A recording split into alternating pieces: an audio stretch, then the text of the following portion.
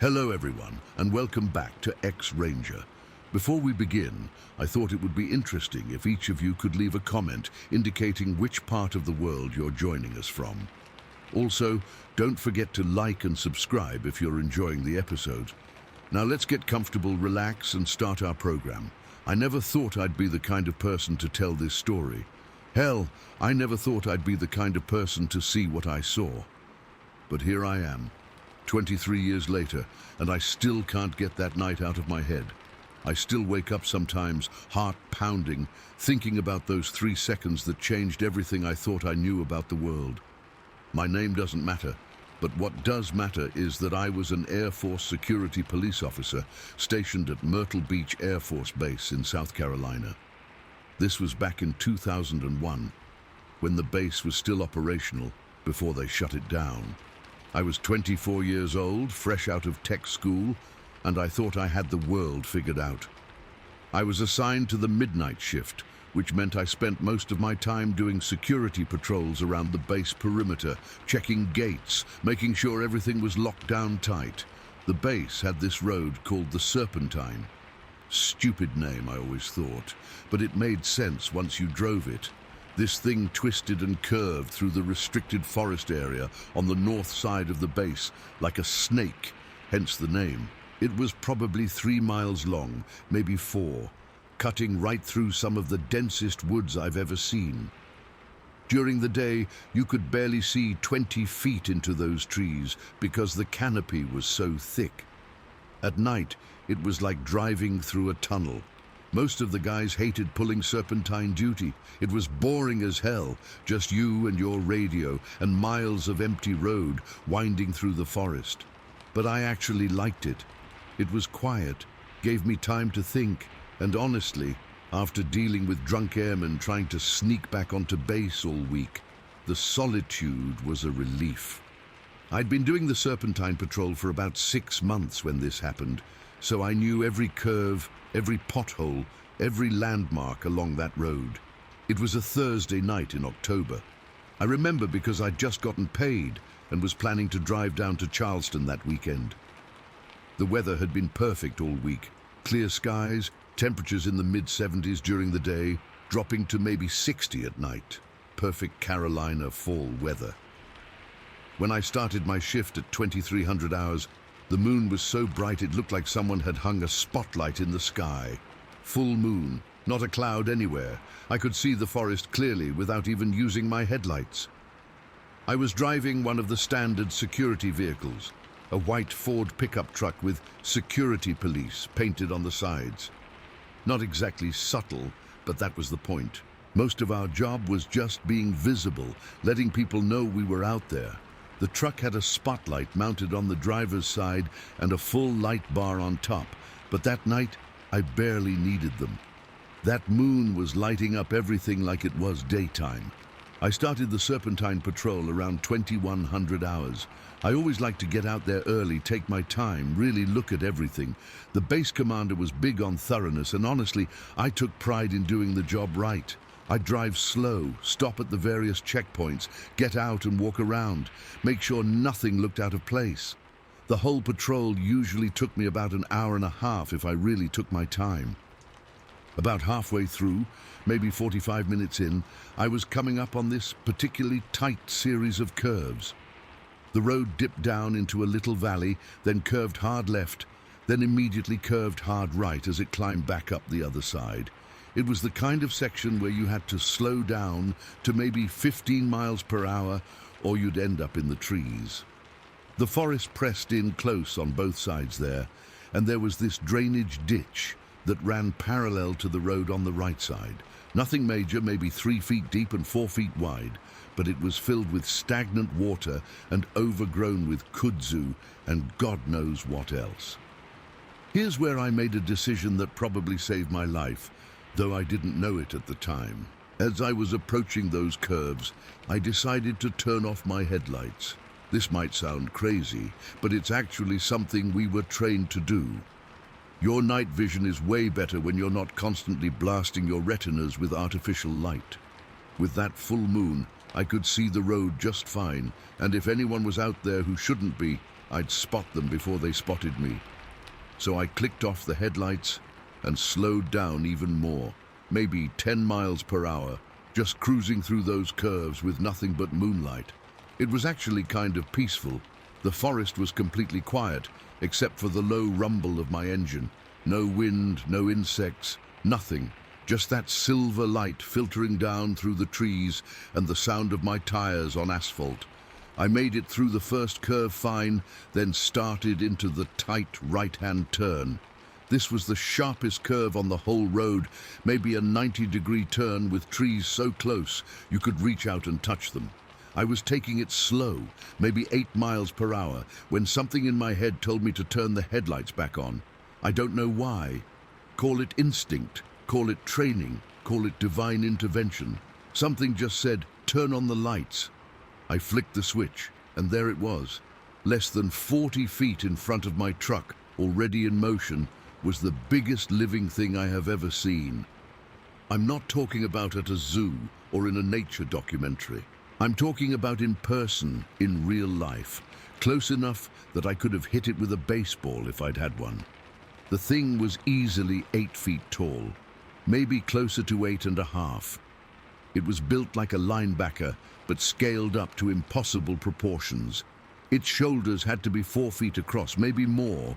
The arms were thick as tree trunks, hanging down past what would have been its knees if it was human. But it wasn't human, not even close. The whole thing was covered in hair, not fur, hair. Coarse, thick hair that was a light brown color, almost golden where my headlights hit it. The hair was maybe 2 inches long all over its body, longer on its arms and around its head. In the few seconds I had to look at it, I could see that the hair was slightly matted, like it had been living rough, but it wasn't dirty or mangy. It looked healthy, if that makes sense. But what really got me was how it moved.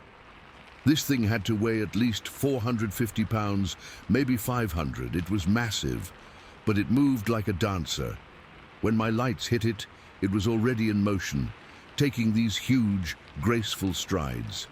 Its arms swung naturally at its sides, and its whole body flowed forward with this fluid rhythm that was nothing like any animal I'd ever seen. I had maybe 3 seconds to process what I was looking at before it was gone. 3 seconds. In that time, I watched this creature cover ground that should have been impossible. It was on the left side of the road when I first saw it, maybe 10 feet into the trees. By the time I blinked, it had crossed the entire road, leaped over that drainage ditch like it was a crack in the sidewalk, and disappeared into the forest on the right side. That jump is what really messed with my head. The drainage ditch was 16 feet across, bank to bank. I know because I went back and measured it later. This thing cleared it without even slowing down. No running start, no build-up. Just a fluid leap that carried it across 16 feet of swamp water like it was nothing. A human Olympic long jumper might clear 26 feet under perfect conditions. This thing did 16 feet as part of its normal stride while running through a forest at night, and it was completely silent. I know that sounds impossible for something that big, but I swear on my mother's grave, it didn't make a sound. No heavy footsteps, no branches breaking, no splashing when it went over the water, nothing. It was there and then it wasn't, like a ghost made of muscle and hair. I sat there in my truck for probably 2 full minutes, engine running, lights on, staring at the spot where it had disappeared.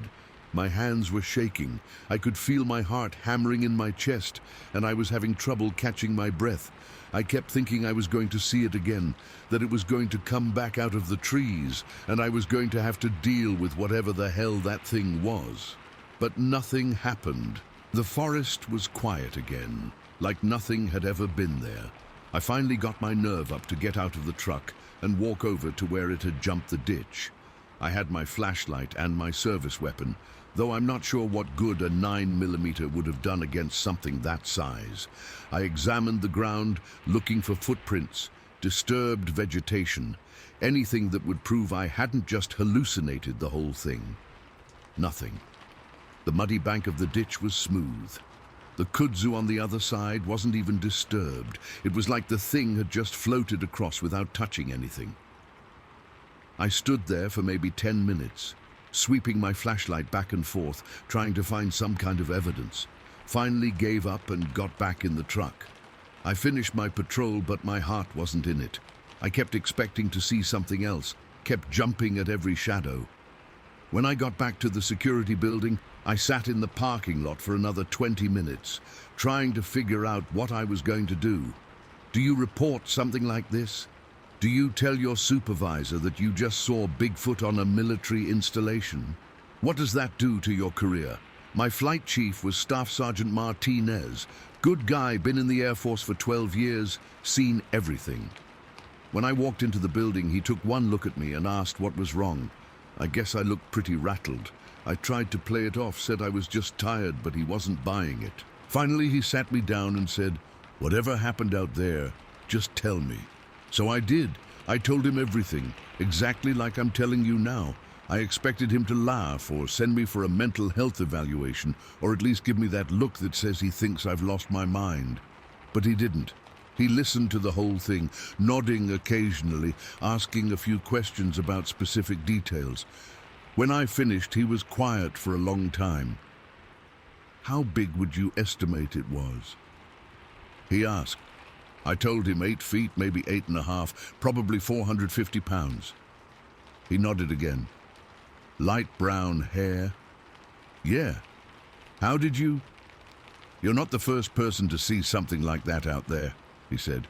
"I've been here 4 years. This is the 3rd report I've gotten about something big in those woods. The other 2 were from reliable people too, good troops." I felt this huge wave of relief wash over me.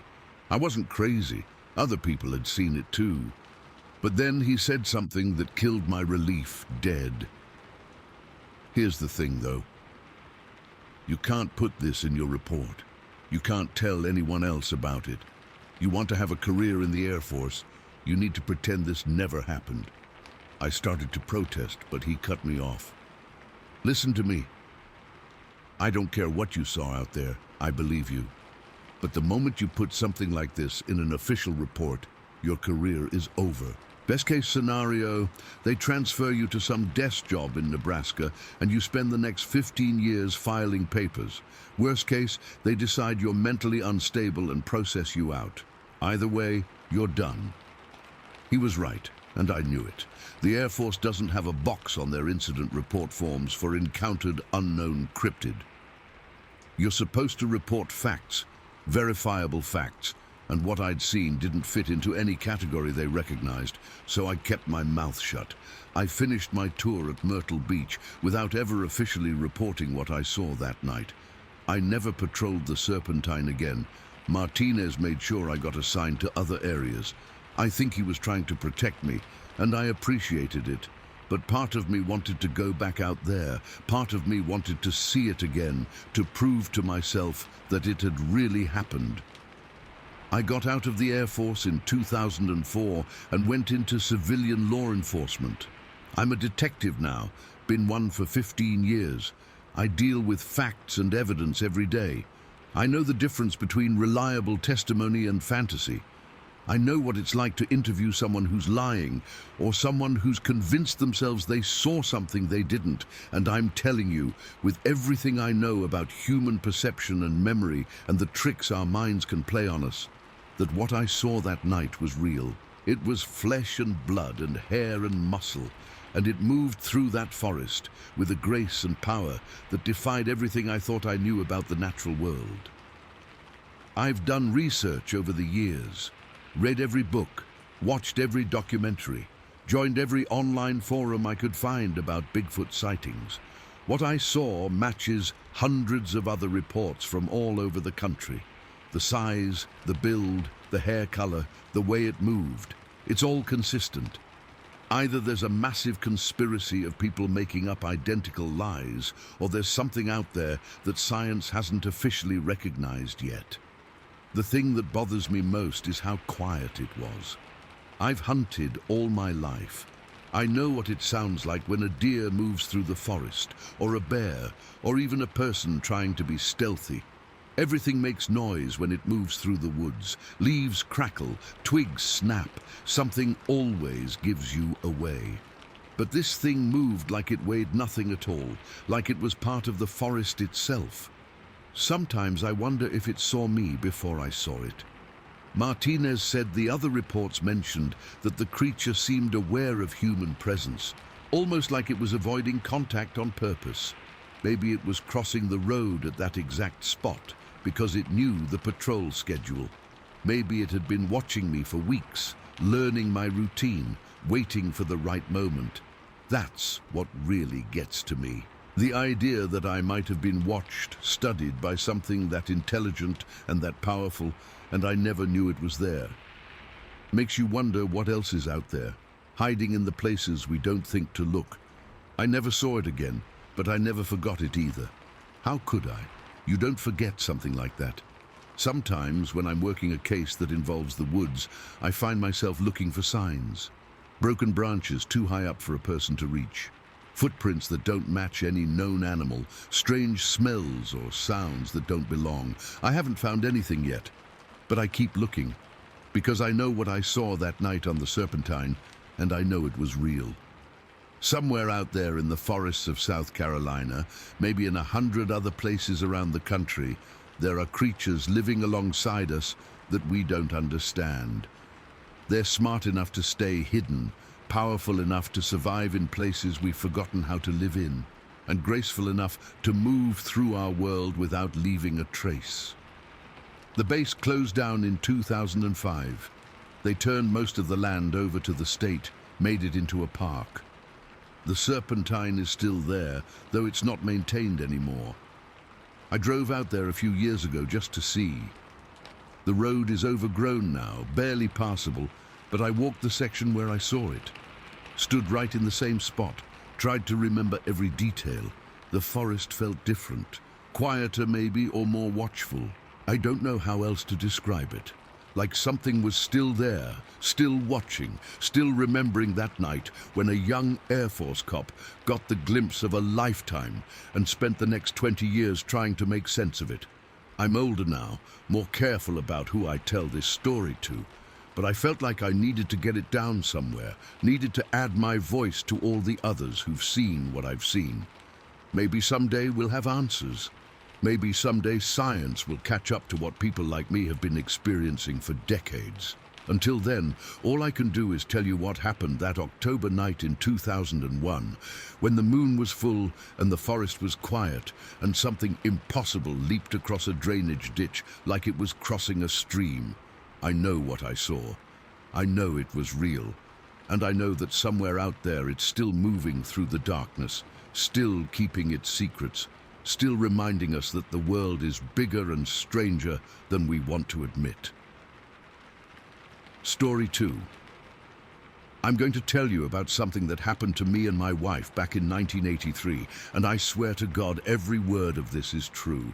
I've never talked about it publicly before, but I keep seeing these stories online about people having similar experiences, and I figure maybe it's time I added my voice to the mix. Maybe someone out there will read this and know they're not alone, because I sure as hell felt alone for a long time after what we saw that night. My wife and I had this routine back then. Every other weekend, sometimes every weekend depending on work, we'd drive down to Sandy Cooper Lake to stay at my sister's place. She had this little cabin right on the water, nothing fancy, but it was peaceful, and we both needed the break from city life. I was working construction at the time, putting in 60-hour weeks, and my wife was teaching elementary school. The weekends at the lake were our way of staying sane. The drive down wasn't too bad, maybe an hour and a half from our place in Charlotte. We'd usually leave Friday after work, spend Saturday and Sunday at the lake, then drive back Sunday night. It was a good system, worked for us for probably 5 years straight. I knew that route like the back of my hand. Highway 97 south through Liberty Hill, then a bunch of back roads to get to Sandy Cooper. Rural area, not much traffic, especially on Sunday nights. This particular weekend was in late September. I remember because the leaves were just starting to turn, and my sister had mentioned wanting to take some photos of the fall colors around the lake. It had been a good weekend. We'd spent Saturday fishing, Sunday lounging around, doing a little swimming even though the water was getting cold. Normal weekend stuff. My wife had brought a bunch of papers to grade, but she never got around to it. That's how relaxed we were. We left my sister's place around 10:30 that night. Later than usual, but we'd gotten caught up talking and lost track of time. My sister was going through a divorce, and my wife was trying to be supportive, you know how it is. By the time we got everything packed into the Jeep and said our goodbyes, it was already past 10. I wasn't worried about the drive, though. Like I said, I knew that road, and there was never much traffic. We were driving my Jeep back then, a 1978 CJ5, blue and white, soft top. I'd bought it used a couple years earlier, and it was perfect for the lake trips. You could throw all your gear in the back, and if the weather was nice, you could take the top down. That night we had the top up because it was getting chilly, probably in the low 50s. The first part of the drive went fine. We were talking about the weekend, about my sister's situation, normal conversation stuff. My wife was in the passenger seat with her legs curled up under her. She always sat like that on long drives. I had the radio on low, some country station, but we weren't really listening to it. It was when we hit Highway 97 that things got weird. Not right away, but gradually. The first thing I noticed was how quiet everything was. I mean, it's always quiet on those back roads at night, but this was different. No insects, no night birds, nothing. Just the sound of our engine and tires on asphalt. My wife noticed it too, because she turned the radio down even lower and said something about how still it was. Highway 97 through that area is mostly straight road with some gentle curves surrounded by mixed forest and occasional farmland. There are a few houses scattered around, but at 11 o'clock on a Sunday night, you're not seeing many lights. It's the kind of road where you might see another car every 10 or 15 minutes, if that. We were maybe 15 minutes into that stretch, just north of Liberty Hill, when I saw something that made my blood run cold. Up ahead, maybe 50 feet in front of us, there was this wide curve to the right, with a gentle downhill slope. Nothing unusual about it. I'd driven through that same curve probably 100 times before. But that night, as we came around the bend, I saw something crossing the road. At first, I thought it was a person. My brain tried to make sense of it that way, because what else could it be? But as we got closer, I realized it was way too big to be a person. Way too big and moving all wrong.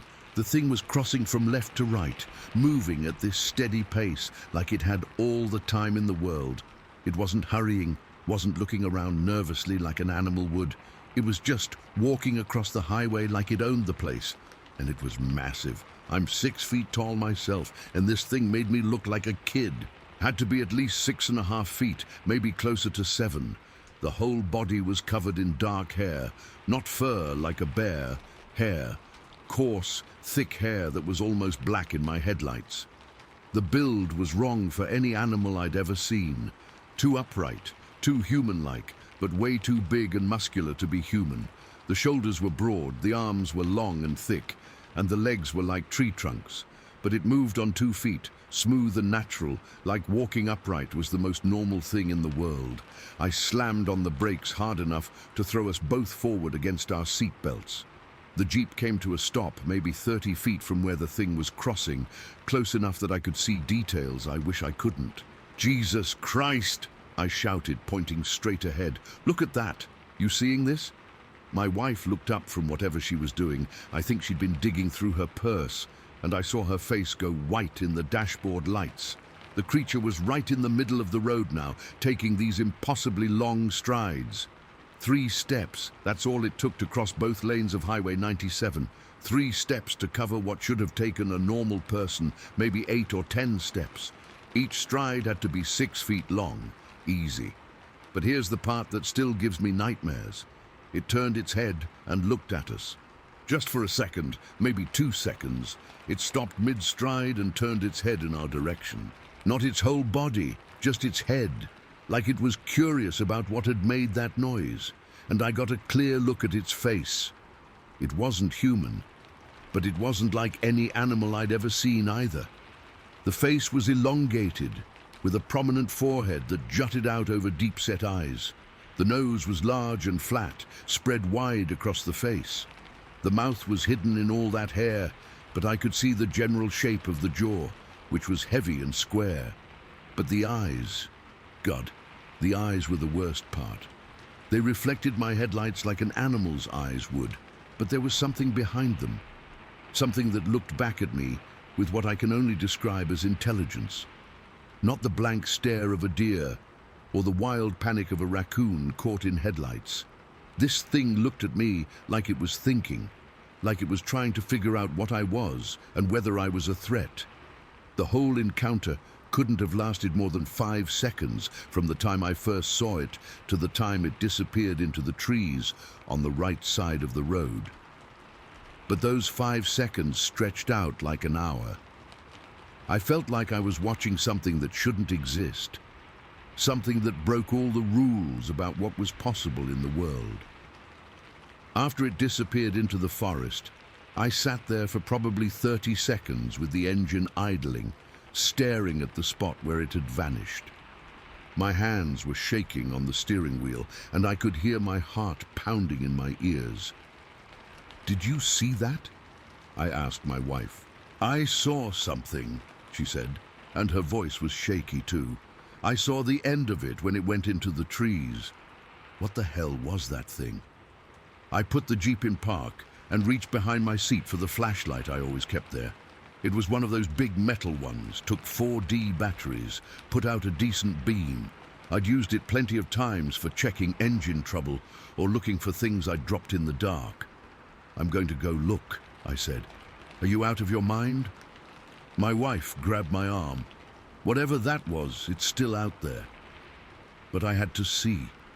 I had to find some kind of evidence that what we'd just witnessed was real. Because already, just 30 seconds later, my brain was trying to rationalize it away. Maybe it was a bear walking on its hind legs. Maybe it was a person in a costume. Maybe the headlights had played tricks on us and made something normal look impossible. I got out of the Jeep, leaving it running with the headlights on, and walked to the spot where the creature had crossed. The asphalt was dry. It hadn't rained in over a week, so I wasn't expecting to find footprints on the road itself. But I figured maybe I'd see scuff marks, or find prints in the soft shoulder, or see where it had pushed through the vegetation when it entered the forest. Nothing. The road surface was clean. The gravel shoulder on both sides looked undisturbed. I walked to the edge of the trees where it had disappeared and shined my flashlight into the forest, looking for broken branches, disturbed leaves, any sign that something large had passed through. Still nothing. The underbrush looked exactly like you'd expect underbrush to look. No bent saplings, no torn vegetation, no path through the woods that something that size would have had to create. It was like the thing had just vanished into thin air. I spent maybe 10 minutes out there, walking back and forth along the road, checking both sides, looking for anything that would prove to myself that I hadn't imagined the whole thing. My wife stayed in the Jeep with the doors locked, which was probably the smart play, but I couldn't let it go. I needed evidence. Finally, I gave up and got back in the Jeep. My wife looked at me expectantly. "Find anything?" "Nothing," I said. "Not a damn thing. It's like it was never there." "But we both saw it, right? I mean, I didn't see as much as you did, but I saw something big crossing the road and going into the trees." "Yeah, we both saw it." I put the Jeep in drive and we continued north toward home. But neither of us could let it go. For the next hour, we talked about nothing else. We went over every detail, trying to make sense of what we'd seen. My wife described what she'd witnessed. She'd looked up just in time to see this large, dark shape completing its crossing of the road and disappearing into the trees. She hadn't gotten a good look at it, but she was certain it was bigger than a person and moving on two legs. I told her everything I'd seen, the size, the build, the way it moved, and especially the face. That face haunted me. The intelligence I'd seen in those eyes, the way it had looked at us like it was making some kind of assessment. "Could it have been a bear?" she asked. "Bears don't walk upright like that. And they don't have faces like what I saw. This thing looked almost human, but not quite, like someone had taken a human and scaled it up and changed the proportions. Maybe someone in a costume. Who's going to be wandering around in the middle of nowhere at 11 o'clock at night in a Bigfoot costume? And how would they make themselves 7 feet tall?" We went through every rational explanation we could think of. A person on stilts, someone playing a prank, some kind of optical illusion caused by the headlights and shadows. But nothing fit what we'd actually seen. By the time we got home, we'd talked ourselves into a kind of exhausted acceptance that we'd witnessed something we couldn't explain.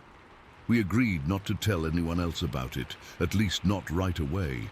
Who would believe us? And what was the point of trying to convince people if we didn't have any proof? But the experience changed us. For weeks afterward, I found myself thinking about it constantly. I'd be at work, swinging a hammer or operating a saw, and suddenly I'd be back on Highway 97, watching that thing cross the road with those impossible strides. I started reading everything I could get my hands on about Bigfoot sightings, unexplained creatures, cryptozoology, anything that might help me understand what we'd encountered. My wife handled it better than I did, but she admitted later that she'd been having trouble sleeping. She said she kept wondering if there were others out there, if we'd just gotten lucky that this one wasn't aggressive, if maybe we shouldn't go back to Sandy Cooper Lake for a while. We did go back, though. About a month later, we made our usual weekend trip to my sister's place, but the drive home was different. We took a different route, added probably 20 minutes to the trip just to avoid that stretch of Highway 97. I told my wife it was because of construction, but she knew better. We both knew better. It's been over 40 years now, and I still think about that night regularly. I've told the story to maybe a dozen people over the years, usually after a few drinks, when the conversation turns to unexplained experiences. Most people are polite about it, but I can see the skepticism in their eyes. A few have admitted they've heard similar stories from other people, which always makes me feel a little less crazy. The thing that gets me is how normal everything seemed until that moment. We were just driving home from a regular weekend at the lake, talking about regular stuff, living our regular lives. And then, suddenly, we were face to face with something that shouldn't exist according to everything we think we know about the world. I've read hundreds of Bigfoot encounter stories since then, and what strikes me is how similar they all are.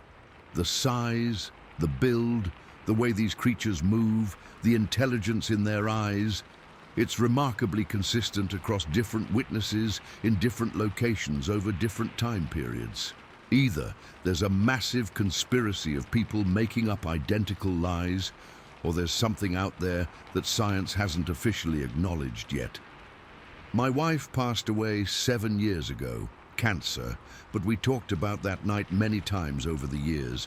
She never wavered in her account of what she'd seen. Even near the end, when the medications were making her confused about a lot of things, she remembered that night clearly. She'd bring it up sometimes, wondering if we should have tried harder to get evidence, or if we should have reported it to someone. I still drive Highway 97 occasionally. The area has developed some over the years, more houses, more traffic, more lights, but there are still long stretches of forest, still plenty of places for something large and intelligent to remain hidden. Sometimes I slow down when I go through that curve where we saw it, and I remember exactly how it looked as it crossed the road in those 3 impossible strides. I don't expect anyone to take my word for it. Hell, if someone told me this story, I'd probably be skeptical too. But I know what I saw that night, and I know my wife saw it too. Something crossed Highway 97 in front of our Jeep that looked like no animal I'd ever seen before and moved like nothing that should exist. Something that looked back at us with intelligence and awareness before disappearing into the forest without leaving a trace. Whatever it was, wherever it came from, it's still out there. And sometimes, late at night, when I'm driving through rural areas, I find myself watching the tree line and wondering if I'll ever see it again. Story 3. I need to get this story out there, because it's been eating at me for months now, and I keep thinking maybe someone else has been through something similar. Maybe someone can help me make sense of what happened that night at the Santi River. I've lived in South Carolina my whole life, been hunting and fishing since I was old enough to hold a rod, and I know the difference between a bear and whatever the hell we saw out there. Let me back up and give you some context, because this thing goes back to when I was a kid. Every summer, from the time I was about 7 until I turned 15, my grandparents would take me camping down at the Santi River. My granddad had this spot he'd been using for probably 20 years before I came along. Right near the dam, tucked back in this cove where most people never bothered to go. It was isolated as hell, maybe a quarter-mile hike through thick woods just to get to the nearest road, but that's what made it perfect for camping. The spot itself was beautiful, I'll give it that. Right on the water with this little sandy beach where you could pull your boat up, surrounded by these massive old cypress trees that hung over the water like they were protecting the place. Behind the campsite, the land rose up into this steep cliff face, maybe 60 feet of rock and red clay covered with pines and hardwoods. During the day, it was peaceful as anything you've ever seen. At night, though, it got quiet in a way that made your skin crawl. My granddad used to tell stories around the campfire. Most of them were the usual stuff: ghost tales, local legends, stories about the old days when the river was wild and there weren't any dams. But there was one story he told that always stuck with me, and now I understand why. He'd get this look in his eyes like he was remembering something he wished he could forget, and he'd tell me about something in the woods. He never called it Bigfoot or Sasquatch or anything like that. He'd just say there was something out there in the deep forest, something that looked like a bear when you caught a glimpse of it from a distance, but wasn't quite right when you got a better look. He said it walked upright sometimes, and it was bigger than any bear he'd ever seen, and it had eyes that reflected light like an animal's, but looked at you like a person's. Smart eyes, he called them. I was just a kid, so I figured it was just another campfire story. My granddad was full of them, but looking back now, I remember how he never smiled when he told that particular story. And I remember how he always made sure we had the camp set up before dark, and how he'd always keep the fire going all night long, even in the summer heat. Fast forward 18 years. I'm 25, got a good job working for the power company, and I'd been dating this girl for about 8 months. Let me call her Sarah, though that's not her real name. She doesn't want her name attached to this story, and I don't blame her. Anyway, Sarah had never been camping before, city girl from Charleston, but she was game to try it.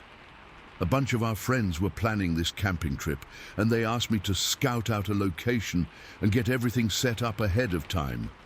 Naturally, I thought of my granddad's old spot down at Santi. I hadn't been there since he passed away 3 years earlier, but I remembered exactly how to get there. It seemed perfect, isolated enough that we wouldn't have to deal with other campers, plenty of space for multiple tents, good fishing, and far enough from civilization that we could be as loud as we wanted. This was in early June, a Friday afternoon. We drove down in my pickup truck, got there around 4 o'clock. The hike in was harder than I remembered. The trail had gotten overgrown, and I had to use my machete to clear some of the brush. But when we finally made it to the campsite, it was exactly like I remembered. The same sandy beach, the same cypress trees, the same steep cliff rising up behind where we'd pitched the tents. Sarah was impressed, I'll give her that. She kept saying how beautiful it was, how peaceful, how she couldn't believe places like this still existed. We spent the afternoon setting up camp. 3 tents for the friends who were coming on Saturday, a fire ring, camp chairs, the whole setup. I had my truck parked back about 50 yards in a little clearing where the trail widened out. By the time we got everything arranged, it was getting close to sunset. Sarah wanted to take some photos while the light was good, so she was walking around with her camera and I was getting the fire started. That's when I first noticed how quiet it was getting. During the day, you could hear all the normal sounds, birds in the trees, insects buzzing around, fish jumping in the river, that kind of thing. But as the sun went down, it was like someone had turned down the volume on the whole world. Not completely silent, but muted in a way that didn't feel right. Sarah noticed it too. She came back from taking pictures and asked me if it always got that quiet. I told her I didn't remember it being quite this still when I was a kid, but maybe I just hadn't been paying attention. We cooked some hot dogs over the fire, opened a couple of beers, tried to enjoy the evening. But there was this tension in the air, like the whole forest was holding its breath. Around 10 o'clock, we heard the first splash. It came from out in the river, maybe 100 yards from shore. Sounded like something big jumping into the water. Not a fish jumping out, but something jumping in, like a deer, or maybe a person doing a cannonball off a dock. Sarah asked what it was, and I told her it was probably just a beaver or maybe a large fish. But even as I said it, I knew it didn't sound right. Then we heard another splash, and another. Within about 5 minutes, it sounded like a whole herd of something was jumping into the river. Not random splashes, but urgent, panicked splashing, like animals running for their lives and diving into the water to escape something. "Those are deer," I said, and I was sure of it. I've heard deer crashing through the brush plenty of times when I've been hunting, and I know the sound they make when they hit water. But I'd never heard so many at once, and I'd never heard them sound so frantic. Sarah grabbed my arm. She was scared, I could tell, but trying not to show it. What would make deer do that? What are they running from? I didn't have an answer. Bears don't usually chase deer in packs. Mountain lions are solitary hunters. Coyotes might chase a single deer, but they wouldn't cause a whole herd to stampede into a river. That's when we heard the first sound from the cliff. It started as a rustling in the trees, about halfway up the cliff face, directly behind our campsite. At first I thought it might be wind, but the air was completely still. Then I heard the unmistakable sound of branches breaking. Not small twigs snapping, big branches, the kind that take some serious force to break. The breaking branches were followed by the sound of something heavy moving through the underbrush. I could hear dirt and rocks sliding down the cliff face, like something was disturbing the slope as it moved. Whatever it was big. Way too big to be a raccoon or an opossum, too heavy even for a large deer. Sarah was gripping my arm hard enough to leave bruises. "What is that?" she whispered. I grabbed the flashlight and shined it up toward the cliff, but the beam didn't reach high enough to illuminate whatever was making the noise. The sound was getting louder, closer, like whatever it was working its way down the cliff toward our campsite. Then Sarah screamed. I spun around to see what she was looking at, and I saw movement in the trees at the base of the cliff, maybe 30 feet from where we were sitting. Something large and dark, moving between the tree trunks with a fluid, purposeful gait. I could only see it in glimpses, but what I saw didn't make sense. It was too tall to be a bear, too broad to be a person, and it was moving upright on 2 legs. "Run!" I shouted, though Sarah was already moving. We both took off toward the truck, crashing through the brush, not caring about the noise we were making. Behind us, I could hear something else moving through the forest, something that seemed to be pacing us as we ran. When we reached the truck, I fumbled with the keys for what felt like forever, but was probably only a few seconds. My hands were shaking so bad I could barely get the key in the ignition.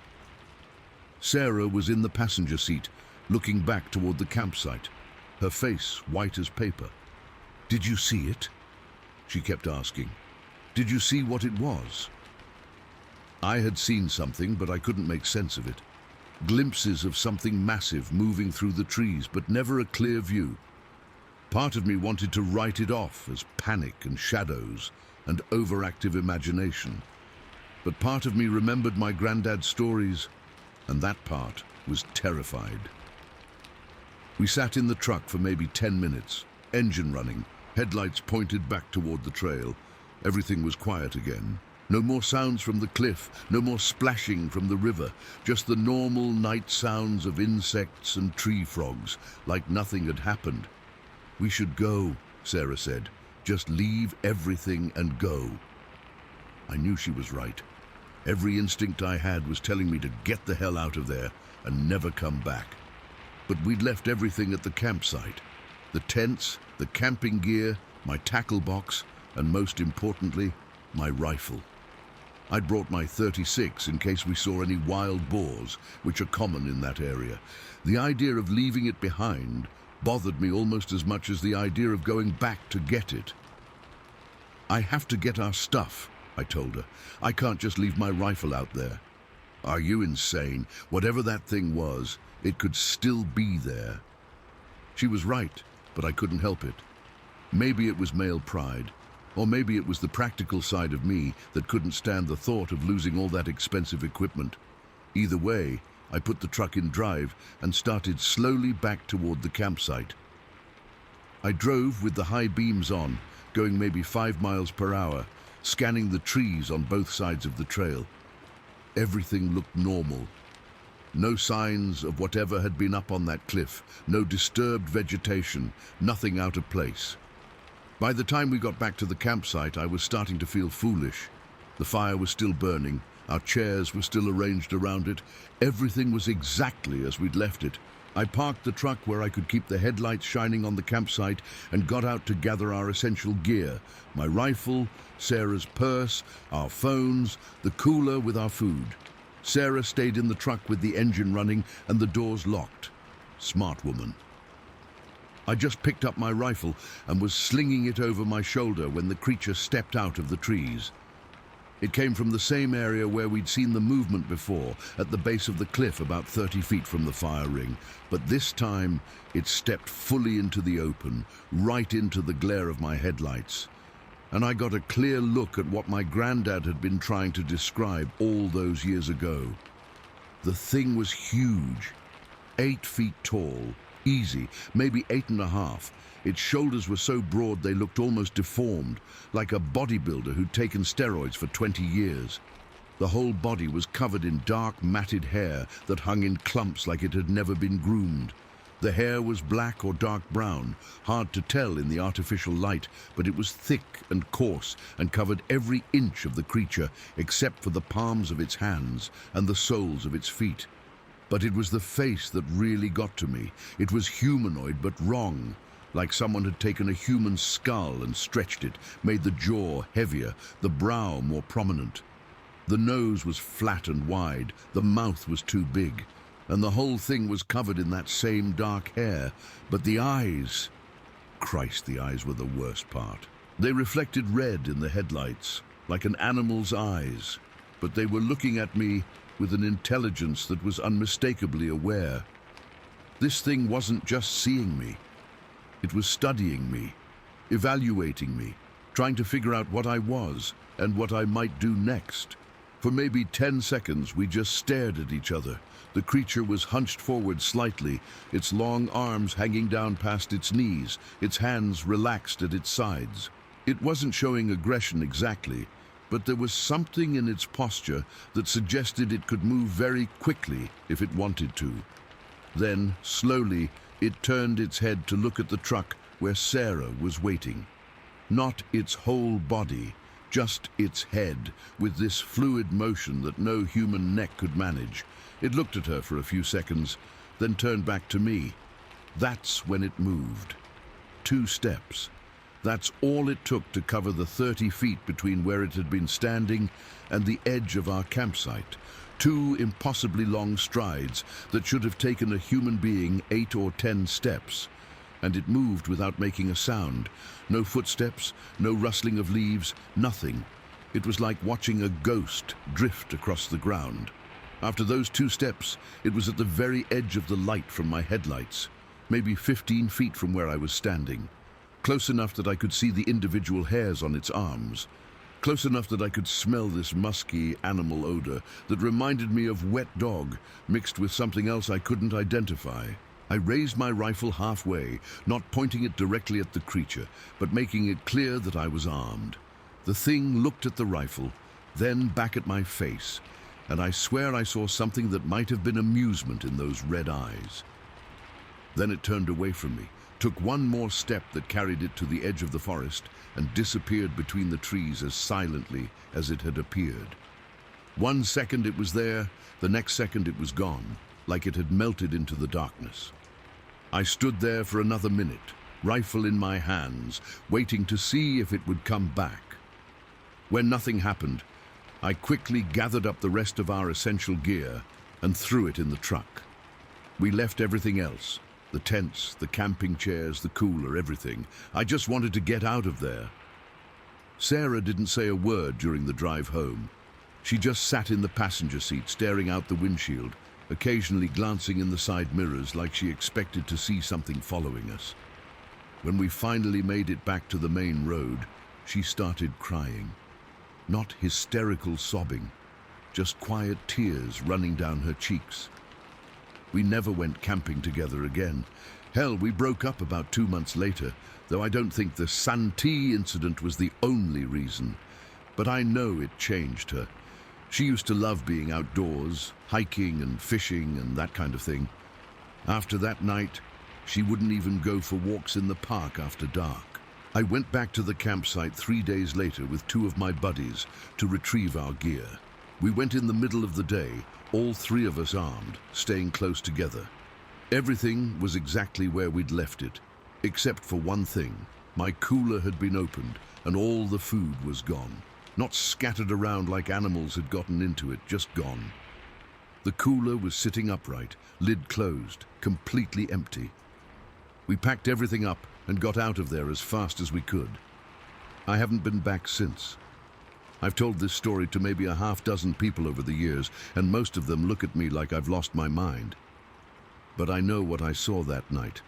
I know the difference between a bear and whatever that creature was. Bears don't walk upright for more than a few steps. Bears don't move with that kind of fluid grace. And bears sure as hell don't look at you with intelligence in their eyes and seem to understand what a rifle is. My granddad knew. He'd seen it too, or something like it. I wish I'd paid more attention to his stories when I was a kid. I wish I'd asked him more questions. But I was young and stupid and thought his tales were just entertainment.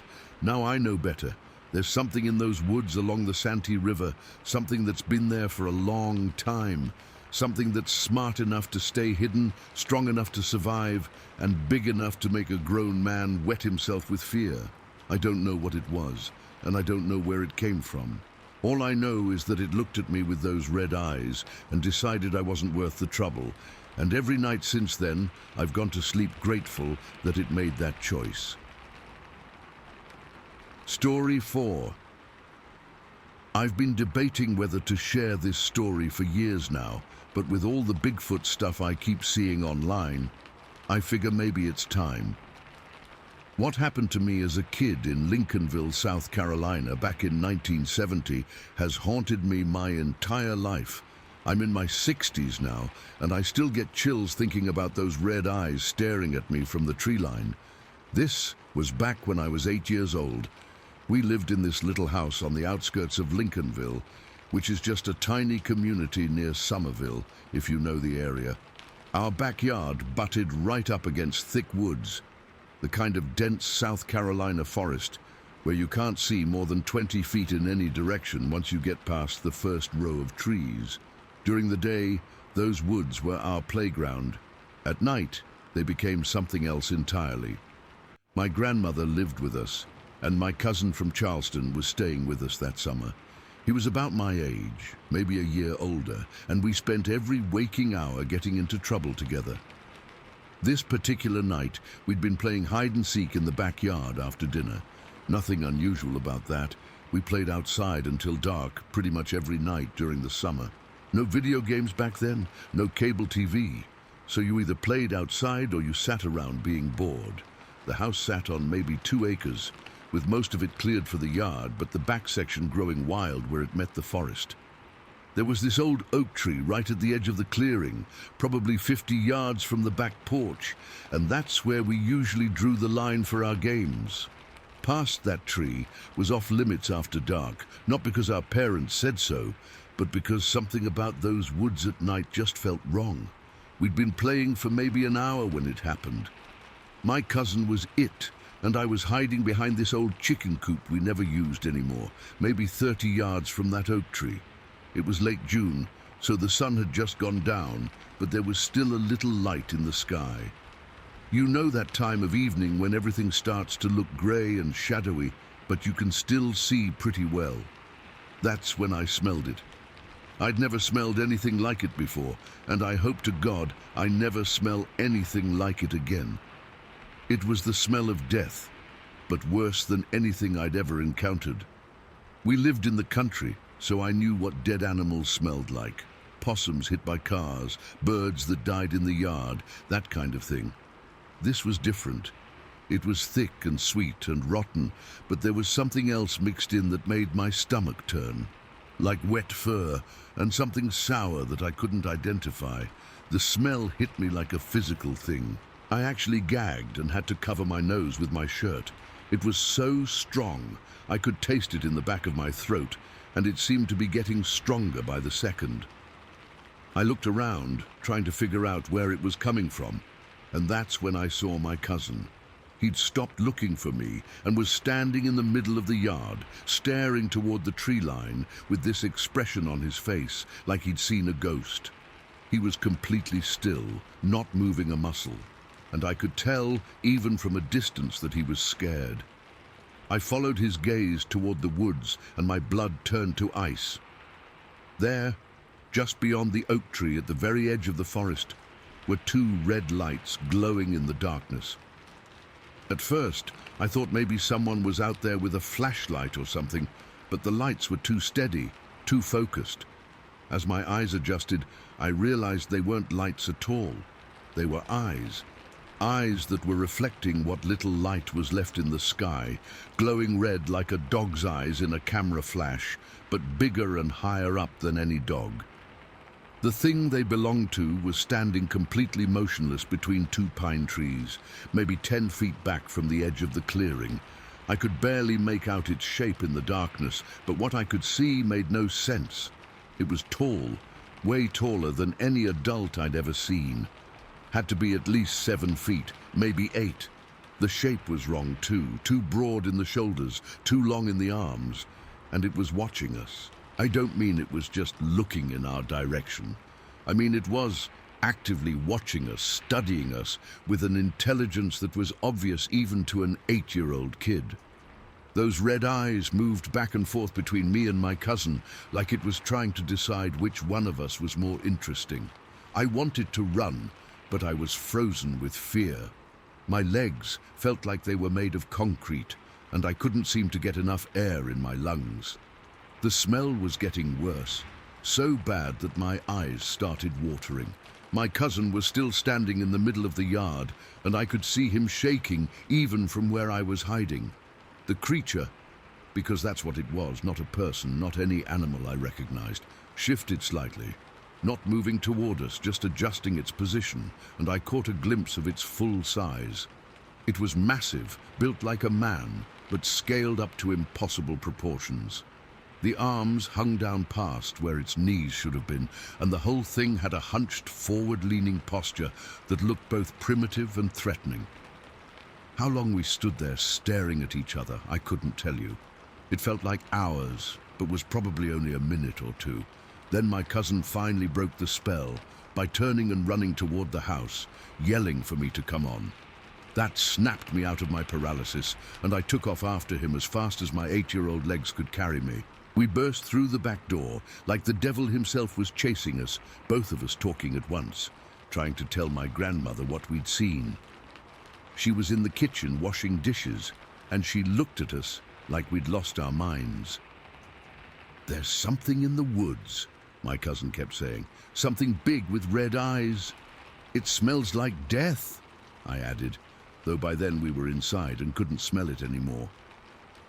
My grandmother dried her hands on her apron and looked at us with that expression adults get when they're trying to be patient with children who are clearly making things up. "Boys, there's nothing out there but trees and maybe a raccoon or possum. You're letting your imaginations run away with you." "But we saw it," I insisted. "It was huge, taller than Daddy. And it was watching us," my cousin added, but she wasn't buying it. She told us we'd been playing too many games, that we were working ourselves up over nothing, and that we needed to settle down and get ready for bed. She made us both take baths and sent us to our room, but neither of us slept much that night. Every little sound from outside had us both sitting up in bed, listening for footsteps or breathing or God knows what. That was the first time, but it wasn't the last. Over the next few months, I saw that creature, or signs of it, at least half a dozen more times. The smell always came first, that terrible rotting stench that made your stomach turn. Then if you were brave enough or stupid enough to look toward the woods, you might catch a glimpse of those red eyes watching from the tree line. My cousin went back to Charleston at the end of the summer, but I was stuck there. And the thing seemed to know I was alone now, because the encounters became more frequent and more bold. The worst incident happened in October of that same year. My best friend, let's call him Tommy, was spending the night. We'd set up sleeping bags in this old travel trailer my dad had parked out behind the house. It wasn't much, just a beat-up old thing he'd bought cheap and was planning to fix up someday, but it made us feel grown up to sleep out there instead of in the house. The trailer was maybe 100 feet from the back door, sitting in a little clearing my dad had made for it. It had electricity but no plumbing, just 2 narrow beds and a little table. The windows were small and set high up on the walls, and the door was one of those flimsy aluminum jobs that you could probably punch a hole through if you really wanted to. We'd been asleep for maybe 2 hours when the smell woke me up. Even inside the trailer with the windows closed, that death stench was so strong it made me gag. I sat up in my sleeping bag trying to figure out where it was coming from, and that's when I heard the footsteps. Something was walking around the trailer, not just near it, around it in a slow circle, like it was examining our little shelter from every angle. The footsteps were heavy, deliberate, with a rhythm that was almost human but not quite. Too slow, too measured, like whatever was making them was in no hurry at all. Tommy was still asleep, so I reached over and shook his shoulder. He came awake instantly, probably because of the smell, and his eyes went wide when he heard the footsteps. "What is that?" he whispered. Before I could answer, something hit the side of the trailer hard enough to make the whole thing rock. Then another impact on the opposite side, then another. Whatever was out there was methodically pounding on the walls, working its way around the trailer, hitting it over and over again. The aluminum walls made this awful booming sound with each impact, like someone beating on a giant drum. But these weren't random hits. They were placed deliberately, evenly spaced, like the thing was testing the structure to see how solid it was. Tommy and I huddled together in the center of the trailer, too scared to move, too scared to even breathe loud. The pounding continued for what felt like forever, moving in a slow circle around us. With each impact, we could feel the trailer shake, and I started wondering if whatever was out there might actually be able to break through the thin walls. That's when I saw the shadow. One of the trailer's small windows was on the wall facing the house, and as whatever was outside moved past it, I saw its shadow block out the dim light coming from the porch. The shadow was huge, broader and taller than any person, and it moved with that same deliberate, unhurried pace as the footsteps. The shadow paused at the window for maybe 10 seconds, and I had the horrible feeling that the thing was looking in, trying to see us cowering inside. Then it moved on, and the pounding resumed. This went on for at least 20 minutes. 20 minutes of steady, methodical impacts, moving around and around the trailer, while Tommy and I held onto each other and tried not to make a sound. The smell was so strong inside the trailer that we both had our shirts pulled up over our noses, trying to filter out the worst of it. Then, as suddenly as it had started, everything stopped. The footsteps ceased, the pounding ended, and even the smell began to fade. Tommy and I waited in the silence for another 10 minutes before either of us dared to move. When we finally got up the courage to look out the window, there was nothing there, just the dark backyard and the distant tree line. We didn't sleep another minute that night. We sat in the middle of that trailer with our backs against each other, listening for any sound that might indicate the thing was coming back. When the sun finally came up, we ran for the house as fast as we could. My parents found us in the kitchen, still in our pajamas, making breakfast at 6 in the morning. When they asked why we weren't still asleep in the trailer, we told them what had happened. Just like my grandmother, they didn't believe us. They said we'd probably heard a bear, or maybe some wild boars, and that our imaginations had done the rest. But I knew what I'd experienced, and so did Tommy. A bear doesn't walk in deliberate circles around a trailer, and it doesn't systematically test the walls by pounding on them. Whatever had been out there was intelligent, and it had been studying us. The final encounter, the one that convinced me I wasn't dealing with any normal animal, happened a few weeks later on a bright October morning. I was in the backyard raking leaves, one of my regular chores, when I caught that familiar smell drifting in from the woods. By then, I'd learned that the smell was always a warning, a signal that the creature was nearby. I looked toward the tree line, and there it was. This time, I saw it clearly in full daylight. It was standing just on the other side of our property line, maybe 60 feet away, with nothing but an old barbed wire fence between us. The thing was enormous, at least 7.5 feet tall, covered from head to toe in dark brown hair that looked coarse and thick. The build was like nothing I'd ever seen before, somewhere between a man and a gorilla, but bigger than either one. Its arms were incredibly long, hanging down past its knees, and its shoulders were so broad they looked almost deformed. The legs were thick and muscular, and the whole thing had a slightly forward-leaning posture that made it look both primitive and powerful. But it was the face that really got to me. The forehead sloped back dramatically, much more than a human's but less than an ape's.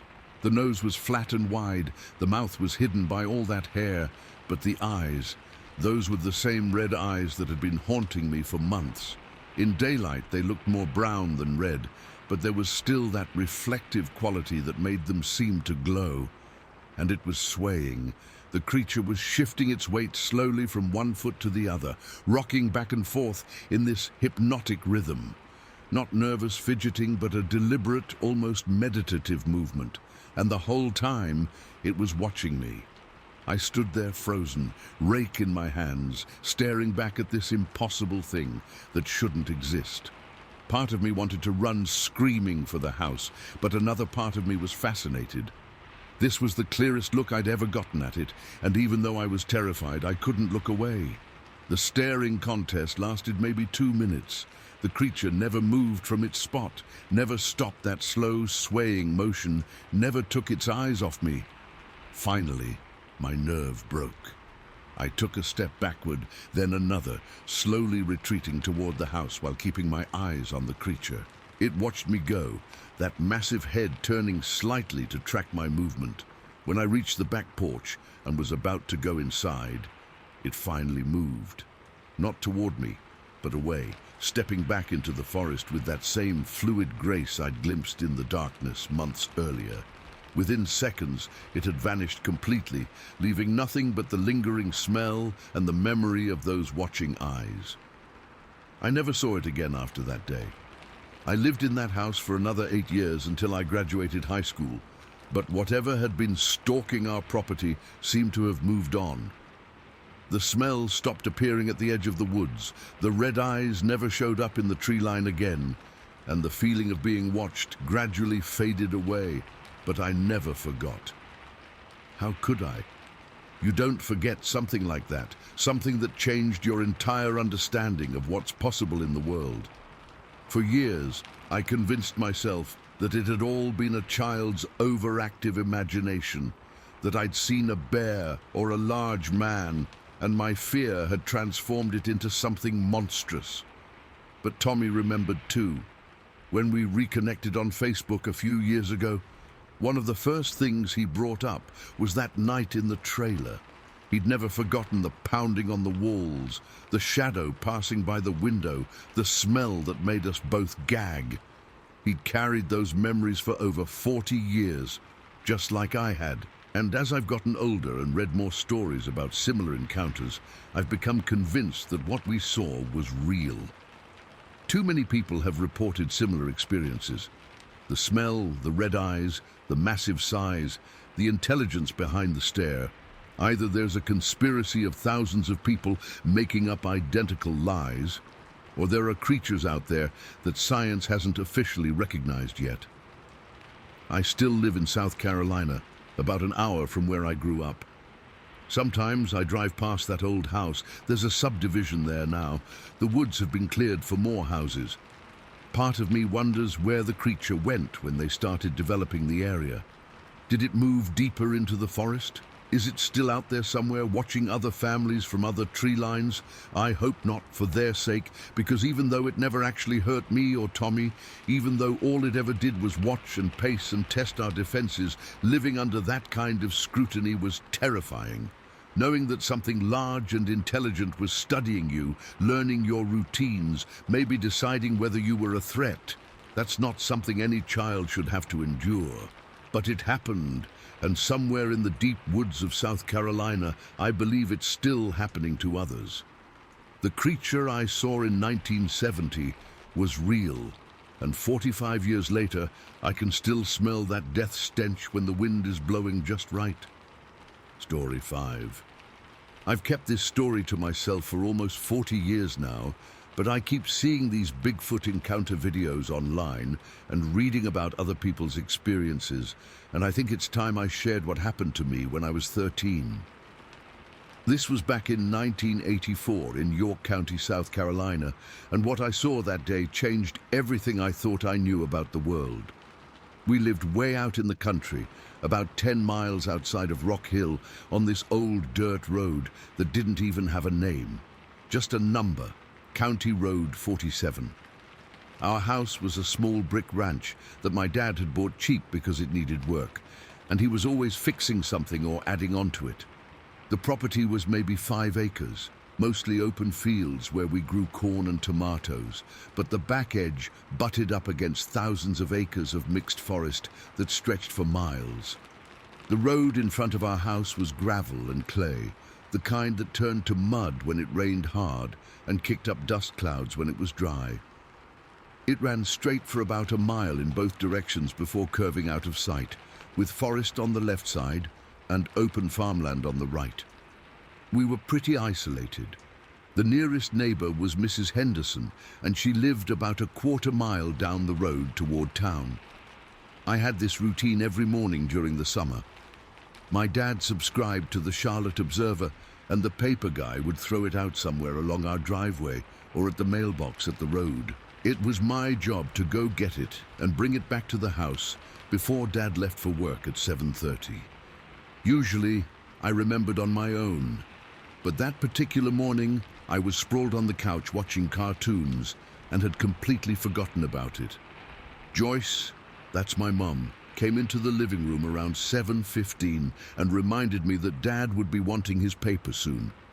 I groaned and complained, but I knew I had to go get it. Dad worked construction and liked to read the paper with his coffee before heading to whatever job site he was working that week. I threw on some clothes. Probably just shorts and a t-shirt, since it was already getting hot and humid, even though it wasn't quite 8 in the morning yet. July in South Carolina is brutal, and by noon it would be in the mid-90s with humidity so thick you could practically swim through it. But early morning was still tolerable, maybe in the upper 70s. I went out to the shed to get my bike, It was nothing fancy, just a red Schwinn that was a couple years old and had seen better days. The chain needed oil and the back tire was a little soft, but it got me where I needed to go.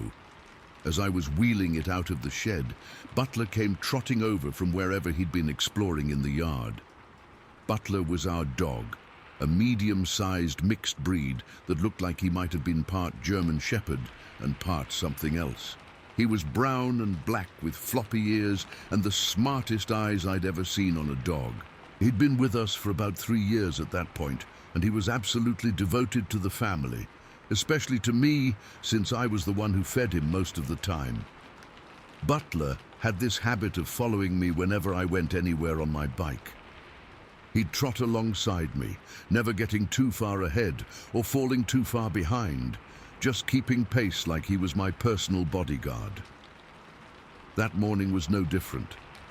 As soon as he saw me getting the bike out, he fell into step beside me as I walked it out to the road. The paper wasn't at the mailbox, which meant the delivery guy had probably thrown it somewhere along the driveway.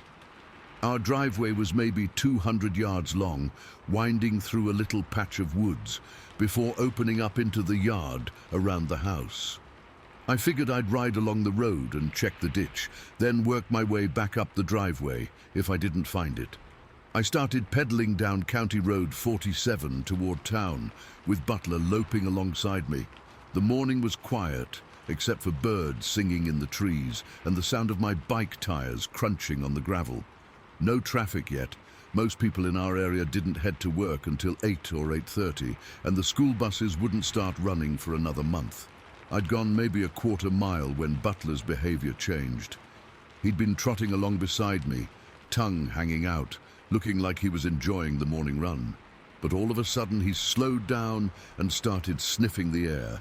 Not just casual sniffing like dogs do, deliberate, focused sniffing, with his head raised and his nostrils flaring. Then he stopped completely and looked toward the forest on our left. I stopped too, wondering what had gotten his attention. Butler was usually pretty laid back, not the type to get excited over a squirrel or rabbit.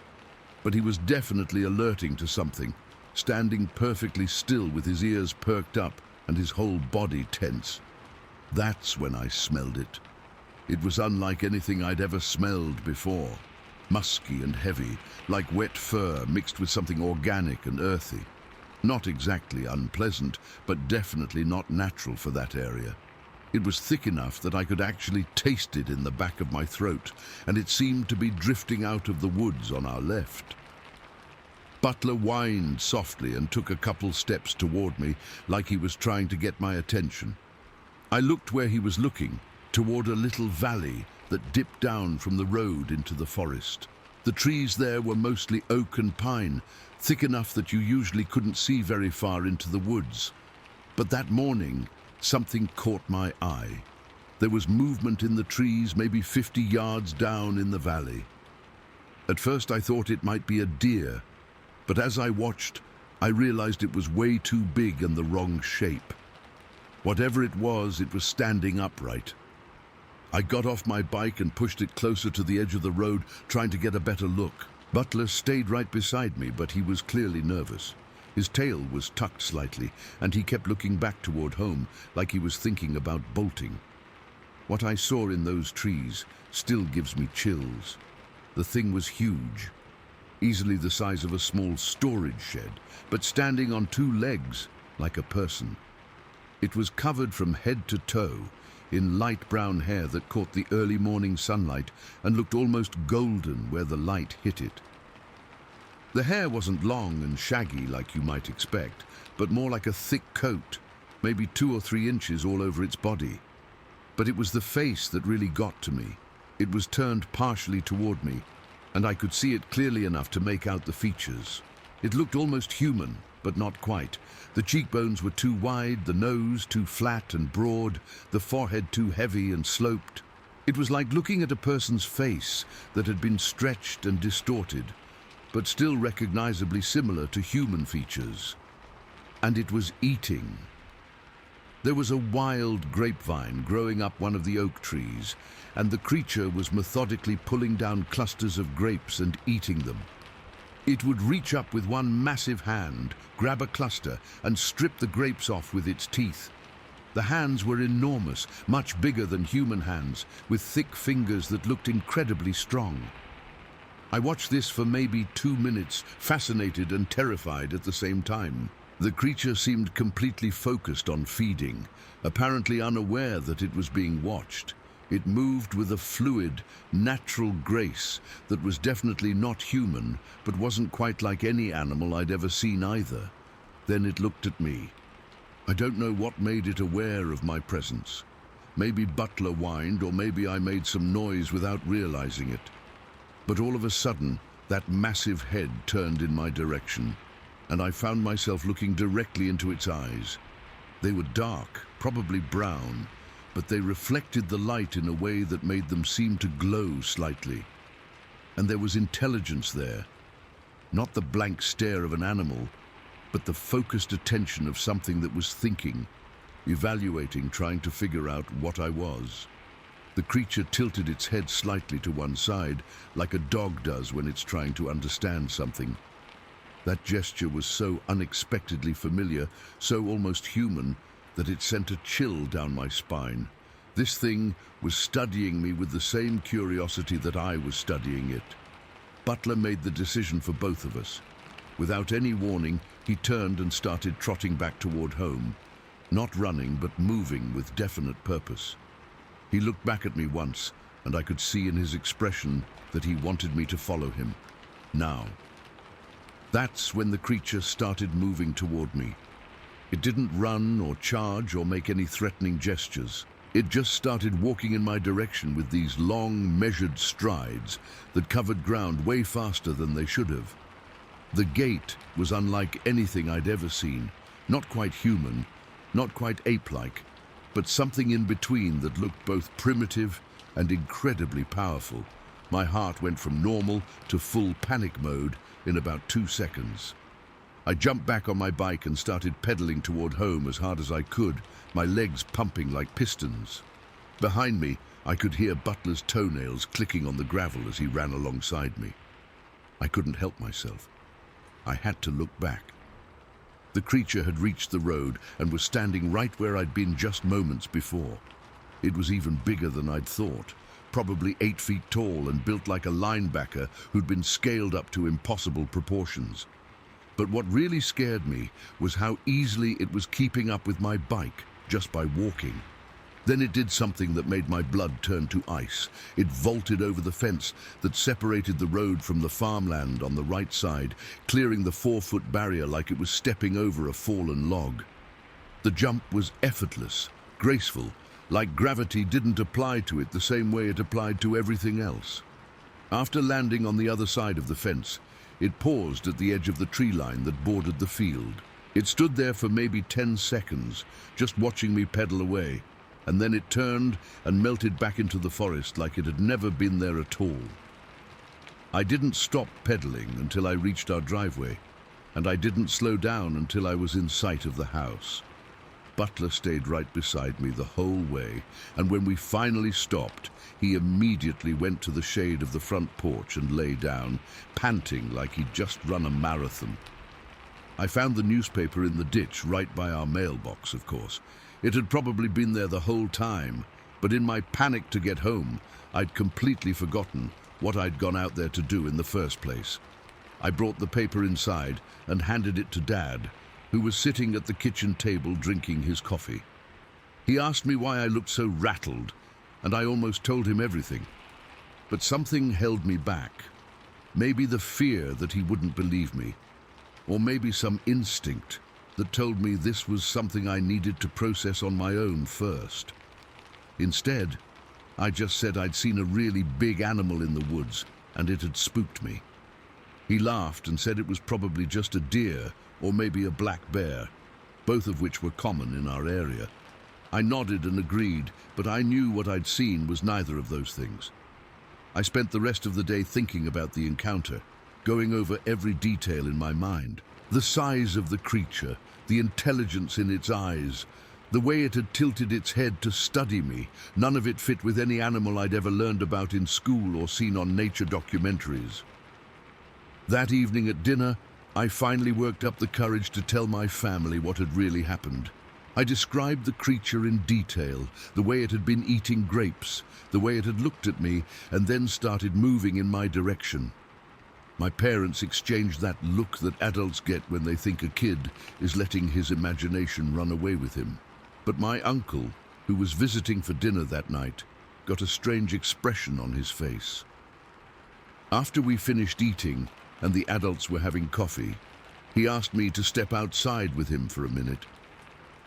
We walked out to the front porch and he lit up a cigarette, something my mum never let him do in the house. He took a long drag and looked out toward the road where my encounter had happened. "You sure about what you saw this morning?" he asked. I nodded. "I know how it sounds, but I swear it really happened."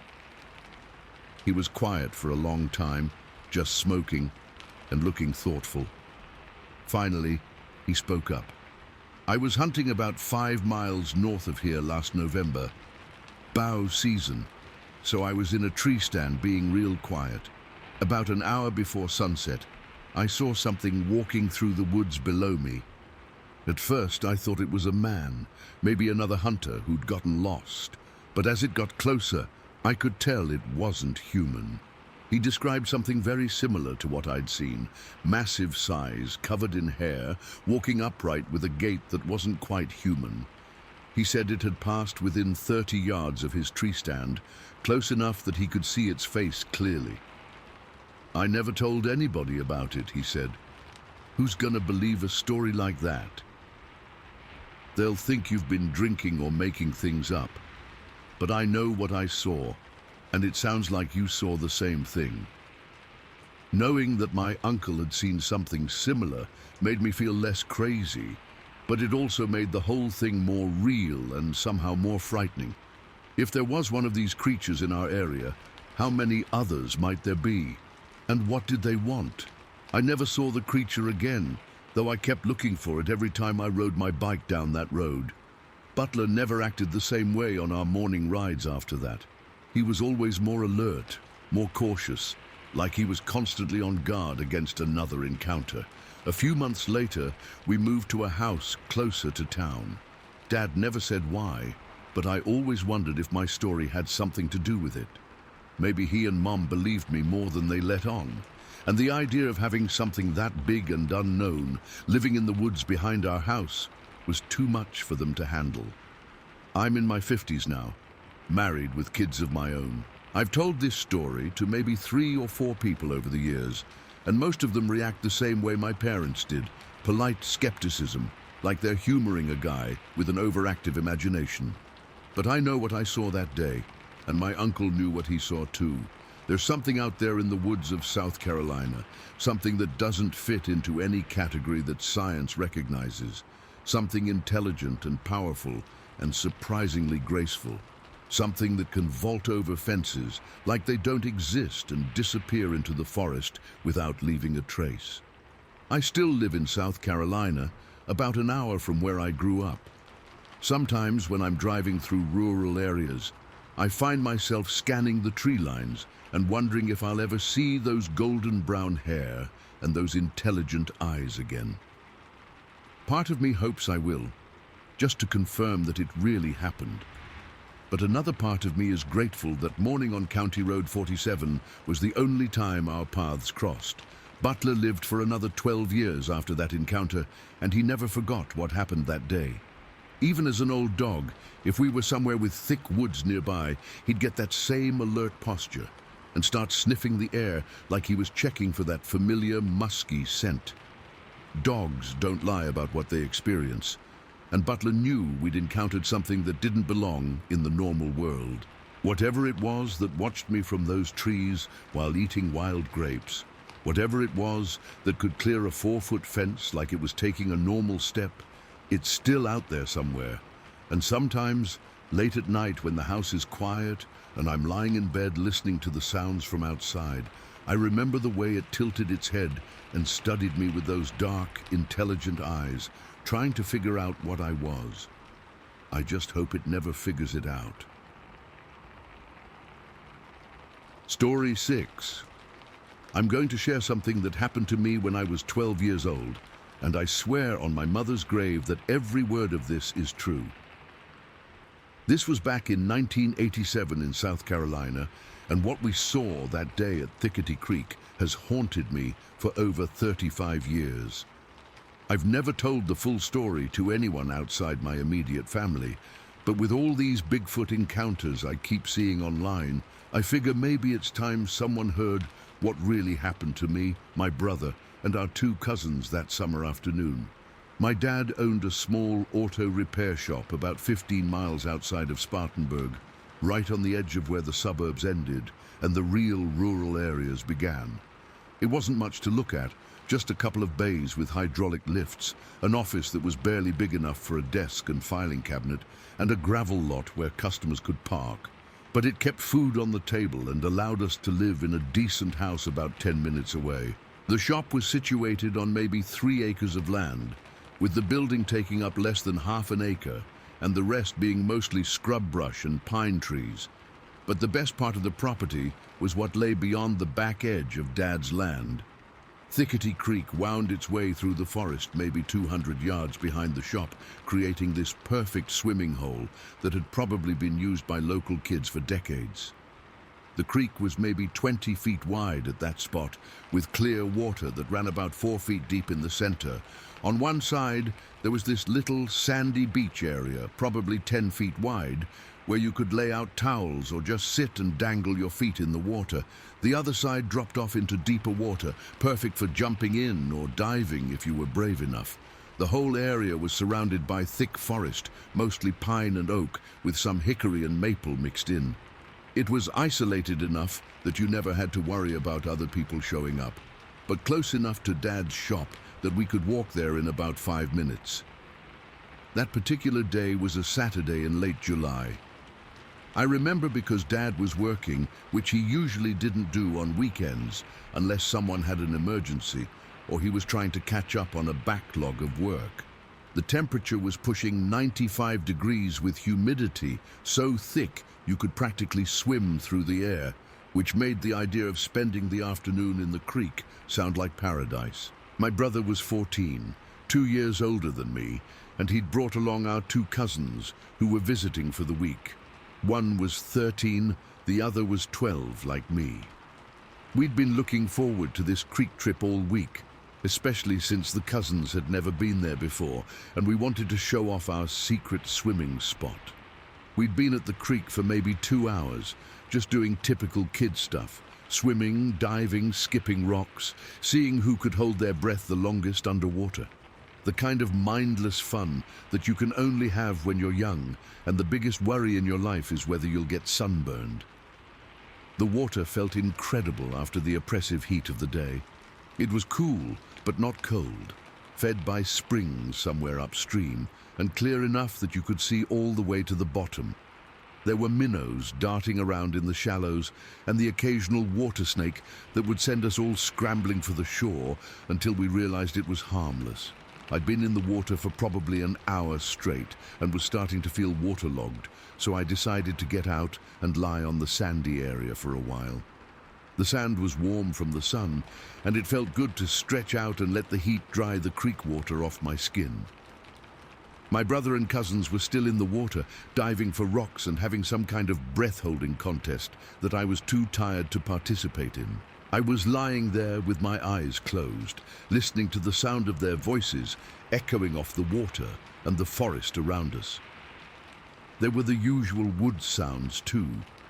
Birds calling from the trees, insects buzzing, the gentle sound of the creek flowing over the rocks downstream. It was peaceful in the way that only summer afternoons in the country can be. That's why I noticed when everything went quiet. It happened gradually at first. The birds stopped singing, then the insects stopped buzzing. Even my brother and cousins had stopped their games and were just standing in the water looking around like they'd noticed the sudden silence too. The only sound left was the creek itself, gurgling softly as it flowed past us. I opened my eyes and sat up, trying to figure out what had changed. The forest around us looked the same as it had all afternoon. dense and green and dappled with sunlight filtering through the canopy. But something felt different, wrong somehow, like the woods were holding their breath. That's when I heard my brother say something that made my blood run cold. "We need to get out of here. Now." His voice was tight with fear, barely above a whisper, and when I looked at him, I could see that his face had gone pale, despite the heat of the day. Our cousins were looking at him with confusion, but they could tell from his expression that something was seriously wrong. "What is it?" one of them asked. "Just get out of the water. Don't look toward the trees. Just get out, and we need to run." They didn't argue. Something in his voice made it clear that this wasn't a joke or a game. They started wading toward shore as quickly and quietly as they could, while I scrambled to my feet on the sandy bank.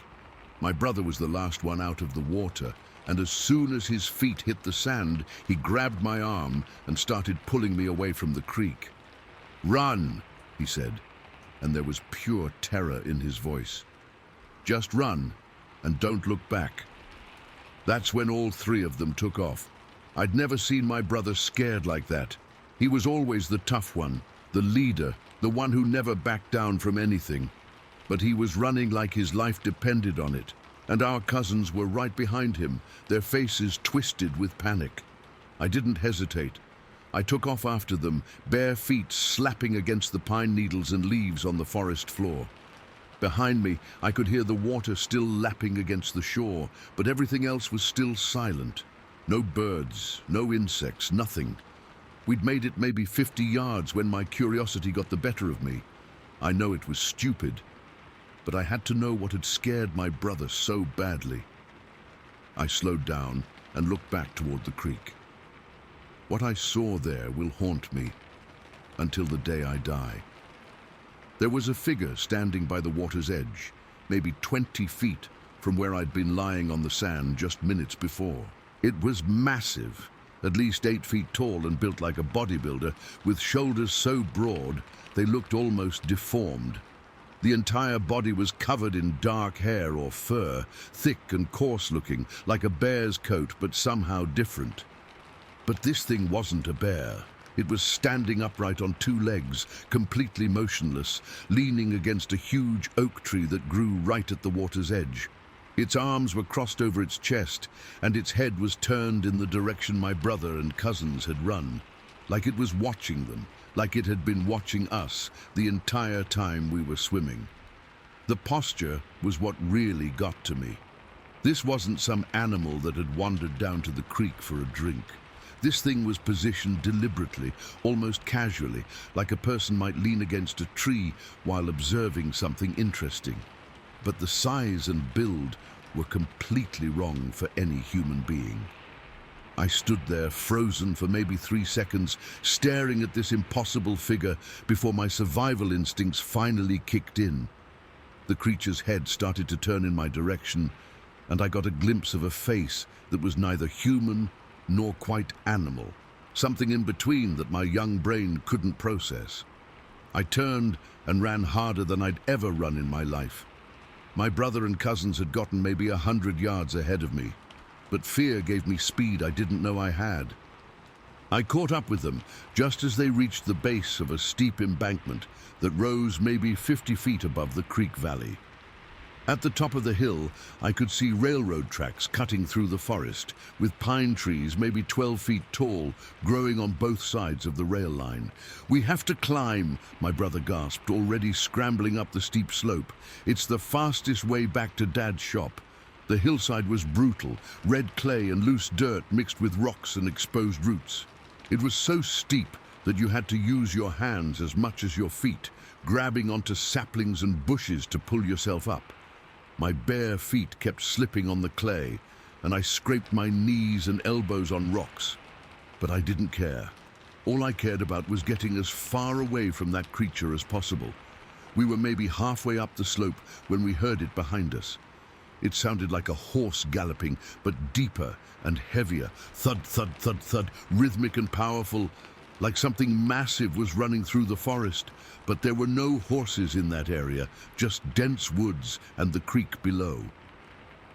"It's following us," one of my cousins whispered, and I could hear the pure terror in his voice. We climbed faster, using roots and rocks as handholds, pulling ourselves up the steep embankment as quickly as we could. Below us, the sounds were getting closer. Whatever was making them was moving fast, crashing through the underbrush like it didn't care what got in its way. We were almost to the top, maybe 10 feet from the railroad tracks, when we heard a sound that made us all freeze. Trees were being pushed aside, not small saplings or bushes.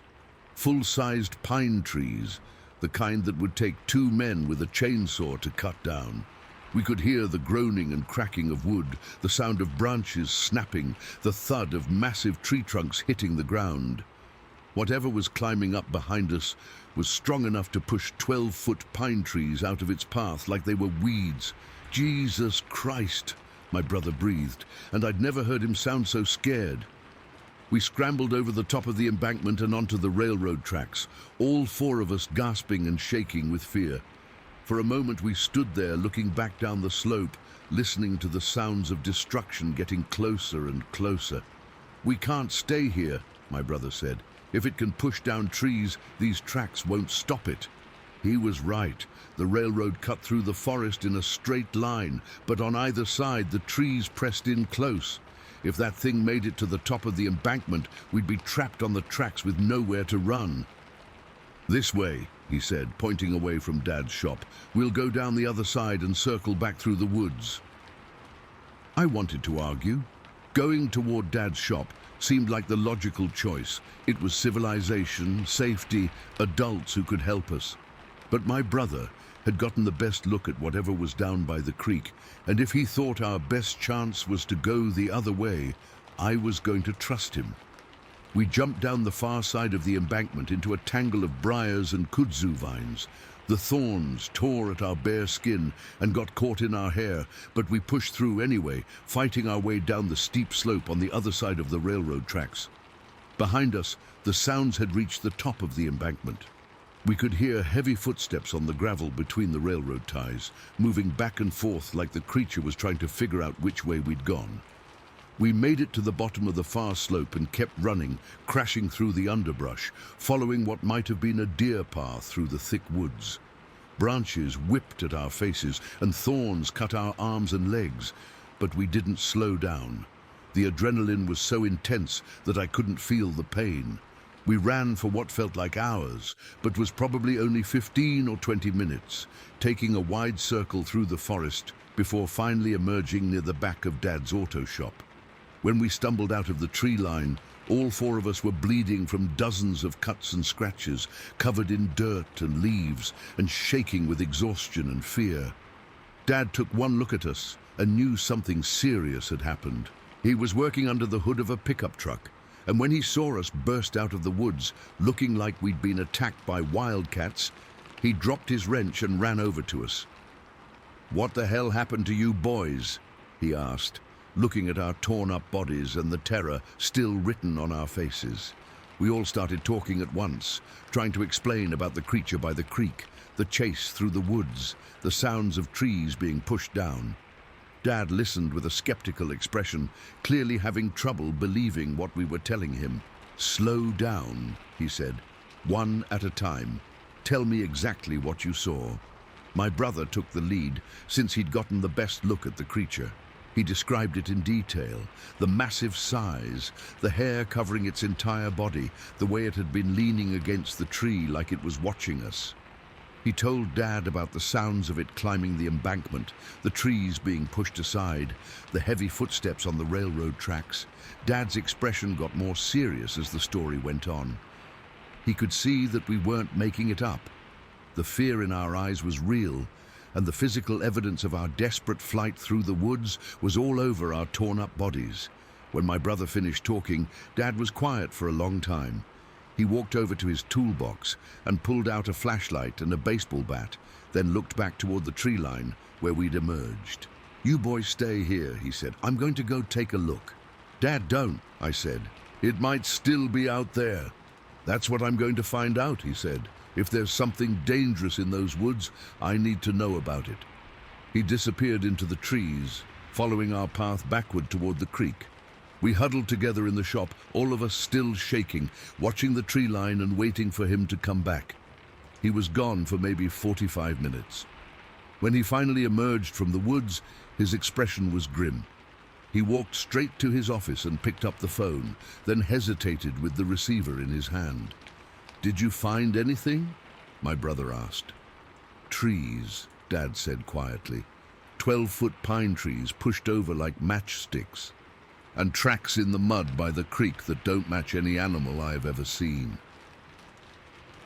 He stood there for another minute with the phone in his hand, then slowly hung it up without dialing. "Why aren't you calling the police?" I asked. Dad looked at us with an expression I'd never seen before, part fear, part confusion, part something else I couldn't identify. "Because I don't know what to tell them," he said. "That 4 kids saw something impossible, and now there's evidence that something impossible was actually there. They'll think we're all crazy." He made us promise not to tell anyone else about what had happened, at least not until he could figure out what to do. He said he needed time to think, to maybe do some research, to decide whether involving the authorities would help or just cause more problems. We never went back to Thickety Creek.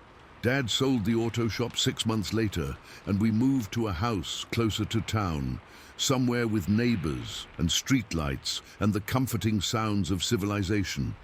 He never said it was because of what happened that day, but I always suspected it was part of the reason.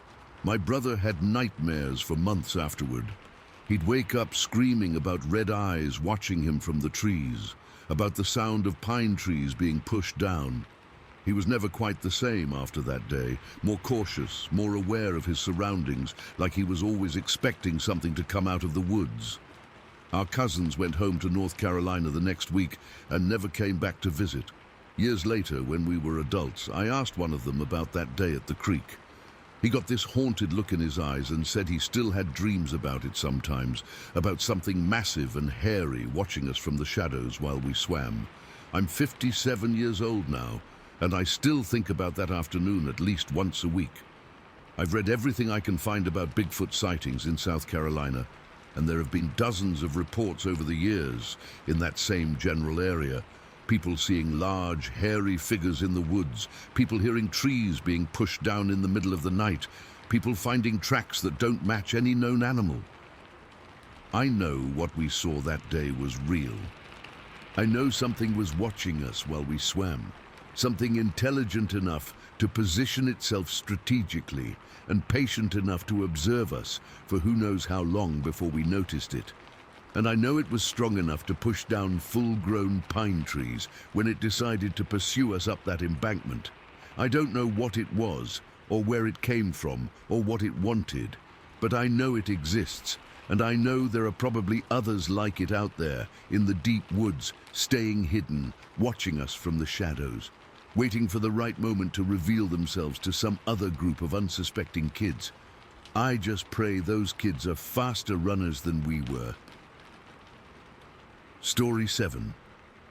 I need to get this story out there because what happened to my husband and me on Monday, May 8th, is something that still keeps me awake at night.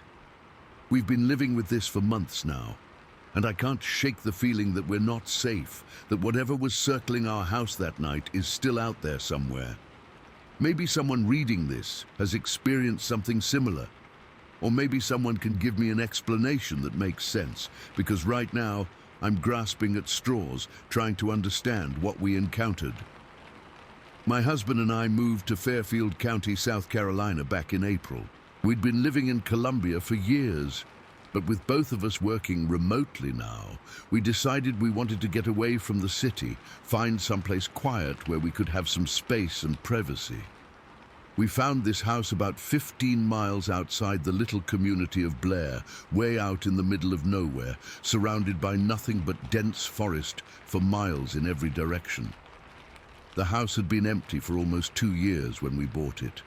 The previous owners had moved out suddenly, something about a job transfer, according to our real estate agent, and it had just been sitting there vacant ever since. It was in decent shape, just needed some cleaning and minor repairs, and the price was too good to pass up. 3 bedrooms, 2 baths, a big kitchen, and a living room with huge windows that looked out into the forest. The isolation was exactly what we were looking for. The property was about 5 acres, with maybe an acre cleared around the house and the rest left natural. Ancient oak and pine trees pressed in close on all sides, so thick that during the day you could barely see 50 feet into the woods. At night, those trees turned into solid black walls that seemed to absorb every bit of light. We'd installed some motion sensor lights around the house, but their glow only reached about 20 feet before being swallowed up by the darkness. We'd been there about 3 weeks when this happened. We were still settling in, still getting used to the sounds of the forest at night, which were considerable. Owls hooting, insects chirping, the occasional crash of a branch falling, night birds calling to each other. It was louder than we'd expected, but in a good way. After years of traffic and sirens and all the noise that comes with city living, the natural sounds were actually soothing. Our 2 dogs had adjusted pretty well too. We have a German Shepherd mix named Max and a Border Collie mix named Lucy. They're both good dogs, well-trained, not prone to barking at every little sound. During the day, they loved having all that space to run around, and at night they'd usually just curl up on their beds in the living room and sleep soundly until morning. Monday, May 8th, started out completely normal. I worked from my home office most of the day, taking conference calls and responding to emails. My husband was doing some maintenance work around the property, cleaning gutters, trimming some overgrown shrubs, that kind of thing. We had dinner around 6:30, watched some TV, just a typical quiet evening at home. Around 9 o'clock, we settled in to watch a movie. Nothing special, just something we'd streamed to pass the time. The TV was fairly loud, louder than we usually had it. But the house has high ceilings and sound tends to get absorbed, so we'd gotten in the habit of turning up the volume. It was maybe an hour into the movie when I first noticed the sound. At first, I thought it was coming from the TV. It sounded like background noise from the movie, some kind of atmospheric sound effect. But when I really focused on it, I realized it was coming from outside, from the direction of the back windows, which looked out toward the thickest part of the forest. The sound was rhythmic and repetitive, like a call of some kind. My first thought was that it was an owl. We'd heard plenty of them since moving in, and some of the larger species can be surprisingly loud, but this was different, deeper, more resonant, and much, much louder than any owl I'd ever heard. I reached for the remote and turned down the TV volume to listen more carefully. That's when I realized the sound wasn't just loud, it was cutting right through the noise of the television, even when the TV had been at full volume. Whatever was making that call had serious vocal power. "You hear that?" I asked my husband. He paused the movie and we both listened. The sound came again, a long, low call that seemed to echo through the forest. It was definitely coming from somewhere behind the house, maybe 100 yards into the trees. "Probably just a great horned owl," he said. "They can get pretty loud." But even as he said it, I could tell he wasn't entirely convinced. There was something about the quality of the sound that didn't quite fit. It was too deep, too powerful, too intentional, if that makes sense. We went back to watching the movie, but I kept half listening to the sounds outside. The calls continued, coming every few minutes, always from the same general direction. After about 20 minutes, I started to notice something else. There was a second voice. This one was coming from a different direction, off to the south of the house, maybe in the area where our driveway curved back toward the road. It had the same deep, resonant quality as the first one, but the pitch was slightly different, like 2 different individuals calling to each other across the forest. I mentioned this to my husband, and he muted the TV again so we could listen. Sure enough, within a few minutes, we heard both calls. First one from behind the house, then an answering call from the south. They seemed to be communicating with each other, coordinating in some way. "That's weird," my husband said. "I've never heard of owls doing that kind of back and forth calling." But we were still trying to rationalize it as something normal, something we just weren't familiar with. Maybe it was a mating ritual, or territorial behavior, or just a species of bird we hadn't encountered before. Then we heard the third voice. This one came from the north side of the house, from the area near our front yard. Same type of call, same deep resonant quality, but definitely a third distinct voice. Now we had 3 of whatever these things were, positioned at different points around our property, all calling to each other in this coordinated pattern. That's when the dog started getting nervous. Max was the first to react. He got up from his bed, walked to the back door, and started that low, whining sound dogs make when they're anxious about something. His ears were up, his tail was stiff, and he was staring intently toward the back windows like he could see something we couldn't. Lucy joined him a few seconds later, moving to the front door and taking the same alert posture. Both dogs were clearly agitated by whatever was making those sounds, and their reaction made my stomach start to twist with anxiety. "I'm going to check the back porch," I said, getting up from the couch. "Maybe we should just leave it alone," my husband suggested. "If the dogs are nervous, maybe there's a good reason." But I was too curious to just sit there wondering. I walked to the back door, flipped on the porch light, and stepped outside. The motion sensor lights around the house had already activated, casting pools of bright white light across our yard and about 20 feet into the tree line. Beyond that, everything was solid black. The forest looked like a wall of darkness, and the contrast with the harsh artificial light made it impossible to see anything past the first row of trees. But I could hear them clearly now. The calls were much louder outside, and I could tell they were coming from at least 3 different locations. One from directly behind the house, maybe 70 or 80 yards into the forest. One from the south, probably near where the old logging road met our property line. And one from the north, somewhere in the direction of the small creek that ran through the woods on that side of the house. And they were definitely not owls. The calls were too deep, too sustained, too complex. They had this haunting quality that seemed to resonate in my chest, like standing too close to a really loud bass speaker. Each call lasted maybe 5 or 6 seconds, followed by silence, then an answering call from one of the other locations. As I stood there listening, I started to notice something that made my skin crawl. The calls seemed to be getting closer, not all at once, but gradually, over the course of maybe 10 minutes. The one from behind the house sounded like it had moved from 80 yards to maybe 60 yards. The one from the south seemed closer too, like whatever was making it had moved up from the logging road toward our property. I went back inside and told my husband what I'd heard. By now, both dogs were pacing nervously, alternating between the front and back doors, whining and occasionally letting out low growls toward the windows. "Something's not right," I said. "Those things are moving closer to the house." My husband came outside with me, and we stood on the back porch together, listening to the calls echo through the forest. He heard what I heard, 3 distinct voices calling to each other in a coordinated pattern, gradually moving closer to our house. "What do you think they are?" I asked. "I have no idea," he said, "but I don't like how the dogs are reacting." We went back inside and tried to continue watching the movie, but it was impossible to concentrate. The calls were getting loud enough now that we could hear them clearly, even with the TV on, and all the doors and windows closed. And the dogs were getting more and more agitated. It was around 11 o'clock when things got really scary.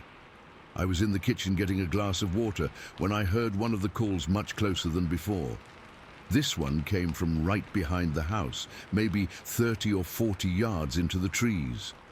Close enough that I could hear the individual nuances of the vocalization, the way it started low and rose in pitch before trailing off. But this call was different from the others.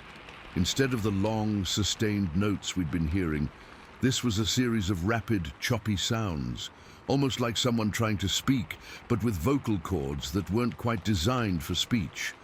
The hair on the back of my neck stood up. There was something about those sounds that triggered a deep, primal fear response. They sounded almost deliberate, like whatever was making them was trying to communicate something specific. I called my husband over and we listened as the rapid vocalizations continued. They weren't random or animal-like. They had rhythm, pacing, almost like sentences or phrases. But underneath the attempt at structured communication, there was something that sounded like barely controlled aggression. "That's not an animal," my husband said quietly. "Animals don't vocalize like that." The rapid calling continued for maybe 5 minutes, coming from that same spot directly behind the house. Then it stopped abruptly, and we heard movement in the forest. Not just the sound of something walking through the underbrush, but the sound of something large moving quickly between the trees. Within minutes, we heard similar rapid vocalizations coming from the south side of the house. Then, from the north side. Whatever these things were, they were moving around our property, repositioning themselves, maintaining their coordinated pattern. For the next 2 hours, we sat in our living room, listening to these creatures circle our house. They would call to each other, move to new positions, call again. Sometimes the vocalizations were the long, sustained calls we'd heard earlier. Sometimes they were the rapid, speech-like sounds that made my skin crawl. The most terrifying part was how they seemed to respond to us. When my husband got up to check the front door, the calls from the north side of the house immediately became more frequent and aggressive. When I walked to the back window to try to see something, the creature behind the house would start making those rapid, almost speech sounds. They were watching us, reacting to our movements, coordinating their positions based on where we were inside the house. The normal night sounds had completely disappeared. No crickets, no tree frogs, no night birds, nothing. It was like every other living thing in the forest had gone silent, leaving only these 3 creatures and their haunting calls. Around 1 in the morning, the calls started to fade. Not because the creatures were getting farther away, but because they were calling less frequently. The last call I heard came from somewhere near the front of the house around 1:30, and then everything went quiet. We sat there for another hour, listening to the silence, waiting to see if the sounds would start again. The dogs gradually relaxed, going back to their beds and eventually falling asleep. But my husband and I didn't sleep that night. We took turns keeping watch, looking out the windows, listening for any sign that those things might come back. When dawn finally came, my husband went outside to look for any signs of what had been out there. He walked the entire perimeter of our property, checking the areas where the calls had seemed closest. He found some disturbed vegetation, some areas where it looked like large forms had pushed through the underbrush, but no clear tracks or definitive evidence. What he did find was telling, though. In 3 different locations, behind the house, to the south, and to the north, he found spots where something had apparently stood for extended periods. The ground was compressed. Small branches were broken at about head height, and there were clear sightlines from each position toward our house. Whatever had been out there had positioned themselves strategically, with clear views of our doors and windows, and they had stayed in those positions for hours while calling to each other. We've tried to research what we might have encountered. We've looked up every large animal species native to South Carolina, every type of bird that might make calls like that, every possible explanation for coordinated vocalizations in the forest. Nothing fits what we heard that night. The calls were too deep and powerful to come from any bird, too complex and sustained to come from any known mammal in this area. And the coordinated, responsive behavior suggests an intelligence that doesn't match any animal we can identify. We've heard them twice more since that first night, once about 3 weeks later, and again just last month. Each time, it's the same pattern. 3 distinct voices positioned around our house, calling to each other for hours, while normal forest sounds disappear completely. We've considered moving, but we've put too much money into this place to just abandon it. And part of me is afraid that running away won't solve anything. If these things are territorial, if they've claimed this area as their own, they might follow us wherever we go. So we stay and we listen and we wait for the next time those haunting calls echo through the darkness around our house.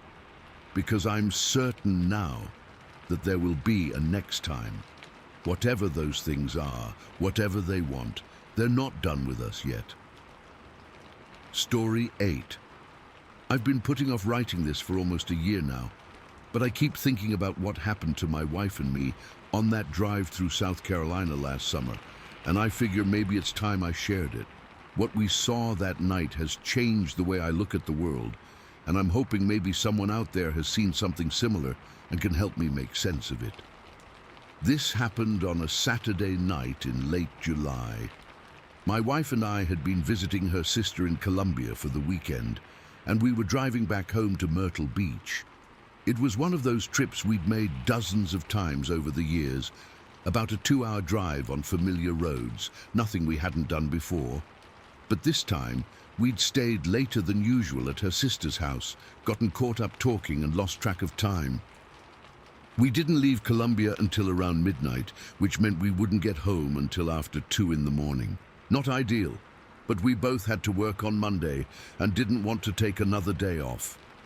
My wife offered to drive part of the way, but I was feeling pretty alert, so I told her I'd handle it, and she could just relax or maybe sleep if she wanted to. The drive started out normal enough. Traffic was light, which you'd expect for that time of night on a Saturday. We took Highway 378 East out of Columbia, then picked up some smaller state roads that would eventually connect us back to the interstate. It's a route we'd taken before, mostly rural roads winding through farmland and patches of forest. Not the fastest way to get home, but usually less congested than staying on the interstate the whole way.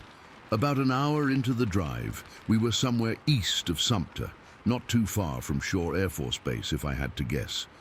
The area was pretty desolate, just 2-lane roads cutting through fields and swampland, with the occasional farmhouse or trailer set back from the road. The kind of country where you might not see another car for 20 or 30 minutes at a time. My wife had dozed off in the passenger seat, which was typical for her on long drives. She could fall asleep anywhere, anytime, and car rides always knocked her out within the first hour. I had the radio on low, some late-night talk show that was more background noise than entertainment, just something to keep me company on the empty roads. It was around 1:30 in the morning when we hit this stretch of road that ran through what looked like swampland. I remember because I just checked the clock, wondering how much farther we had to go. The road was straight for maybe half a mile, with water on both sides. Not deep swamp, but marshy areas, with cypress trees and Spanish moss hanging down like curtains. There was this small bridge up ahead, nothing major, just a concrete structure that carried the road over a creek or drainage canal. I could see a road sign mounted on the bridge, though I was too far away to read what it said. The headlights were cutting through the darkness pretty well, illuminating maybe 50 yards of asphalt ahead of us.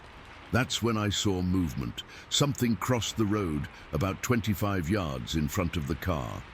At first, I thought it was a dog, or maybe a large cat, that had wandered out of the swamp.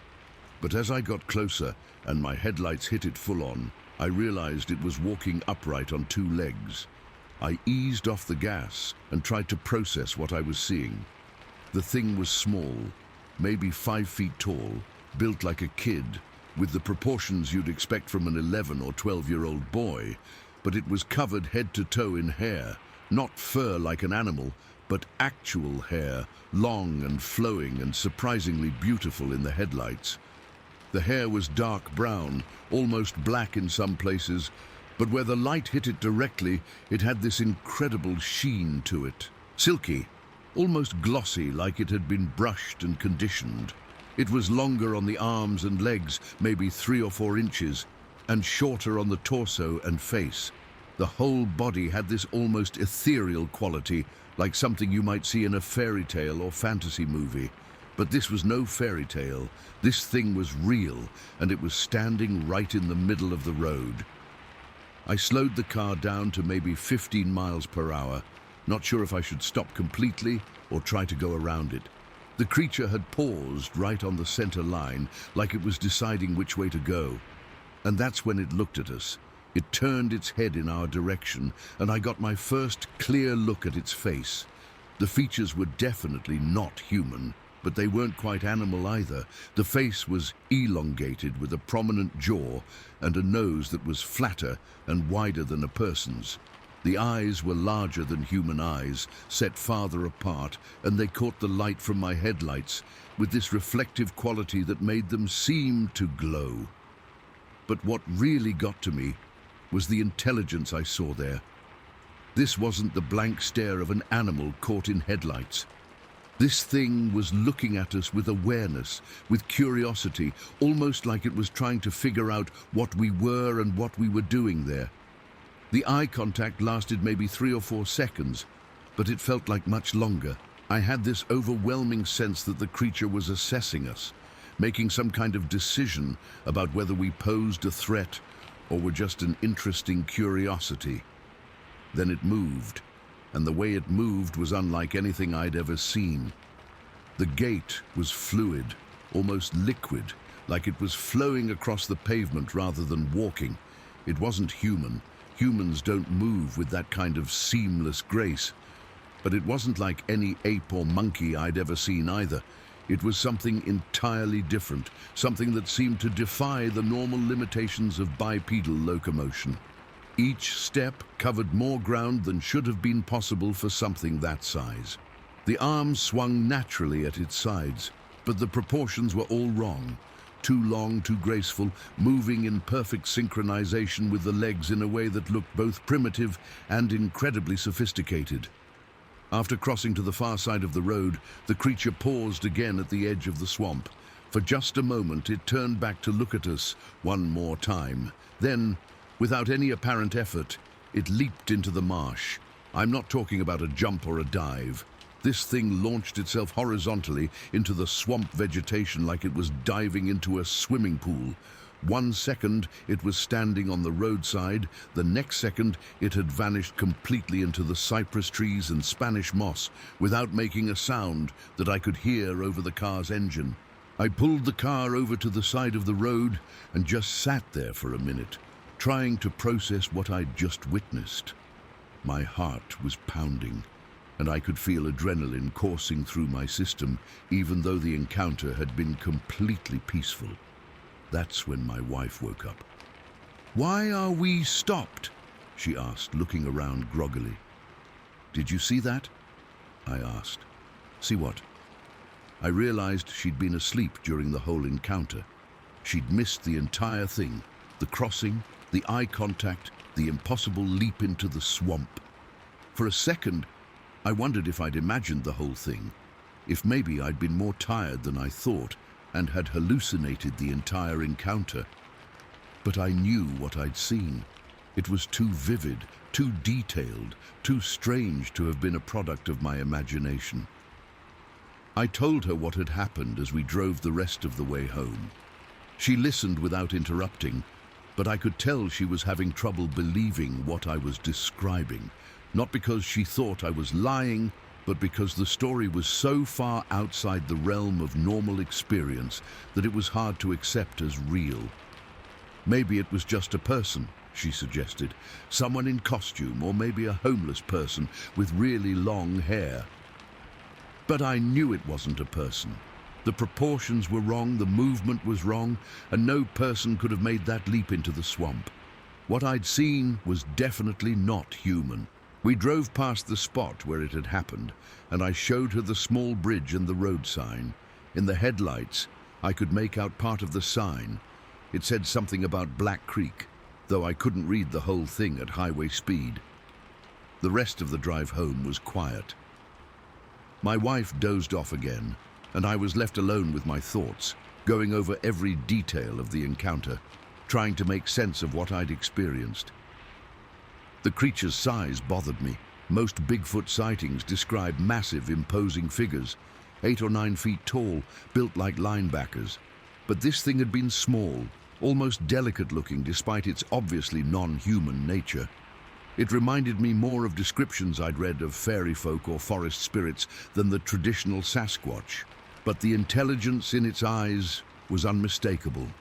Whatever that creature was, it was aware of its surroundings in a way that suggested sophisticated cognitive abilities.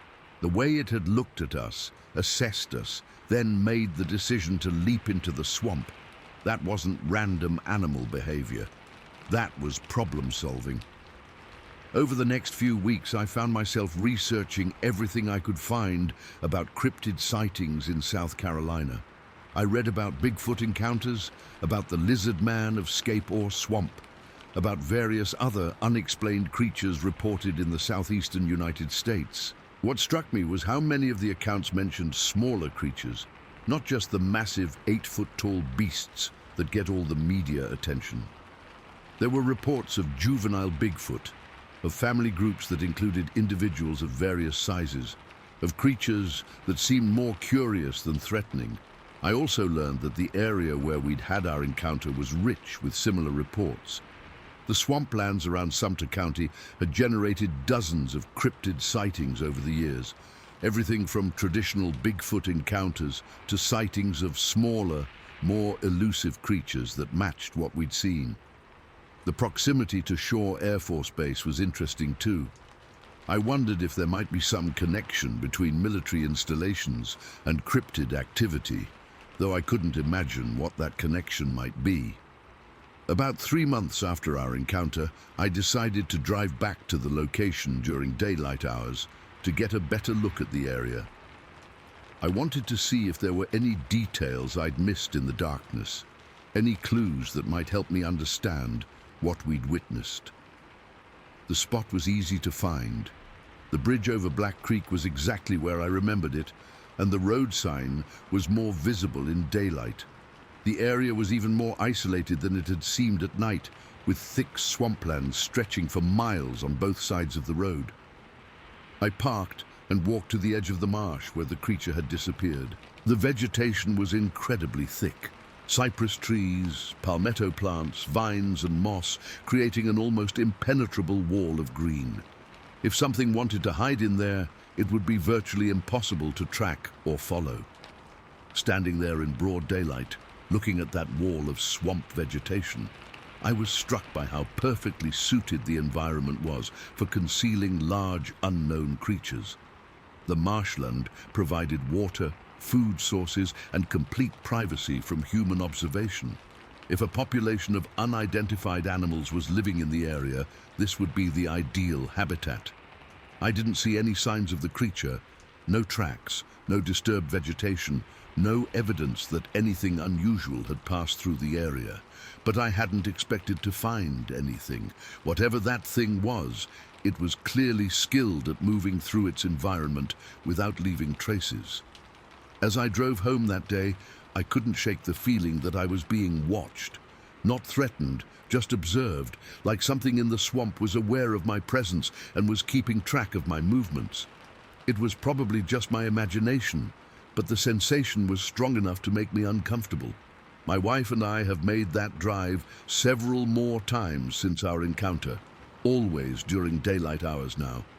We've never seen the creature again, but every time we pass that bridge over Black Creek, I find myself scanning the roadside and the edge of the swamp, looking for any sign of movement. I've told this story to a few close friends over the past year, and the reactions have been mixed. Some people are fascinated and want to hear every detail.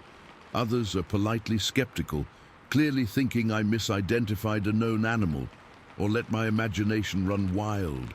A few have shared their own stories of strange encounters, usually prefaced with, "I've never told anyone this before," but what I find interesting is that the people who've had their own unexplained experiences never question the details of my story. They don't ask if I'm sure about what I saw or suggest alternative explanations. They just nod and share their own encounters. And we end up comparing notes like members of some unofficial club of people who've seen things that shouldn't exist. I don't know what that creature was, or where it came from, or what it was doing on that road at 1:30 in the morning.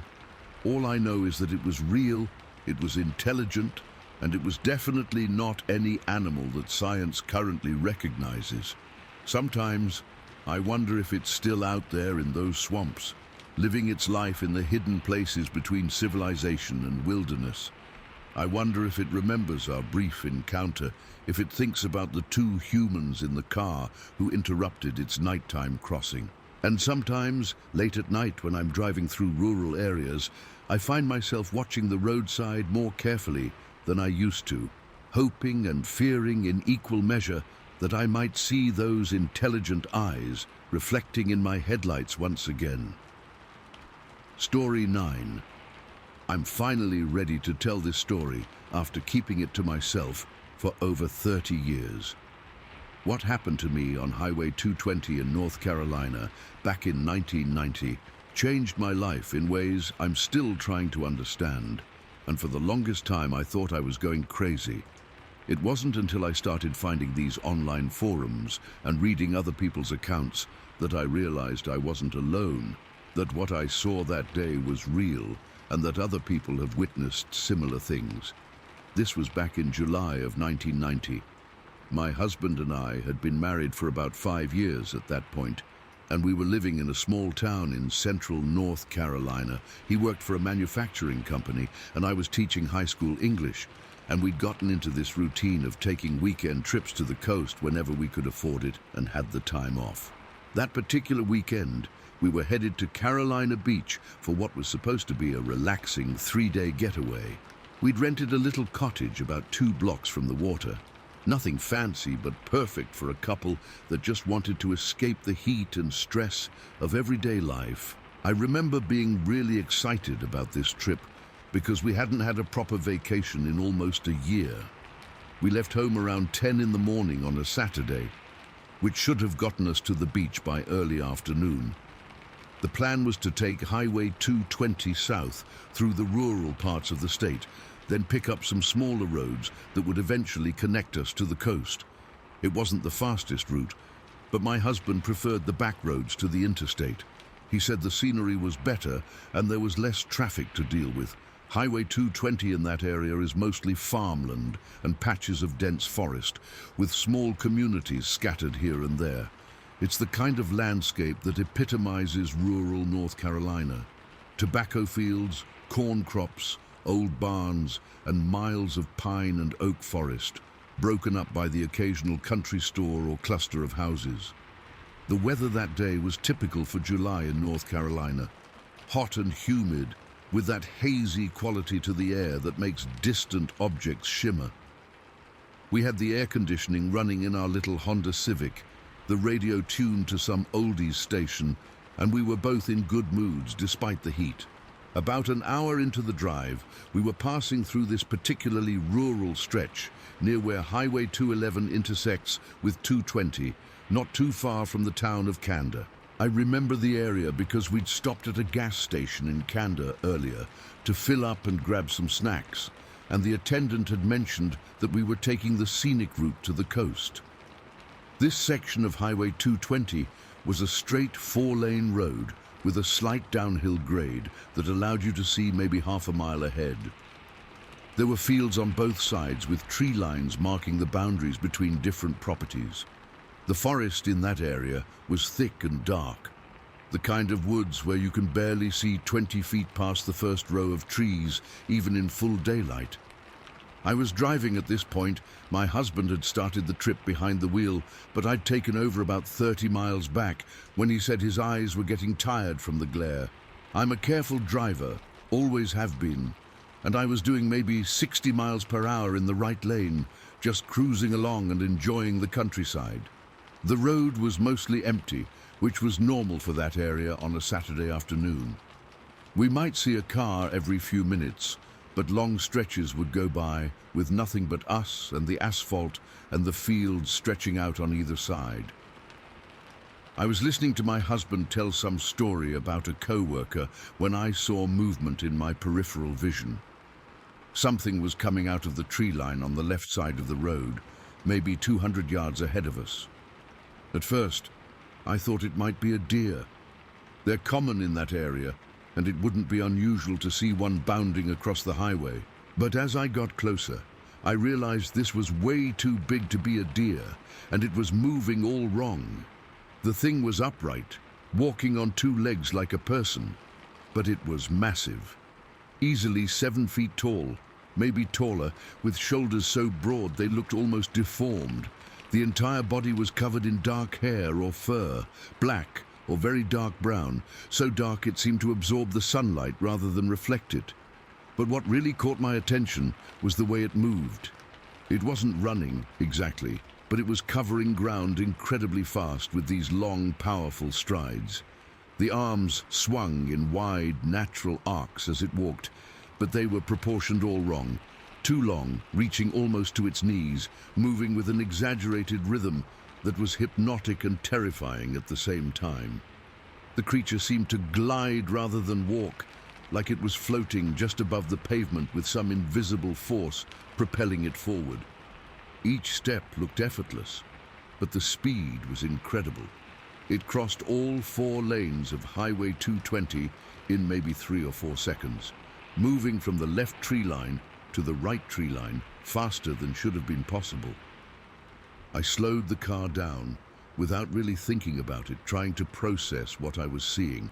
My brain was struggling to categorize this thing. It wasn't human, but it wasn't like any animal I'd ever seen either. The build was wrong for a bear.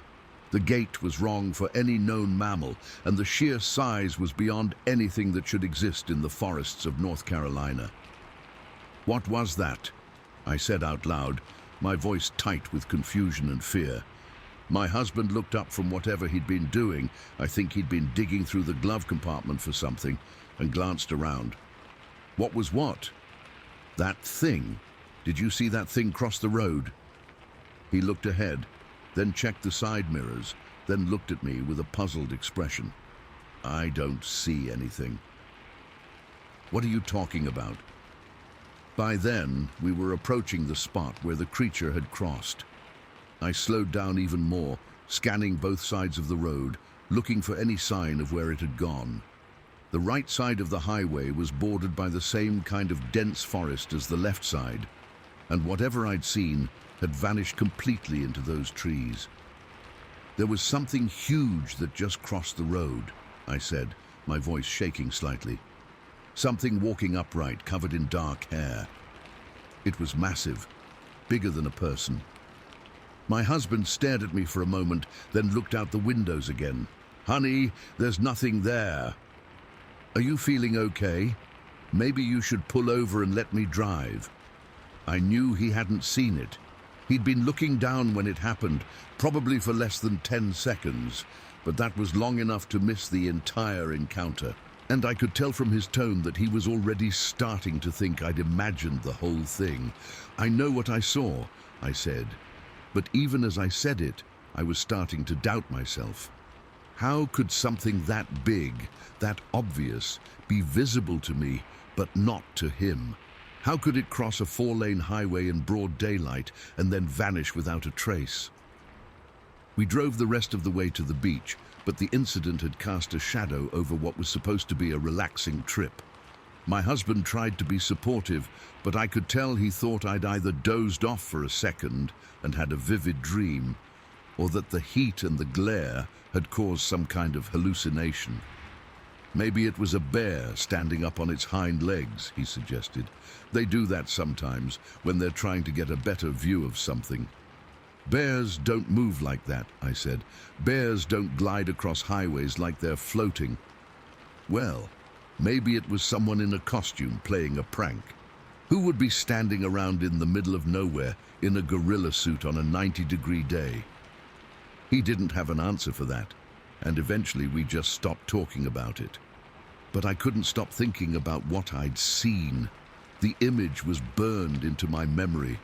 That massive, dark figure gliding across the highway with those long, exaggerated arm movements, disappearing into the forest like it had never been there at all. The beach trip was pleasant enough, but I found myself distracted, going over every detail of the encounter in my mind. The size of the creature, the way it moved, the complete silence with which it had crossed the road and vanished into the trees. Nothing about it made sense in terms of known animals or reasonable explanations. When we got home, I tried to do some research at the local library. This was 1990, remember? No internet, no Google, just books and periodicals. I looked up information about bears, about optical illusions, about anything that might explain what I'd experienced. The more I researched, the more convinced I became that what I'd seen wasn't a bear or a person or some kind of hallucination.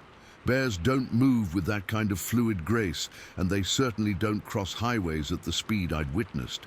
People in costumes don't have those proportions, and they don't move with that otherworldly quality. But without any corroborating witness, my husband clearly hadn't seen anything. I had no way to prove what had happened. And as the weeks and months passed, I started to internalize his skepticism. Maybe I had imagined it. Maybe the heat and the long drive had affected my perception somehow. For years, I didn't talk about the incident. When it came up in conversation, usually when someone mentioned seeing something unusual while driving, I would start to tell the story. But I always felt like people were looking at me strangely, like they thought I was making it up or embellishing a normal wildlife encounter. My husband would sometimes joke about it, especially when we were driving through that same area on future trips to the coast. He'd slow down when we passed the spot and say something like, "Keep an eye out for your monster," always with a smile that made it clear he thought the whole thing was a product of my imagination. The worst part wasn't that he didn't believe me. The worst part was that his constant, gentle mockery made me start to doubt my own memory. Over the years, I found myself wondering if maybe the creature hadn't been as big as I remembered, or if maybe it hadn't moved as strangely as I thought, or if maybe the whole thing had been some kind of optical illusion after all. It wasn't until about 5 years ago that everything changed. I was browsing the internet one evening, probably looking for something completely unrelated, when I stumbled across a website about Bigfoot sightings. I'd heard of Bigfoot before, of course. Everyone has. But I'd always thought of it as a Pacific Northwest thing, something associated with Washington and Oregon and Northern California.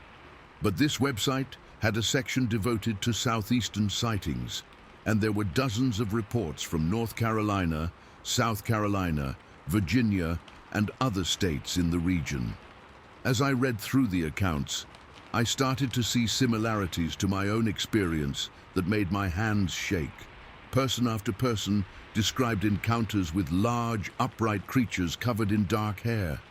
They talked about the incredible speed with which these things could move, the way they seemed to glide rather than walk, the long arms and broad shoulders that I remembered so clearly from my own sighting. One report in particular caught my attention.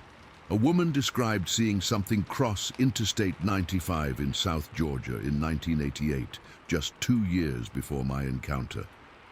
Her description of the creature's movement was almost identical to what I remembered. Flowing like water, she called it, with arms that swung in these long arcs that didn't look quite human. Another account came from a man who'd been driving through rural Virginia in 1991. He described a creature that glided across the highway like it was on rails, covering 4 lanes in seconds without seeming to exert any effort. The more I read, the more I realized that what I'd seen wasn't unique. There was a pattern to these sightings, a consistency in the descriptions that suggested people were encountering the same type of creature across a wide geographical area. I spent hours that night reading testimonials, looking at crude sketches, studying maps that showed sighting locations. The area where I'd had my encounter was marked with several pins, indicating multiple reports from that general region of North Carolina over the past few decades. For the first time in 25 years, I felt vindicated. I wasn't crazy. I hadn't imagined it. And I wasn't the only person who'd seen something impossible cross a highway in broad daylight. I tried to share this discovery with my husband, but his reaction was predictably skeptical. "Of course you're going to find stories that match yours," he said. "People read about these things online and then convince themselves they've seen the same thing. It's like mass hysteria, but spread out over time." But I knew better. I knew what I'd seen that day on Highway 220, and now I knew that other people had seen similar things. Whatever that creature was, wherever it came from, it was real, and it was still out there somewhere in the forests of the southeast. I've driven that stretch of Highway 220 several times since discovering those online accounts, and each time I find myself slowing down when I approach the spot where my encounter occurred. I scan the tree lines, looking for any sign of movement, any indication that I might get a second chance to witness something that most people will never see. I haven't seen the creature again, but I'm no longer bothered by my husband's skepticism or anyone else's doubts about my experience. I know what I saw, and I know I'm not alone in having seen it. Somewhere in the forests of North Carolina, something incredible is living its life in the shadows between our world and the wilderness. Something that can cross highways like they're stepping stones. Something that moves with a grace and power that defies everything we think we know about the natural world. And on one July afternoon in 1990, for just a few seconds, our paths crossed on a quiet stretch of Highway 220, giving me a glimpse into a mystery that I'll carry with me for the rest of my life. Story 10. I've never been one to believe in monsters or unexplained creatures, but what happened to my dad and me in the Uhari National Forest back in 2003 changed everything I thought I knew about what's possible in this world. I'm sharing this story now because I've been carrying it around for 20 years, and I keep thinking maybe someone out there has seen something similar and can help me make sense of what we experienced that morning. My dad and I used to go camping together every summer when I was in my 20s. It was our thing, just the two of us. No wives or girlfriends or other family members, just a chance to get away from civilization and spend some quality time in the woods. Dad had been taking these solo camping trips since before I was born, and when I got old enough, he started bringing me along. The Uhari National Forest in North Carolina was one of our favorite spots. It's not as well known as some of the bigger national forests, which meant we could usually find a good campsite without dealing with crowds of other campers. The forest is dense and wild, with plenty of hiking trails and enough isolation to make you feel like you're really getting away from it all. We'd been camping there for probably 10 years by the time this happened, always in the same general area. There was this campground about 5 miles in from the main road, accessible by a narrow Forest Service road that wound through the trees for what felt like forever. The campsites were primitive. No electricity, no running water, just a fire ring and a picnic table in a small clearing surrounded by thick woods. This particular trip was in late June, and we'd driven down from Virginia on a Friday afternoon. The plan was to spend 3 days camping, hiking, maybe doing some fishing in the streams that ran through the forest. Normal father-son outdoor stuff that we'd been doing for years. The first 2 days were perfect. Weather was great, warm but not too hot, low humidity, clear skies. We'd hiked about 8 miles on Saturday, covering some of the more remote trails deeper in the forest. Sunday we'd taken it easier, just lounged around the campsite, cooked over the fire, talked about work and life and all the stuff you talk about when you've got nothing but time and trees for company. Sunday night we'd gone to bed early, around 9 o'clock, because we were planning to break camp Monday morning and drive back home. Dad had heard about this little diner about 20 miles outside the forest that supposedly served the best breakfast in the county, and he wanted to get an early start so we could check it out before hitting the road. I woke up Monday morning around 6:30, which was earlier than I usually got up on vacation, but Dad was already moving around outside the tent. I could hear him folding up his sleeping bag and organizing his gear, so I figured I might as well get up too. The morning was absolutely beautiful. There was this light mist hanging in the trees, and the air smelled like pine needles and damp earth. Birds were singing from every direction, and you could hear a creek babbling somewhere off in the distance. It was the kind of morning that makes you glad to be alive, you know. We packed up our gear pretty quickly. We'd done this routine so many times we could break camp in about 20 minutes without really thinking about it. By 7:15, we had everything loaded in Dad's pickup truck and were ready to head out to find that diner he'd been talking about. The Forest Service road that led back to the main highway was narrow and winding, barely wide enough for one vehicle in most places. It was the kind of road where you had to drive slow and stay alert, because you never knew when you might come around a corner and find another car coming the other way. Dad was driving, taking it easy at maybe 15 miles per hour, both of us just enjoying the scenery as we wound our way through the dense forest. The trees on both sides of the road were so thick you couldn't see more than maybe 30 feet into the woods in any direction. Ancient oaks and pines that had been growing there for decades, maybe centuries, creating this green tunnel that the road passed through. We'd been driving for maybe 10 minutes when we came to this particular curve in the road that I'd never paid much attention to before. It was a gradual right-hand turn with the forest pressing in close on both sides, and there was one of those diamond-shaped yellow road signs. I think it was a curve warning or maybe a speed limit sign. Nothing unusual about it, just standard Forest Service road stuff. That's when we saw it. Something massive was crossing the road maybe 50 yards ahead of us. At first glance, my brain tried to process it as a person. It was upright, walking on two legs. But the size was all wrong. This thing was huge, easily 7 feet tall, maybe taller, and broad. The shoulders were so wide, they looked almost freakish, like a bodybuilder who'd been scaled up to impossible proportions. Dad hit the brakes without saying anything, and we both just stared as this creature walked across the forest road in front of us. It was dark brown, almost black, covered in what looked like coarse hair or fur. The build was humanoid, but wrong somehow. The arms too long, the torso too thick, the proportions just slightly off in a way that made it clear this wasn't a person in a costume. But what really got my attention was how it moved. Despite its size, the creature walked with this fluid, natural gait that was both graceful and powerful. Each step covered a lot of ground, but there was no wasted motion, no awkwardness. It moved like it belonged in that forest, like it had been walking those woods for years and knew every root and rock.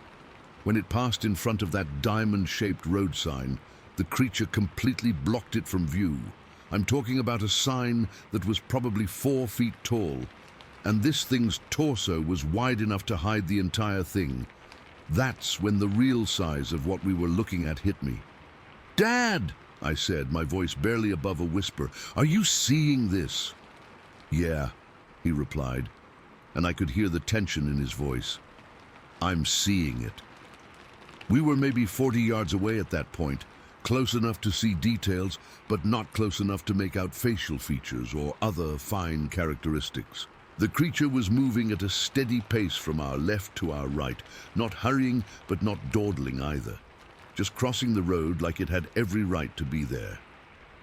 Dad eased the truck forward, both of us leaning forward in our seats, trying to get a better look. That's when the creature did something that made my blood turn cold. It stopped. Right in the middle of the road, it stopped walking and turned its head to look at us. Not its whole body, just its head, with this quick, precise movement like a bird or a predator that's suddenly become aware of potential danger. The head turn was so fast and deliberate that it was clear this thing had been aware of us the entire time. It hadn't been surprised by the sound of our truck engine. It had known we were there, had probably been tracking our approach, and had made the conscious decision to stop and evaluate us. Even from that distance, I could see that the head was large and elongated, with features that weren't quite human and weren't quite animal either.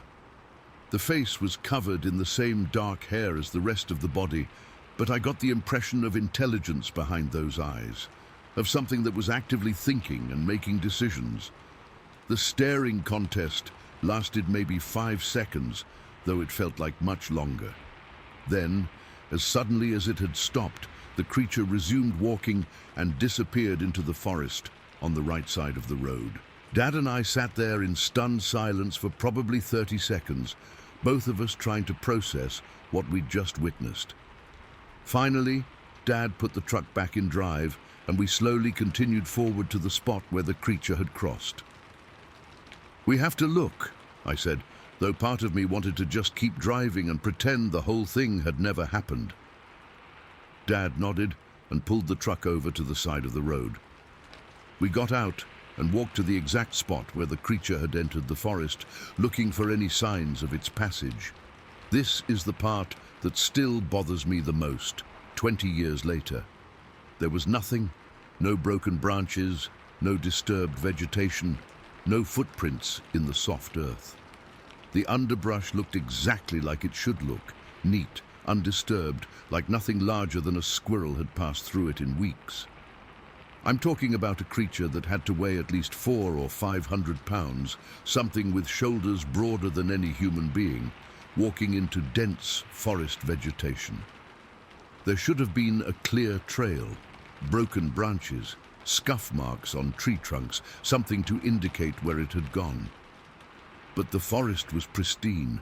Leaves hung exactly where they should hang. Small branches were intact and unbroken, and the ground showed no signs of disturbance. It was like the creature had simply vanished into thin air the moment it left the road. "This doesn't make sense," Dad said, walking along the edge of the forest, looking for any sign of the creature's passage. I walked to the other side of the road, checking the area where the creature had emerged from the woods. Same thing. No disturbed vegetation, no broken branches, no indication that anything larger than a rabbit had come through there recently. We spent maybe 15 minutes searching both sides of the road, checking for footprints, hair caught on branches, anything that might prove to ourselves that what we'd seen was real. We found nothing. "Maybe it was a bear," Dad suggested, though his tone made it clear he didn't believe it himself. "Bears don't walk upright like that," I said, "and they sure don't stop and look at you with that kind of awareness. Could have been someone on horseback seen from a distance." I thought about that for a moment. The proportions were all wrong. And where's the horse now? We would have heard it crashing through the underbrush. Someone in a costume. Who's going to be wandering around in the middle of the forest at 7:30 in the morning wearing a Bigfoot costume? And how do you explain the way it disappeared without leaving a trace? Dad didn't have an answer for that, and neither did I. We stood there for another few minutes, both of us scanning the tree line, waiting to see if the creature might reappear. Nothing moved except a few birds flitting between branches. Finally, we got back in the truck and continued toward the main highway, but neither of us was thinking about breakfast anymore. We drove in silence for the first 10 minutes, both lost in our own thoughts, trying to make sense of what we'd experienced. "So what do you think it was?" I finally asked. Dad was quiet for a long moment before answering. "I don't know, but I know what I saw, and I know you saw it too. That thing was real, whatever it was. Could it have been, Bigfoot?" Dad glanced at me. 24 hours ago, I would have said that was impossible. Now, I honestly don't know what to think. We did eventually make it to that diner Dad had heard about, but neither of us had much appetite. We ordered coffee and eggs and tried to have a normal conversation, but the encounter kept creeping back into our thoughts. Every few minutes, one of us would bring up another detail we'd remembered, another aspect of the sighting that didn't fit with any conventional explanation. The drive home was subdued. We talked about the creature off and on, going over every detail, trying to come up with some rational explanation that would make sense of what we'd witnessed. But nothing fit. The size was too large for any known animal in North Carolina. The upright gait ruled out bears or other four-legged creatures. The intelligence behind that head turn suggested something far more aware than any normal wildlife. And the complete lack of physical evidence at the crossing site remained the most puzzling aspect of the entire encounter.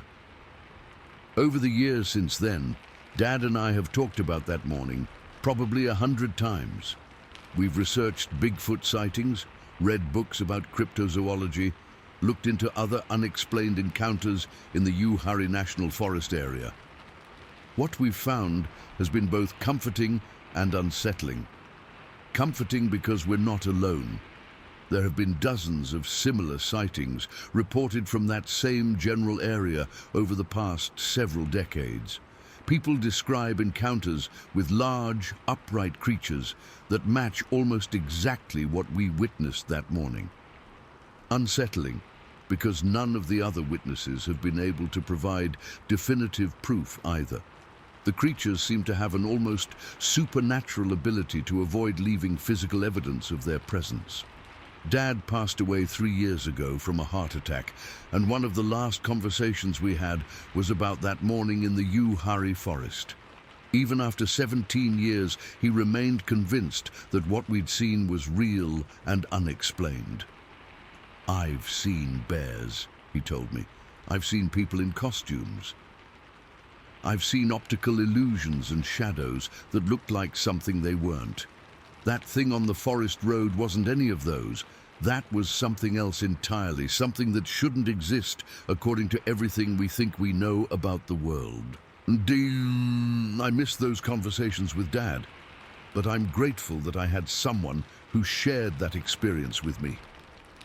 It would have been easy to doubt my own memory over the years, to convince myself that I'd imagined the whole thing or misidentified some common animal. But having a corroborating witness, especially one as reliable and level-headed as my father, has helped me maintain confidence in what we saw. I still camp in the Uhari National Forest sometimes, though I haven't been back to that specific area since the encounter. Part of me wants to return to see if I might witness something similar again, but another part of me is afraid of what I might find, or what might find me. Whatever that creature was, wherever it came from, it's still out there somewhere in the dense forests of North Carolina. And sometimes, on quiet mornings when the mist hangs low in the trees and the woods are full of mystery, it crosses Forest Service roads and reminds people like my father and me that the world still holds secrets that we don't understand. The encounter lasted less than 30 seconds from start to finish, but it left an impression that's lasted 20 years, and I suspect it will stay with me for the rest of my life.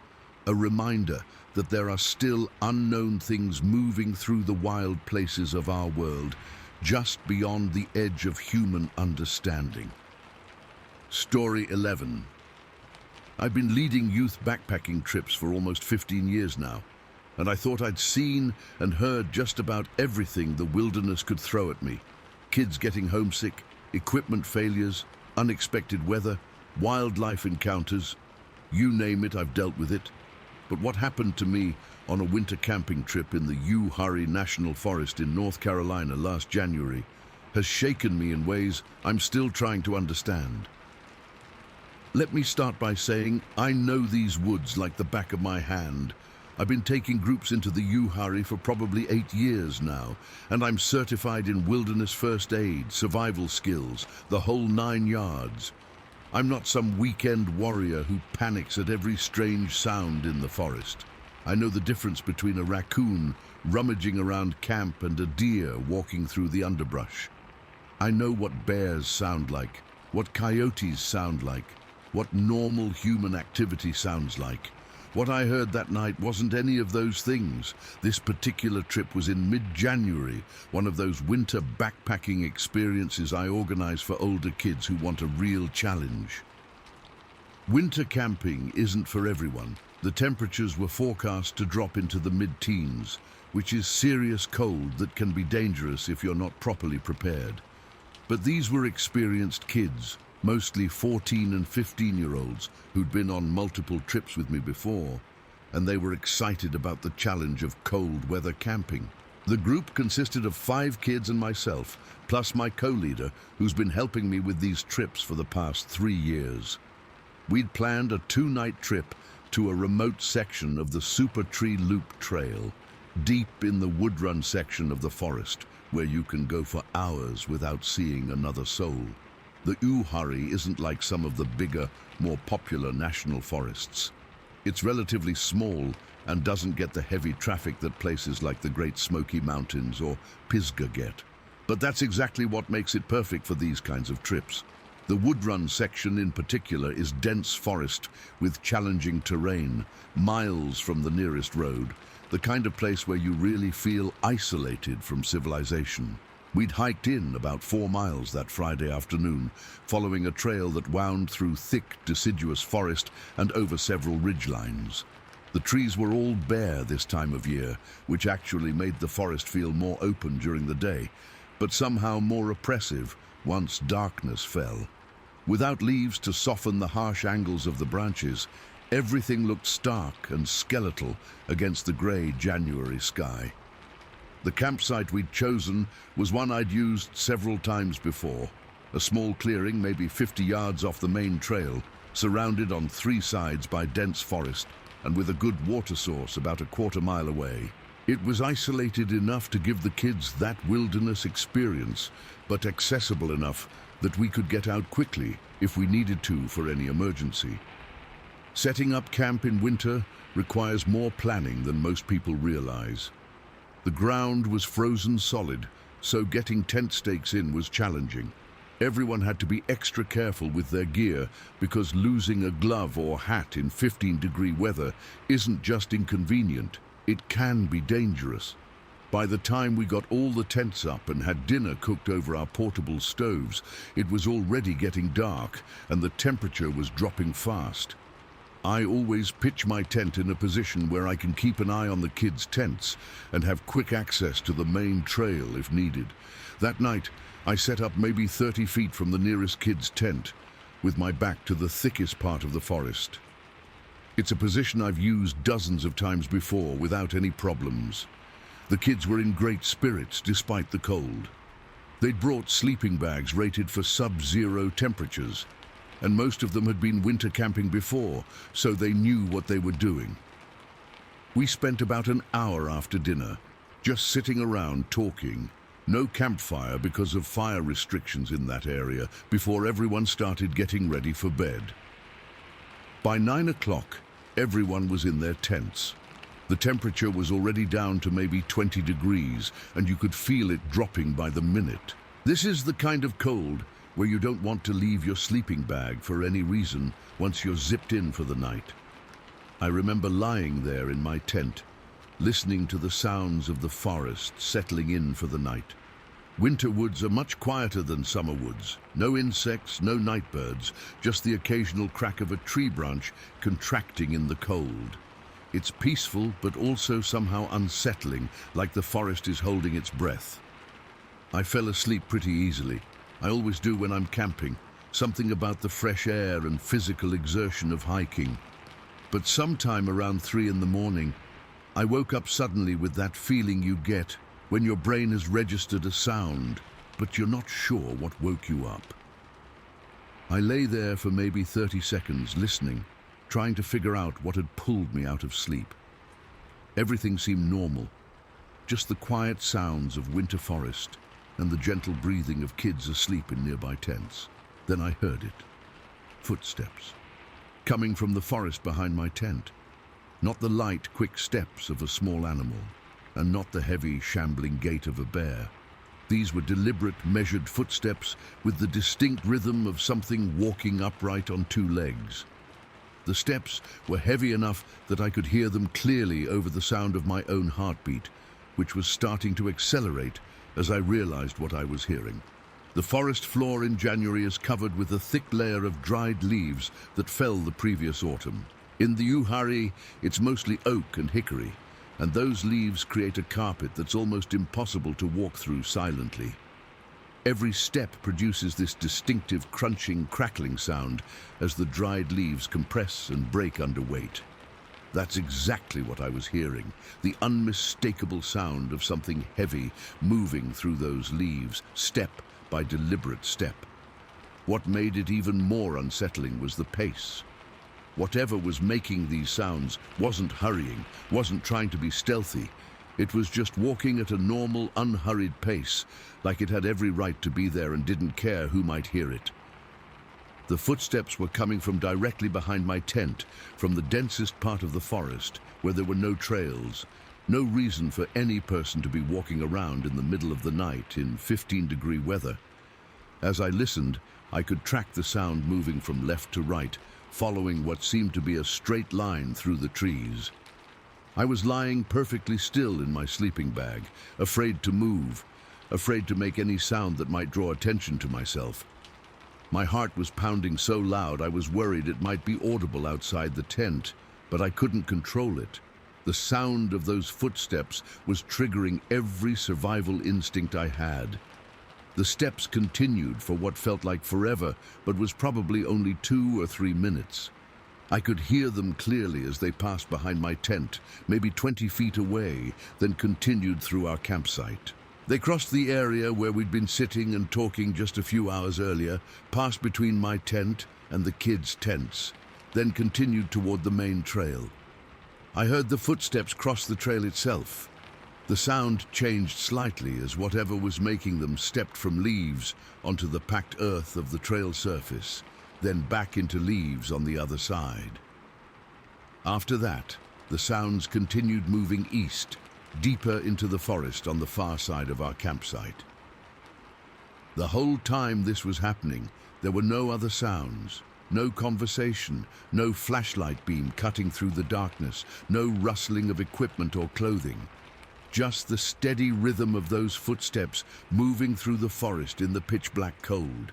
If this had been a person, a lost hiker, another camper, even someone up to no good, there would have been other indicators.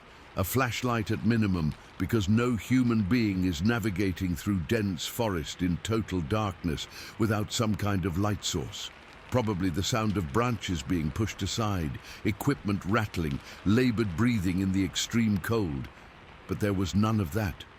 Just footsteps, clear and distinct and unaccompanied by any of the sounds you'd expect from a human being moving through wilderness at night. The footsteps gradually faded as whatever was making them moved farther away from our campsite. I lay there frozen in my sleeping bag for probably another 20 minutes, listening for any sign that the sounds might return. My heart was hammering, my mouth was dry, and I was covered in cold sweat despite the freezing temperature. Eventually, exhaustion won out over fear, and I fell back asleep. But it was a light, restless sleep, and I woke up several more times before dawn, each time listening for any unusual sounds. When morning came, I got out of my tent and walked the perimeter of our campsite, looking for any signs of what might have passed through during the night.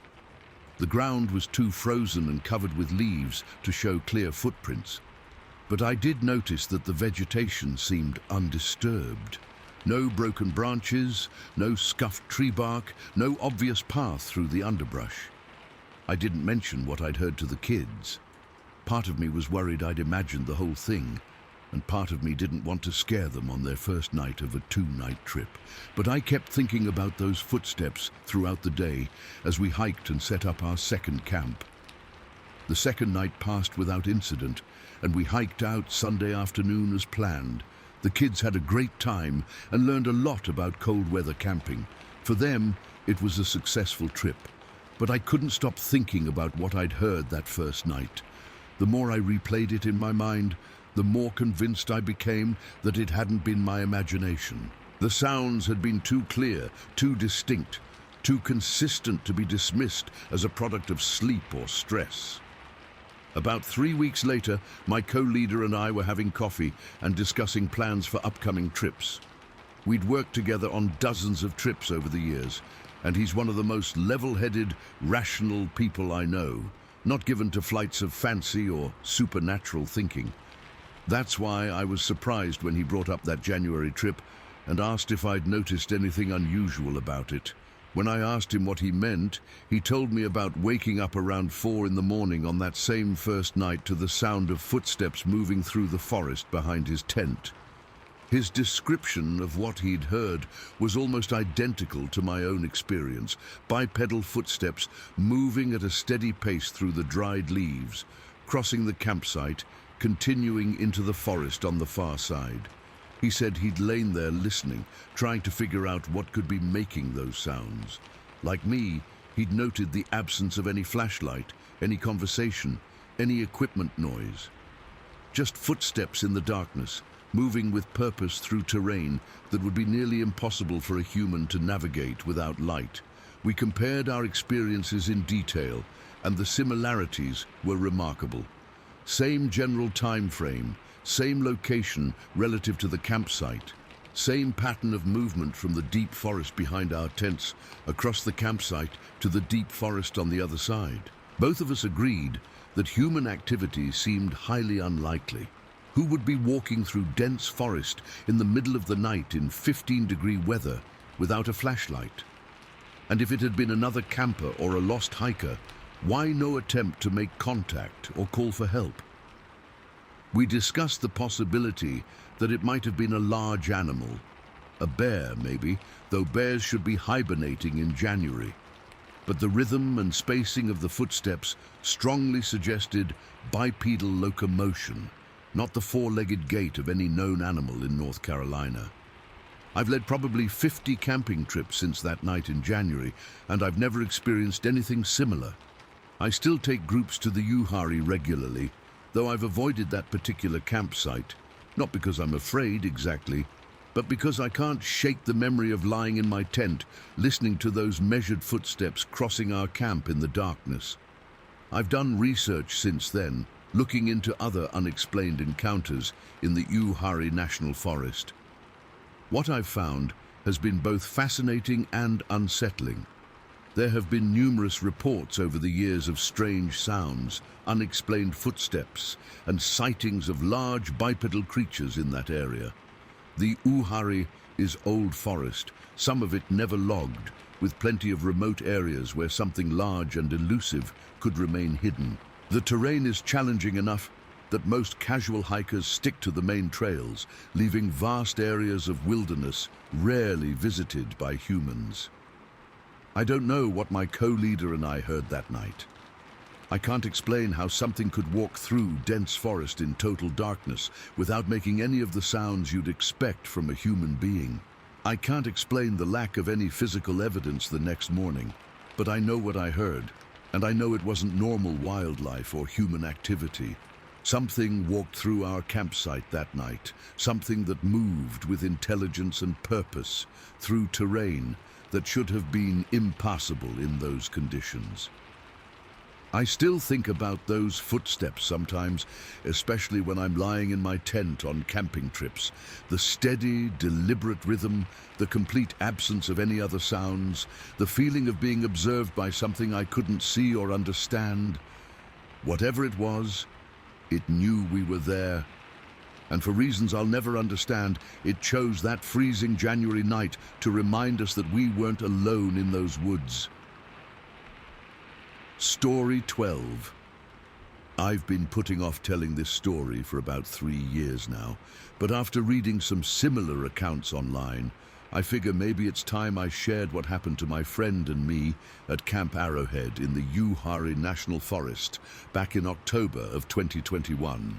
I'm a military guy, spent 8 years in the Army with multiple deployments, and I've spent countless hours in forests all over the world. I know woodland sounds.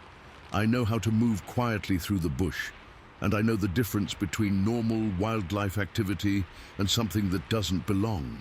What we experienced that night at Camp Arrowhead was definitely something that didn't belong.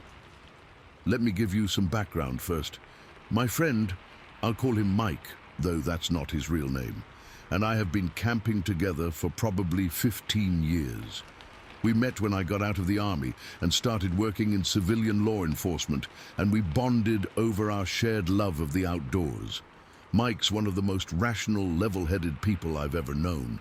He's an engineer by trade, the kind of guy who approaches everything methodically and logically, not prone to flights of fancy or jumping to conclusions. The Uhari National Forest in North Carolina has always been one of our favorite camping destinations. It's not as crowded as some of the bigger, more famous forests, but it offers great hiking, decent fishing, and plenty of opportunities to really get away from civilization. Camp Arrowhead is one of the more remote campgrounds in the forest. You have to drive about 12 miles on Forest Service roads to reach it, and even then it's pretty basic.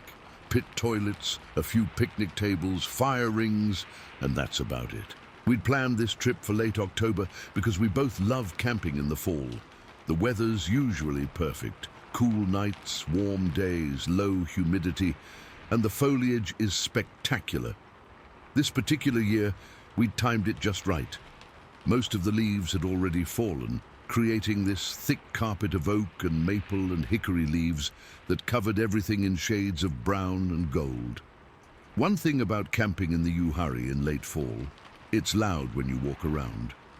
Those fallen leaves create a layer maybe 6 inches deep in some places, and every single step produces this crackling, crunching sound as the dried leaves compress and break under your weight.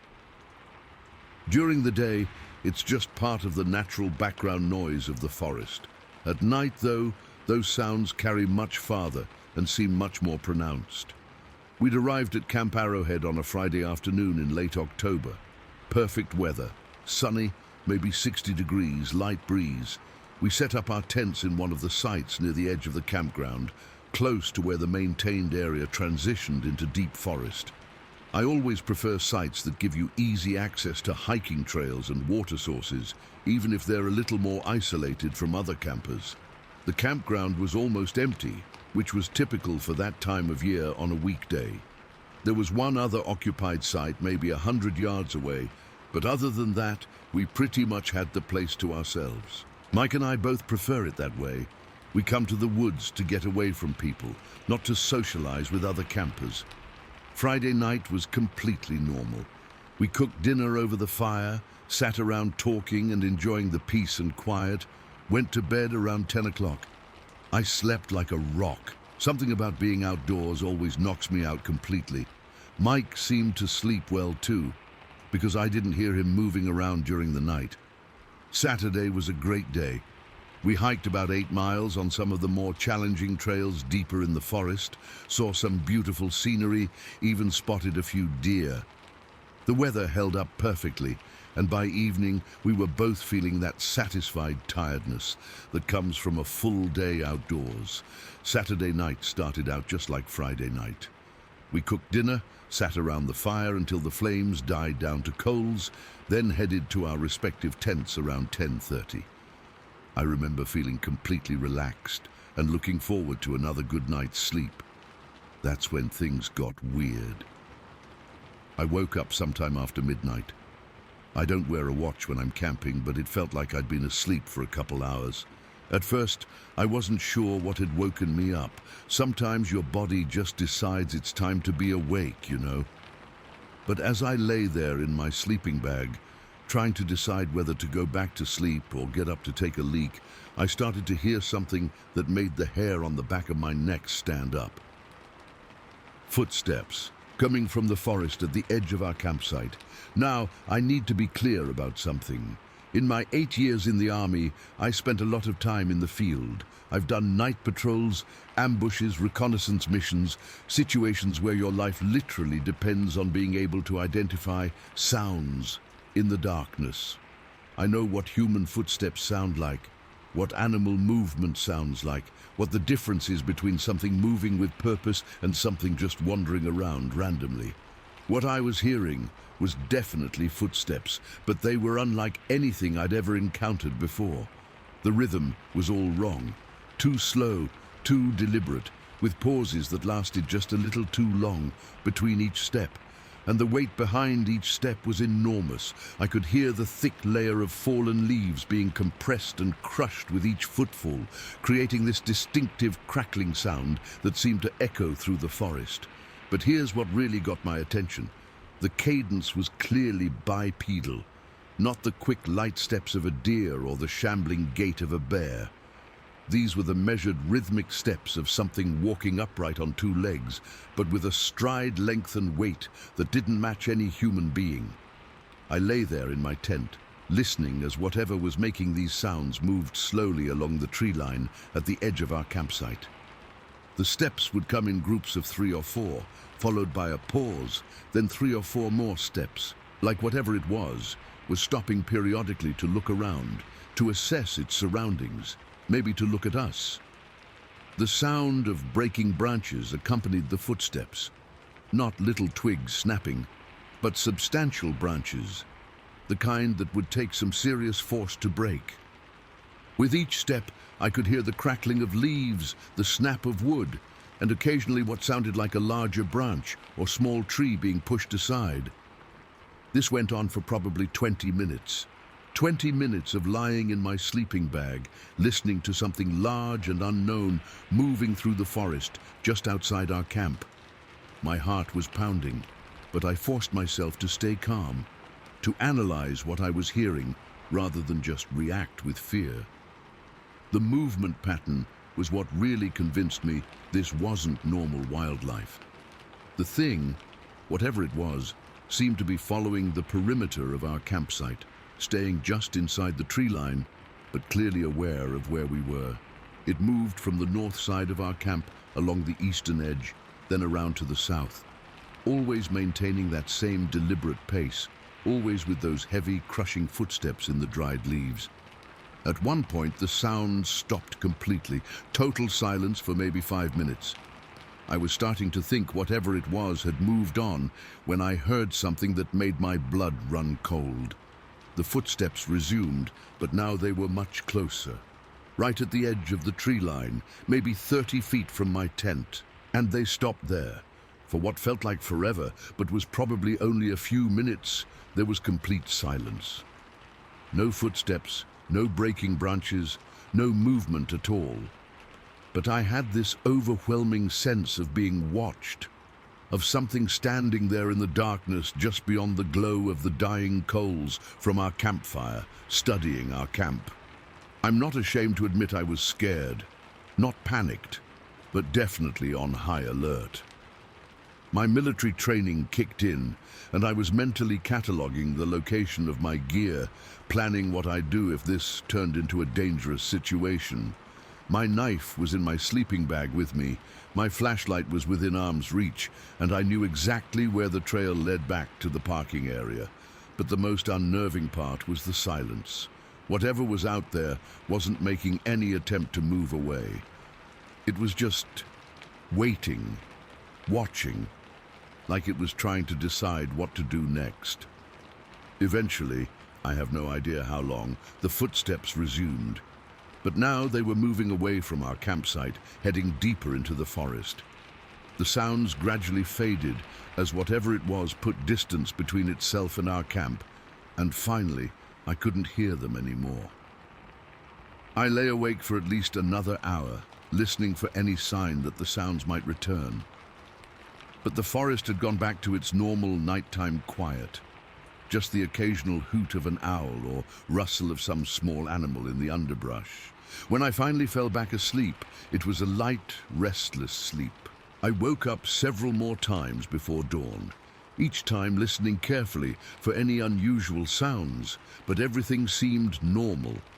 The next morning, I was up before Mike. I got out of my tent and started getting the camp stove ready to make coffee, trying to decide whether to mention what I'd heard during the night. Part of me was wondering if maybe I'd dreamed the whole thing, or if my imagination had turned normal forest sounds into something more sinister than they really were. That's when Mike crawled out of his tent, and the first thing he said was, "Did you hear something moving around out there last night?" The relief I felt was enormous. Mike had heard it too, which meant I hadn't imagined the whole thing. but the expression on his face told me he'd been just as unsettled by the experience as I had been. We sat down with our coffee, and he described exactly what I'd heard. The heavy footsteps moving through the fallen leaves, the sound of branches breaking, the deliberate pace that suggested something walking upright. He'd been awake for most of it, lying in his tent and trying to figure out what could be making those sounds. The weird part, he said, was how it stopped at the edge of camp and just stayed there. I never heard it leave. The sounds just stopped, like it decided to stand there and watch us. Mike looked shaken in a way I'd never seen before. He's usually unflappable, the kind of guy who approaches everything with calm logic. But this experience had clearly rattled him. I've been camping for 20 years, he said. I know what bears sound like, what deer sound like, what people sound like when they're walking through the woods. That wasn't any of those things. That was something walking on two legs, something heavy enough to break branches just by walking, and something smart enough to stay hidden while it checked us out. We spent the morning walking around the perimeter of our campsite, looking for any physical evidence of what we'd heard during the night. The thick layer of fallen leaves made it almost impossible to find clear tracks, but we did notice some areas where the leaves had been disturbed, where it looked like something heavy had stepped. More telling were the broken branches. In several spots along the tree line, we found freshly broken branches at about head height for an adult human. These weren't old breaks. The wood was still green and sap was still oozing from some of the breaks. Something had pushed through that undergrowth recently, something tall and strong enough to snap branches that would require significant force to break. But the most unsettling discovery was how close some of these signs were to our tents. There were broken branches and disturbed leaves within 20 feet of where we'd been sleeping, clear evidence that whatever had been out there had approached much closer to our camp than either of us had realized. We ended up cutting our trip short by a day, not because we felt like we were in immediate danger, but because neither of us could shake the feeling that we were still being watched. Every time we left camp to go hiking, every time we sat around the fire that evening, I had this constant sense of eyes on us from the forest. Mike felt it too. He kept scanning the tree line, kept turning around like he expected to see something lurking in the shadows. For a guy who's normally completely at ease in the outdoors, he was clearly on edge. The drive home was quiet. We talked about what we'd experienced, trying to come up with logical explanations, but nothing really fit. The size and weight suggested by the sounds ruled out most known wildlife. The bipedal gait ruled out bears or other four-legged animals. The intelligence suggested by the behavior, the systematic movement around our camp, the deliberate stopping and watching, didn't match any normal animal activity. I never believed in any of this Bigfoot stuff, Mike said as we were loading our gear into the truck. I always figured it was just people misidentifying bears or making up stories. But after last night, I don't know what to think anymore. That was 3 years ago, and Mike and I have talked about that night probably a dozen times since then. He's never wavered in his account of what he heard, and neither have I. We both heard the same things, felt the same sense of being watched, found the same physical evidence the next morning. We've been back to the Uhari several times since then, but never to Camp Arrowhead. Mike suggested trying a different campground, and I didn't argue. Something about that place still makes me uncomfortable, even in broad daylight. I've done some research since then, looking into other unexplained encounters in the Uhari National Forest. Turns out there have been quite a few reports over the years of strange sounds, large footprints and sightings of bipedal creatures in that area. The forest is remote enough and dense enough that something large and elusive could remain hidden pretty easily. I don't know what we encountered that night at Camp Arrowhead. I can't explain the sounds we heard or the evidence we found the next morning. All I know is that something was out there in the darkness, something that walked upright and was intelligent enough to study our camp without revealing itself. And somewhere in the forests of North Carolina, I believe it's still out there, watching other campers from the shadows, leaving behind just enough evidence to make you wonder what else might be living in the wild places of our world. Story 13. I've been going back and forth about whether to share this story for almost 10 years now, but with all the unexplained encounter videos I keep seeing online, I figure maybe it's time I added my voice to the mix. What happened to me at Thickety Creek in Montgomery County, North Carolina, back in 2014, still gives me chills, and I'm hoping maybe someone out there has experienced something similar and can help me make sense of it. I should start by saying I'm not the kind of person who jumps to supernatural explanations for things. I'm a practical guy, spent 25 years working in construction before I retired. And I've always been more comfortable dealing with concrete problems that have concrete solutions. I hunt, I fish, I spend a lot of time outdoors, and I know the difference between normal wildlife behavior and something that doesn't add up. What happened that October afternoon at Thickety Creek definitely didn't add up. The whole thing started because of a conversation I had with a friend from my church. Let me call him Robert, though that's not his real name. Robert owned about 40 acres of property out in the Thickety Creek community, mostly wooded land that he'd inherited from his grandfather. The property had a nice creek running through it, and Robert had heard stories from his grandfather about people finding gold in that area back in the early 1900s. North Carolina has a long history of gold mining. There was actually a pretty significant gold rush in the 1800s. And a lot of the streams and creeks in the western part of the state still produce small amounts of gold for people who know how to look for it. Robert was curious about whether his creek might have any potential for recreational gold panning, maybe as a way to supplement his retirement income or just as an interesting hobby. The problem was, Robert didn't know anything about gold prospecting. He'd never done any mining or panning, didn't know what to look for, didn't have any equipment. But he knew I'd done some gold panning as a hobby over the years, mostly in streams up in the mountains. And he asked if I'd be willing to take a look at his creek and give him an assessment of whether it might be worth pursuing. I agreed to check it out for him. I had all the basic equipment, a couple of different sized pans, a small sluice, a classifier, all the standard gear for recreational prospecting. And I was curious myself about the potential of that area. Montgomery County isn't exactly known for gold production, but stranger things have happened. We arranged for me to visit his property on a Thursday afternoon in mid-October. I was planning to get off work early. I was working part-time for a local contractor at that point, mostly just to keep busy, and drive out to his place with my equipment. The plan was to spend a couple hours checking different sections of the creek, maybe do some test panning to see if there were any promising spots. The day turned out perfect for outdoor work. Sunny, maybe 70 degrees, low humidity. Fall weather in North Carolina can be absolutely beautiful, and this was one of those days when you're just glad to be outside. I left work around 2 o'clock in the afternoon, loaded my truck with my prospecting gear, and drove the 35 miles or so to Robert's property. The Thickety Creek community is pretty rural, the kind of area where properties are measured in acres rather than square feet, and neighbors might be half a mile apart.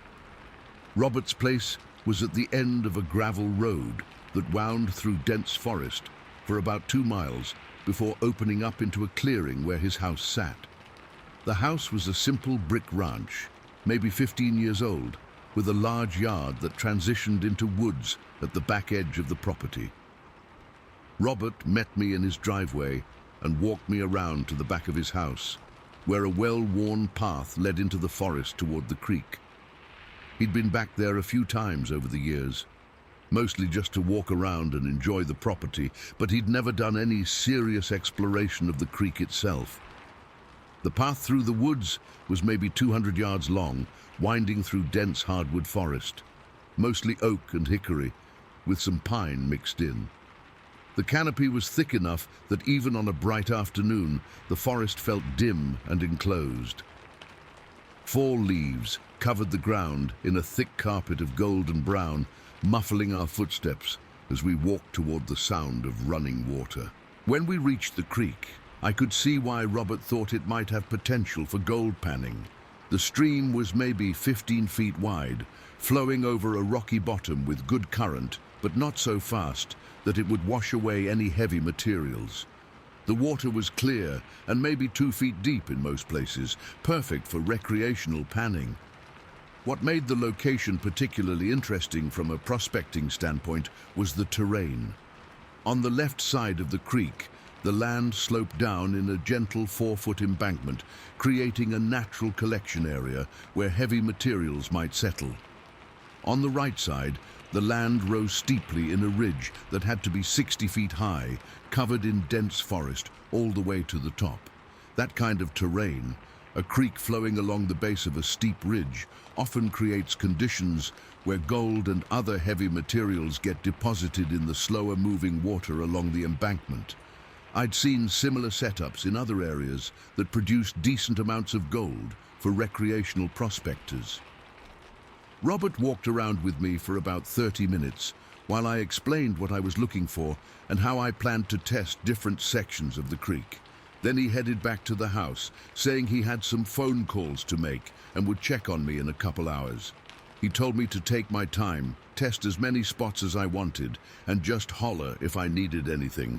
I was grateful for the solitude, honestly. Prospecting is one of those activities that requires patience and concentration, and it's easier to focus when you're not trying to maintain a conversation at the same time. I set up my equipment along the creek bank and started working my way upstream, testing gravel from different areas to see if there were any promising concentrations of black sand or other heavy materials that might indicate gold deposits. The work was methodical and peaceful.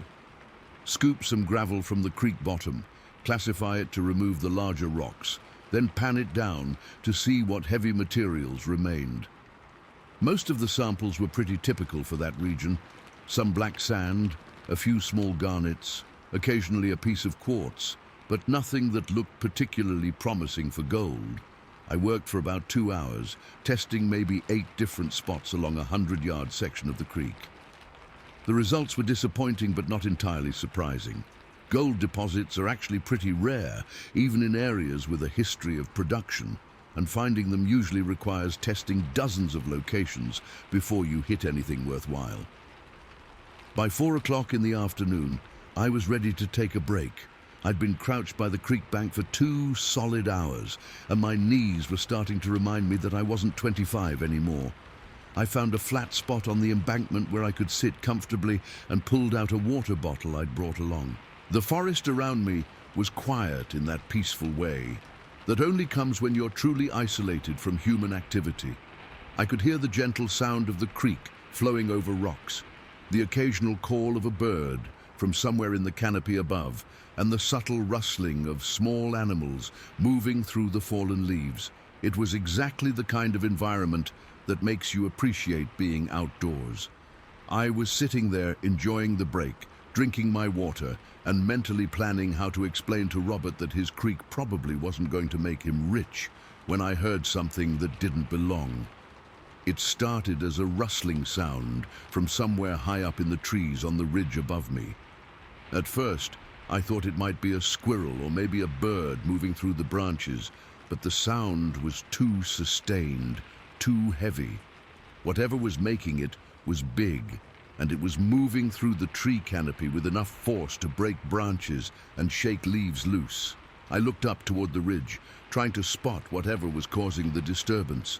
The forest was too dense to see very far into the trees, but I could track the movement by the sound it made, and by the way branches were swaying and leaves were falling.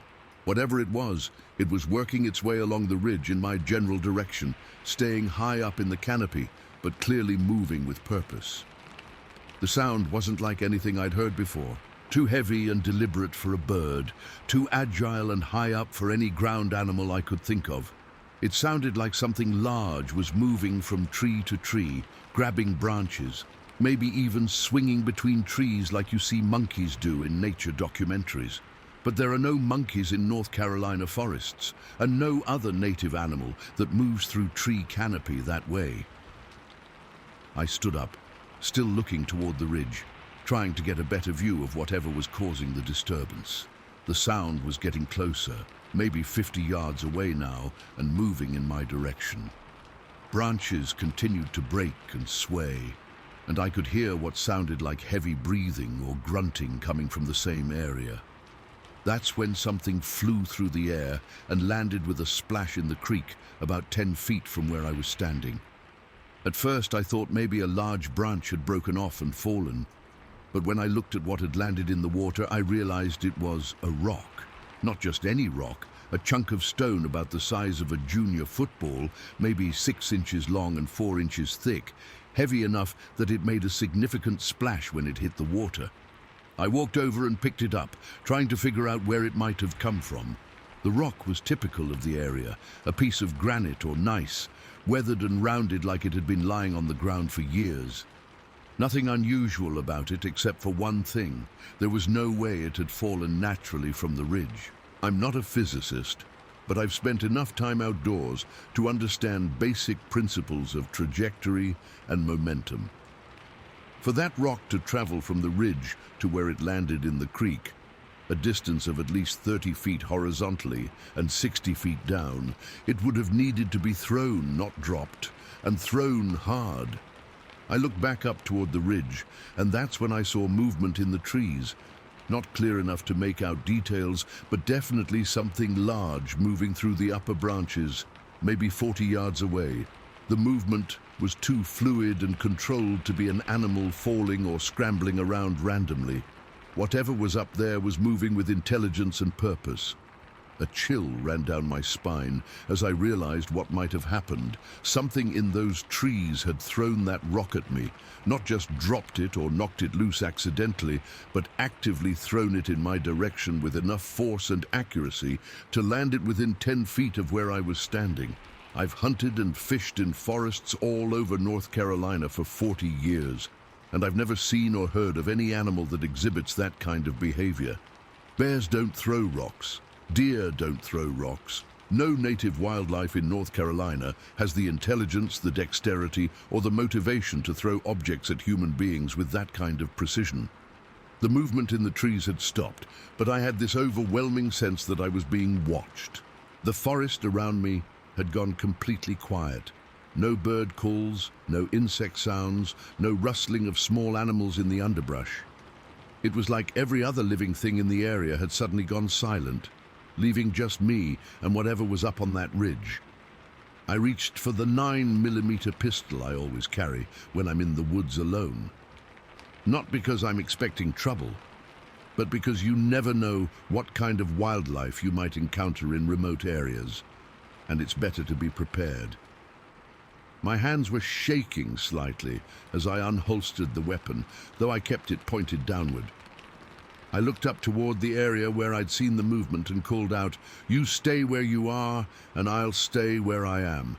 My voice echoed off the ridge and through the trees, but there was no response, no movement, no sound, nothing to indicate that whatever was up there had even heard me. But the feeling of being watched intensified, like invisible eyes were studying me from multiple directions. I stood there for maybe 30 seconds, pistol in hand, scanning the ridge and the surrounding forest for any sign of movement or threat. The silence was oppressive, unnatural. Even the sound of the creek seemed muffled, like the entire forest was holding its breath.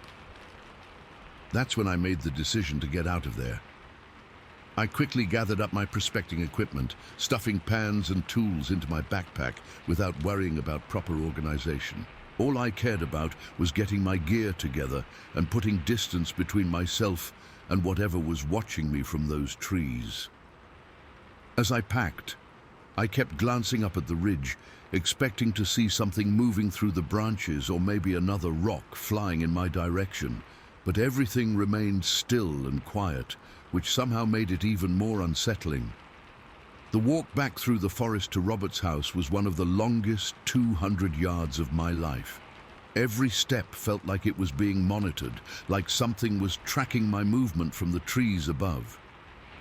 I found myself walking faster than normal, not quite running, but definitely not taking my time. Several times I stopped and looked back toward the creek, listening for any sounds of pursuit or movement in the canopy, but the forest remained silent, and I never saw any clear evidence that I was being followed. When I reached the edge of the woods near Robert's house, I felt like I could breathe again. The open yard and the sight of his house in the afternoon sunlight were incredibly reassuring after the oppressive atmosphere of the forest. Robert came out of the house as I was loading my equipment into the truck. He asked how the prospecting had gone, and I gave him a brief summary of the results. Basically that his creek didn't show much promise for gold production. I didn't mention the incident with the rock or the feeling of being watched. I wasn't sure how to explain it, and I was still trying to process what had happened myself. As I drove away from Robert's property, I found myself checking the rearview mirrors more than usual, like I expected to see something following me down the gravel road. It was an irrational fear, but I couldn't shake the feeling that my encounter at the creek wasn't quite over. It wasn't until I reached the paved road and started heading back toward town that I finally started to relax. But even then, the memory of that rock flying through the air and landing in the creek with such precision continued to replay in my mind. I've thought about that afternoon at Thickety Creek countless times over the past 10 years. I've tried to come up with rational explanations for what I experienced, but nothing really fits. The trajectory and force required to throw that rock from the ridge to the creek simply isn't something any known animal in North Carolina could accomplish. I've researched the area since then, looking for any history of unusual encounters or unexplained phenomena in Montgomery County. What I've found has been both fascinating and disturbing. There have been several reports over the years of large bipedal creatures seen in the forests around Thickety Creek, along with accounts of rock-throwing incidents similar to what I experienced. I never went back to Robert's property. He asked me a few times if I'd be willing to do more testing in different areas of the creek, but I always found reasons to decline. I never told him the real reason I didn't want to return, that something in those woods had demonstrated intelligence and capabilities that shouldn't exist in any known animal. To this day, I can't explain what threw that rock with such force and accuracy that it traveled 30 feet horizontally while dropping 60 feet vertically to land within 10 feet of where I was standing. I can't explain the coordinated movement I heard in the tree canopy, or the overwhelming sense of being watched by something that remained hidden but obviously aware of my presence. All I know is that something was up on that ridge that afternoon, something that observed me for who knows how long before making its presence known by hurling a chunk of granite in my direction. And whatever it was, it's probably still out there in the forests around Thickety Creek, watching other unsuspecting visitors and reminding them that there are still mysteries in this world that we don't understand. Story 14. I've been going back and forth about sharing this for almost 4 years now, but I keep seeing these Bigfoot encounter videos online and thinking maybe it's time I told my story. What happened to me on June 18th, 2020, in the Uhari National Forest still haunts me, and I'm hoping maybe someone out there has seen something similar and can help me understand what I witnessed that day. Let me start by saying, I'm not the kind of person who believes in monsters or cryptids or any of that stuff. I'm a practical guy, been working as an electrician for 15 years, and I deal with facts and reality every day. I hunt, I fish, I spend plenty of time in the woods, and I know what normal wildlife looks like. What I saw that Thursday afternoon was definitely not normal wildlife. The whole thing started because I needed to get out of the house. This was during the worst part of the COVID pandemic, remember, and I'd been working from home for about 3 months. My company had shut down most of our job sites. and I was going stir-crazy, sitting around the house all day with nothing but news about lockdowns and infection rates. My wife was working from home too, and we were both getting on each other's nerves in ways that never happened when we had our normal routines. I decided to take a day trip to the Uhari National Forest, maybe do some hiking, just get away from the house and spend some time outdoors. The Uhari isn't too far from where I live in North Carolina, maybe an hour-and-a-half drive, and it's never as crowded as some of the more popular parks. With everything that was going on in the world, I figured it would be the perfect place to clear my head and get some exercise. I left the house around 9 in the morning on a Thursday. The weather was perfect. Sunny, maybe 75 degrees, low humidity. One of those early summer days in North Carolina that makes you glad to be alive. I packed a day pack with water, some snacks, my camera, and basic hiking gear. Nothing fancy. Just planning to spend the day walking trails and enjoying the forest. The drive down was relaxing, light traffic, good music on the radio, beautiful countryside. It felt good to be going somewhere, to have a purpose beyond sitting in my home office staring at a computer screen. By the time I reached the forest, I was already feeling better about everything. I'd been to the Uhari several times before, so I knew the road system pretty well. There's this network of Forest Service roads that wind through the trees, connecting different trailheads and camping areas. Some of the roads are paved, but most are gravel, and they can get pretty remote once you get away from the main entrances.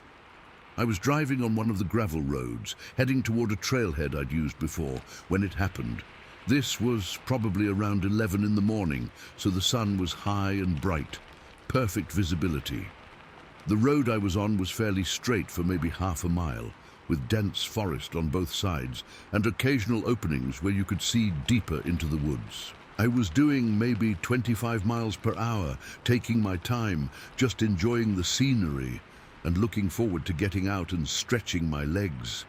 The forest was beautiful that morning.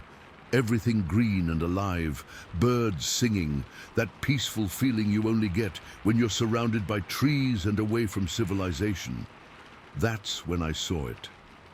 I blinked, and suddenly there was this massive figure standing at the edge of the road, about 200 feet ahead of me.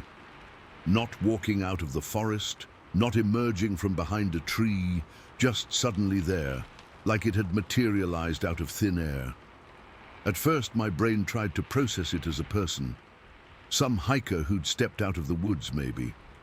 But as I got closer, I realized the size was all wrong. Way too big, way too broad, built like nothing I'd ever seen before. The thing had to be at least 8 feet tall, maybe taller. The shoulders were incredibly wide, broader than any human being, and the entire body was covered in thick, matted hair that looked almost black in the bright sunlight. The hair wasn't groomed or neat. It was wild and tangled, like it had never been brushed or maintained, hanging in clumps and patches all over the creature's body. But here's what really caught my attention.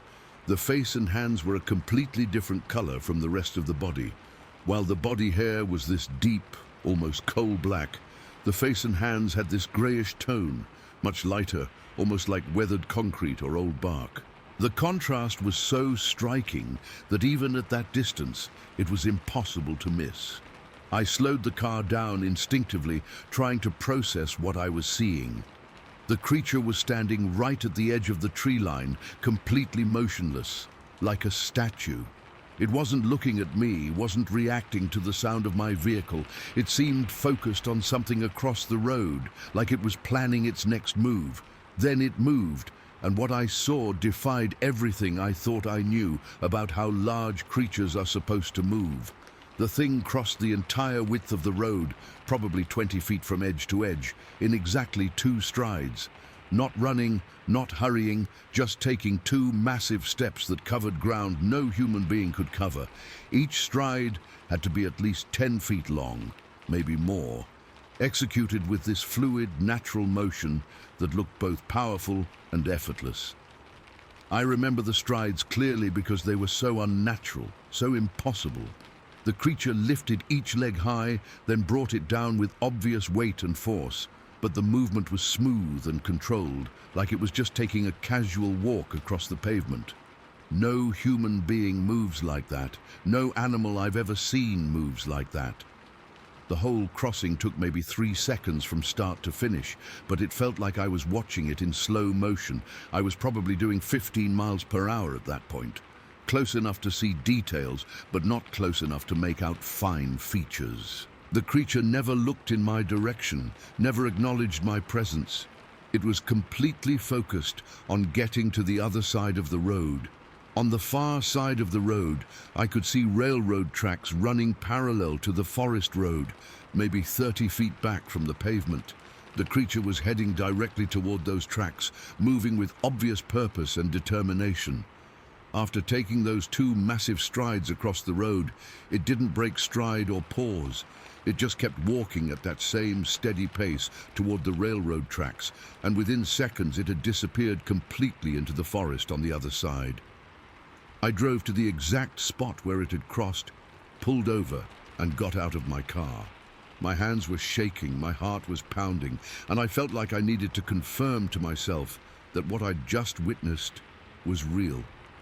The road surface showed no signs of disturbance, no footprints, no scuff marks, nothing to indicate that something weighing several hundred pounds had just walked across it. I walked to both sides of the road, looking for tracks in the soft earth at the forest edge, broken branches, disturbed vegetation, anything that might prove the encounter had actually happened. Nothing. The forest looked exactly as it should look. Undisturbed underbrush, no obvious path or trail, no signs that anything large had passed through recently. It was like the creature had simply vanished into thin air. I walked over to the railroad tracks, following the approximate path the creature had taken. The tracks were old, probably used for freight trains, with gravel ballast and wooden ties that showed years of weathering. If something that size had walked across the tracks, there should have been some sign, disturbed gravel, footprints in the softer ground alongside the rails, something. Again, nothing. The railroad right-of-way looked completely normal, undisturbed, like no one and nothing had passed through there in weeks. I stood there for probably 10 minutes, scanning the forest on both sides of the tracks, listening for any sounds of movement or disturbance. But the woods were quiet except for normal bird calls and the distant sound of wind in the trees. Whatever I'd seen had vanished without a trace. The whole encounter had lasted less than 10 seconds from the moment I first saw the creature to the moment it disappeared into the forest. But those 10 seconds had shown me something that challenged everything I thought I knew about what was possible in the natural world. I got back in my car and continued to the trailhead I'd been heading for, but my heart wasn't in the hiking anymore. I kept thinking about what I'd witnessed, going over every detail in my mind, trying to come up with some rational explanation for what I'd seen. Could it have been a person in a costume? The size and proportions ruled that out. No human being is 8 feet tall with shoulders that broad. And the way it moved, those impossibly long strides, wasn't something a person could fake. Could it have been a bear walking upright? Bears do rear up on their hind legs sometimes, but they don't walk that way for more than a few steps, and they don't have the fluid, natural gait I'd witnessed. Plus, the body shape was all wrong for a bear, too upright, too humanoid. Could it have been some kind of optical illusion, a trick of light and shadow that made a normal animal or person look larger and stranger than they really were? But the lighting had been perfect. Bright sunlight, clear visibility, no atmospheric conditions that might distort what I was seeing.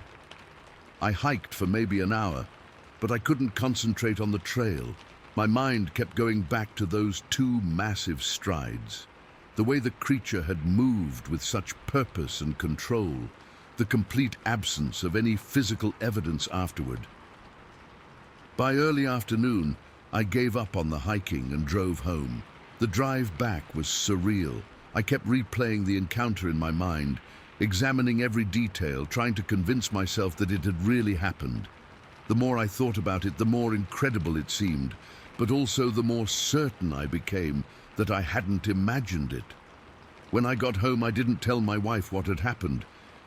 How do you explain something like that to someone who wasn't there? How do you describe seeing an 8-foot-tall creature covered in black hair cross a road in 2 impossible strides and then vanish without a trace?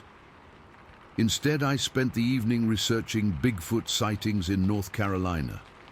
I'd never paid much attention to that stuff before, always figured it was just stories made up by people looking for attention or misidentifying known animals. But after what I'd experienced, I was suddenly very interested in learning more. What I found was both fascinating and unsettling. There have been hundreds of Bigfoot sightings reported in North Carolina over the years, including several in the Uhari National Forest area. Many of the accounts described creatures that matched what I'd seen.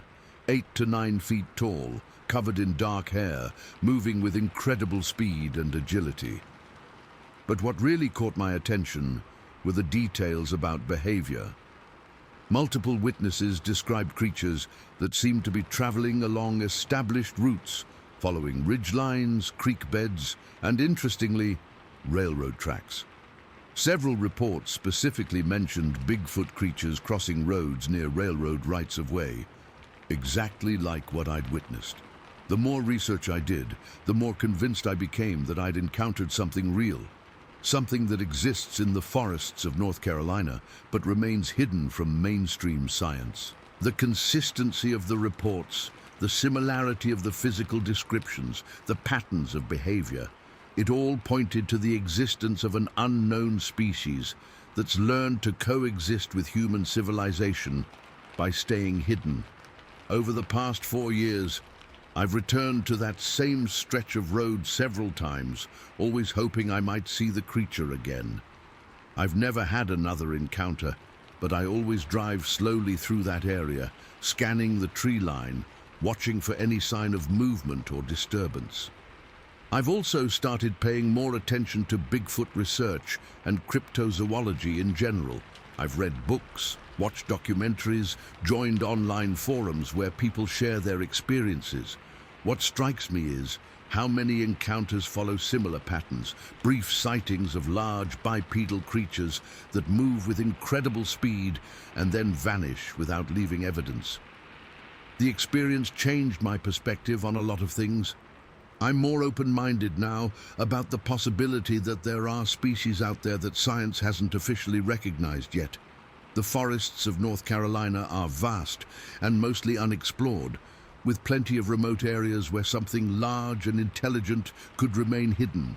I still work as an electrician, still spend time in the woods hunting and fishing. But now, when I'm in the forest, I'm more aware of my surroundings, more alert to unusual sounds or signs of disturbance. Part of me is hoping for another encounter, for a chance to get a better look or maybe even some evidence. But another part of me is content to have had that one brief glimpse into a world that most people never see. For 10 seconds on a bright Thursday morning in June, I witnessed something that shouldn't exist according to everything we think we know about the natural world. That creature, whatever it was, crossed that road with complete confidence and purpose, like it knew exactly where it was going and had made that journey many times before. It didn't acknowledge my presence, didn't seem concerned about being seen. It just went about its business and disappeared into the forest, leaving me with a memory that I'll carry for the rest of my life. I know what I saw that day in the Uhari National Forest. 8 feet tall, covered in matted black hair, with a grayish face and hands that stood out in stark contrast to its dark body. 2 impossible strides across a forest road, heading toward railroad tracks that might be part of some ancient travel route through the North Carolina wilderness.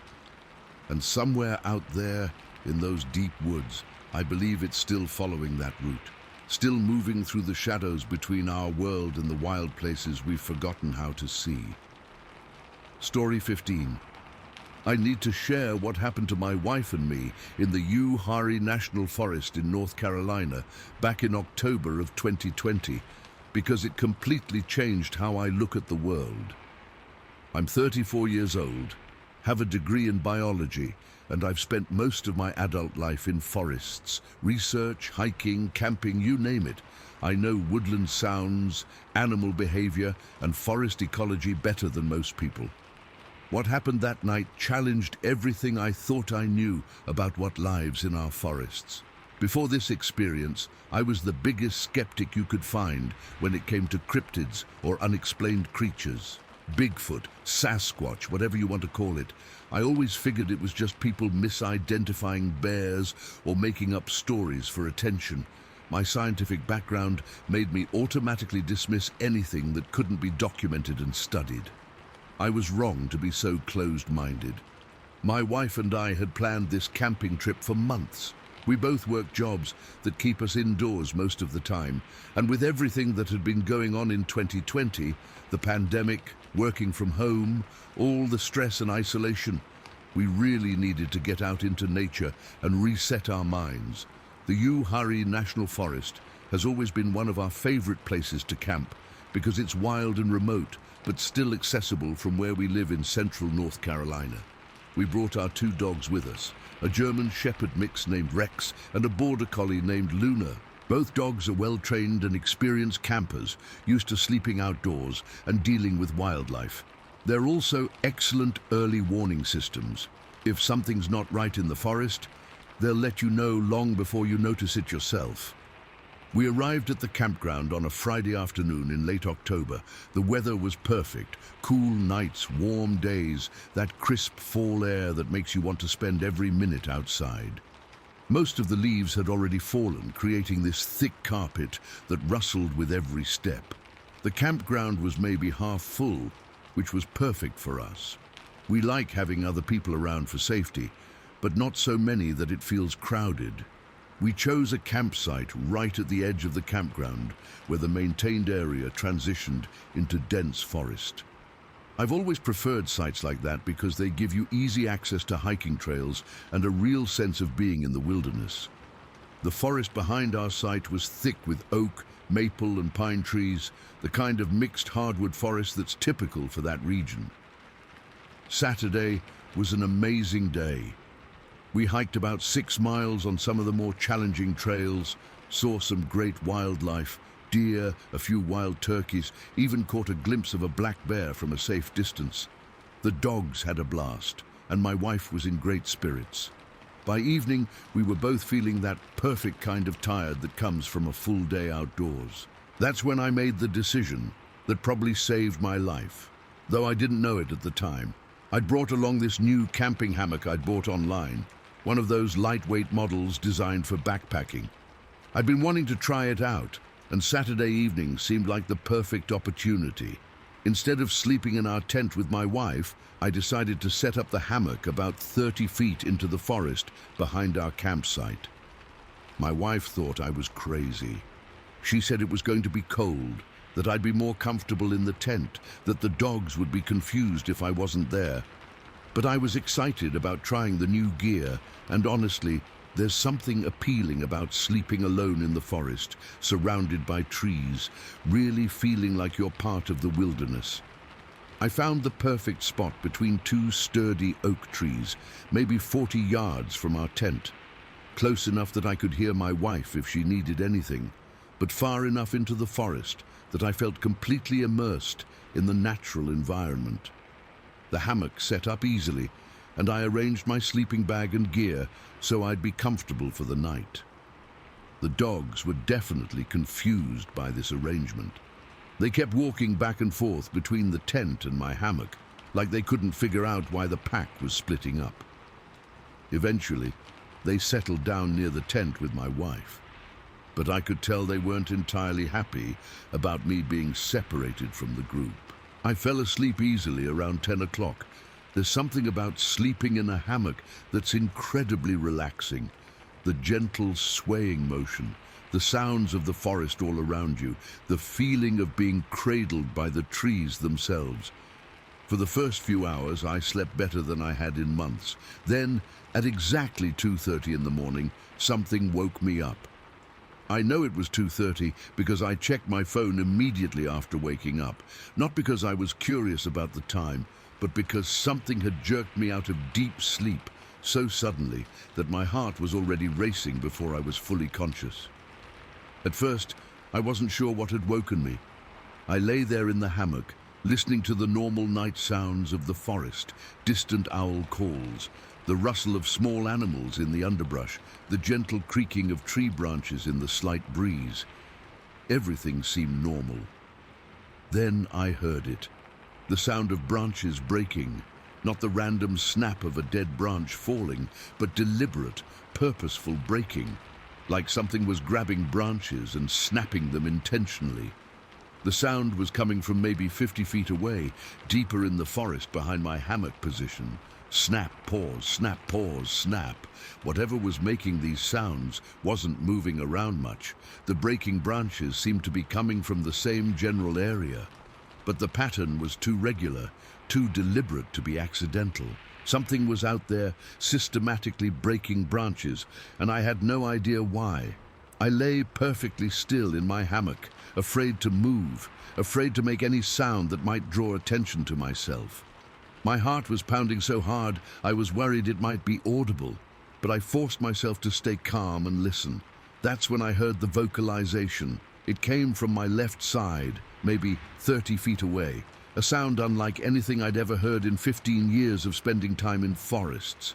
It started like the alarm call of a deer, that sharp snort whistle sound deer make when they're alerting other deer to danger. But this was deeper, much deeper, with a resonant quality that suggested massive lung capacity.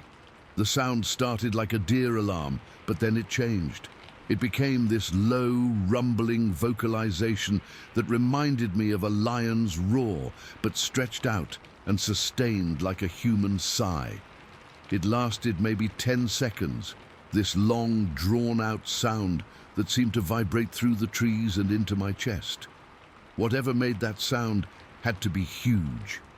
The depth and volume of the vocalization indicated an animal with a thoracic capacity far beyond anything that should exist in North Carolina forests.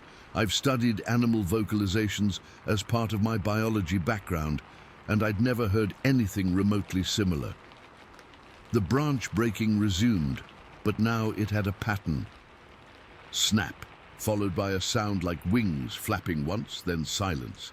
Then another snap, another wing flap sound, then silence. This pattern continued for at least 10 minutes, with the sounds always coming from the same general area about 50 feet behind my hammock. But there are no large birds in North Carolina that would be active at night and make those kinds of sounds. And the branch breaking was too deliberate, too forceful to be caused by any bird I could think of. I was terrified, but I was also curious.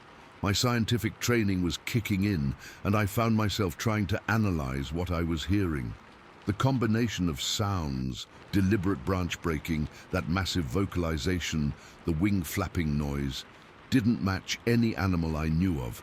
It was like something was out there manipulating its environment, maybe communicating, definitely aware of its surroundings in a way that suggested high intelligence. After about 10 minutes of this pattern, everything went silent. Complete, total silence. Even the normal night sounds of the forest seemed to have stopped. No owls, no insects, no rustling in the underbrush. It was like every other living thing in the area had gone quiet, leaving just me and whatever was out there in the darkness. The silence was almost worse than the sounds. At least when I could hear the branch breaking, I knew where the thing was. Now I had no idea if it was still there, if it had moved, if it was getting closer to my position. I decided I needed to check on my wife and the dogs, partly because I was worried about their safety, but mostly because I needed to do something, needed to move, needed to break the paralysis of fear that was keeping me frozen in that hammock. I got out of the hammock as quietly as I could, grabbed my flashlight and started walking toward our tent. But as I walked, I deliberately stepped on branches, making them crack loudly under my feet. I was marking my territory, letting whatever was out there know that I was aware of it and wasn't going to be intimidated. When I reached the edge of the forest clearing where our tent was set up, I did something that my rational mind told me was stupid, but my instinct said was necessary. I urinated in a circle around the area where I'd hung my hammock, marking the territory like an animal would. I'd never done anything like that before in my life, but something primal in my brain was telling me it was the right thing to do. The dogs were awake and alert when I reached the tent, but they weren't barking or showing signs of distress. They seemed nervous, ears perked up and scanning the forest, but not panicked. My wife was still asleep, which told me that whatever was out there hadn't made enough noise to wake her up from inside the tent. I spent maybe 5 minutes at the tent, whispering to the dogs, making sure everything was secure. Then I made the decision to go back to the hammock. I don't know why I did it, maybe stubbornness, maybe scientific curiosity, maybe just refusal to be driven away from my campsite by some unknown creature. The walk back to the hammock was one of the longest 30 yards of my life. I used my flashlight to scan the forest as I walked, but the beam only penetrated maybe 20 feet into the dense trees before being absorbed by the darkness. When I reached the hammock and turned off my flashlight, the sound started again immediately. Snap, wing flap, silence. Snap, wing flap, silence. It was like whatever was out there had been waiting for me to return, had been watching me during my entire trip to the tent and back. The timing was too perfect to be coincidental. The moment I turned off my light and settled back into the hammock, the pattern resumed exactly where it had left off. I experimented with this for the next hour. Every time I turned on my flashlight, the sounds stopped immediately. Complete silence, like the thing had vanished into thin air. But the moment I turned off the light, the branch breaking and wing flapping resumed. This wasn't random animal behavior. This was something intelligent enough to recognize the threat posed by artificial light, disciplined enough to remain completely silent when illuminated, and patient enough to wait for the light to be extinguished before resuming its activities. It was playing with me, testing me, maybe trying to communicate, maybe just curious about this strange creature that had invaded its territory. But there was definitely intelligence behind the behavior, a problem-solving ability that suggested something far more sophisticated than any known wildlife. The testing continued for what felt like hours, but was probably only about 60 minutes. I would turn on the light, everything would go silent. I would turn off the light, the sounds would resume. It became this bizarre game between me and whatever was out there in the darkness. Finally, around 4 in the morning, there was one last sound that made my blood run cold. A single, incredibly loud crack echoed through the forest, like a tree branch 4 inches thick being snapped in half. The sound was so sharp and forceful that it seemed to physically impact my chest, and it came from much closer than the previous sounds, maybe 20 feet from my hammock, close enough that I could feel the vibration through the ground. I interpreted that final crack as a message. Don't come back.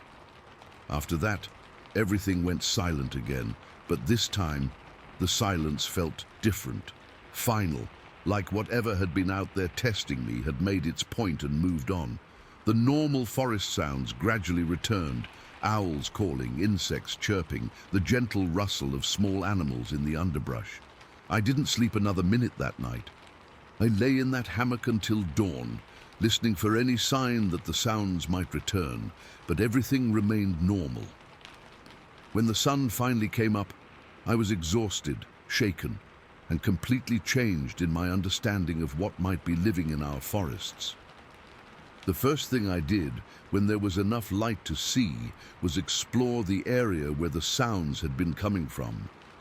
I needed to find some evidence, some explanation for what I'd experienced during the night. What I found was both fascinating and terrifying. In a small clearing about 60 feet from where I'd hung my hammock, I discovered 3 distinct piles of stones. These weren't random collections of rocks. They were clearly intentional structures, carefully balanced and arranged. 2 of the stone piles were obviously old. Trees had grown up through them, and they were partially buried under layers of fallen leaves and forest debris. These structures had been there for years, maybe decades, but the third pile was new. The stones were clean, recently placed, with no vegetation growing on or around them. Someone or something had built this structure recently, possibly even during the night while I was listening to those sounds in the darkness. The stones weren't local. They were rounded river rocks that would have had to be carried to that location from somewhere else.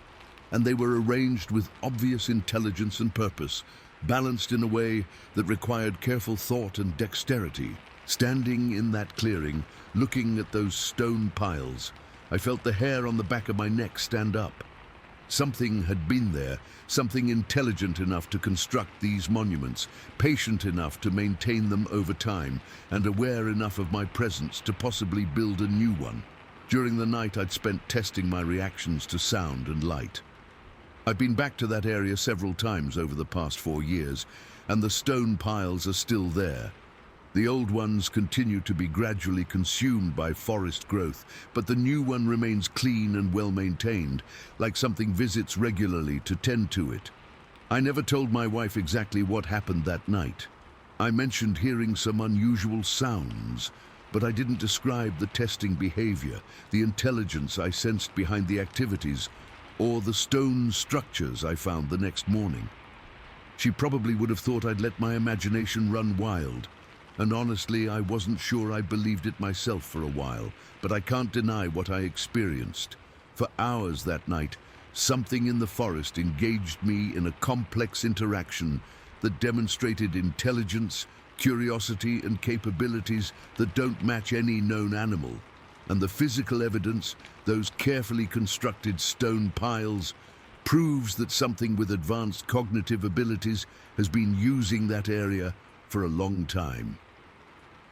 Before that camping trip, I was a skeptic about unexplained creatures. My scientific training made me dismiss anything that couldn't be documented and studied. But after spending a night being tested by something unknown in the forests of North Carolina, I can no longer say I'm a skeptic. There's something out there. Something that understands light and darkness, something that can manipulate its environment and construct monuments that last for years, something that's intelligent enough to play games with curious humans and wise enough to remain hidden from our attempts to study and categorize it. And sometimes, on quiet nights, when I'm camping in remote forests, I still listen for the sound of branches breaking in deliberate patterns, still watch for the flash of eyes reflecting my flashlight beam, still wonder if I'm being tested again by something that remembers our encounter in the Uhari National Forest 4 years ago.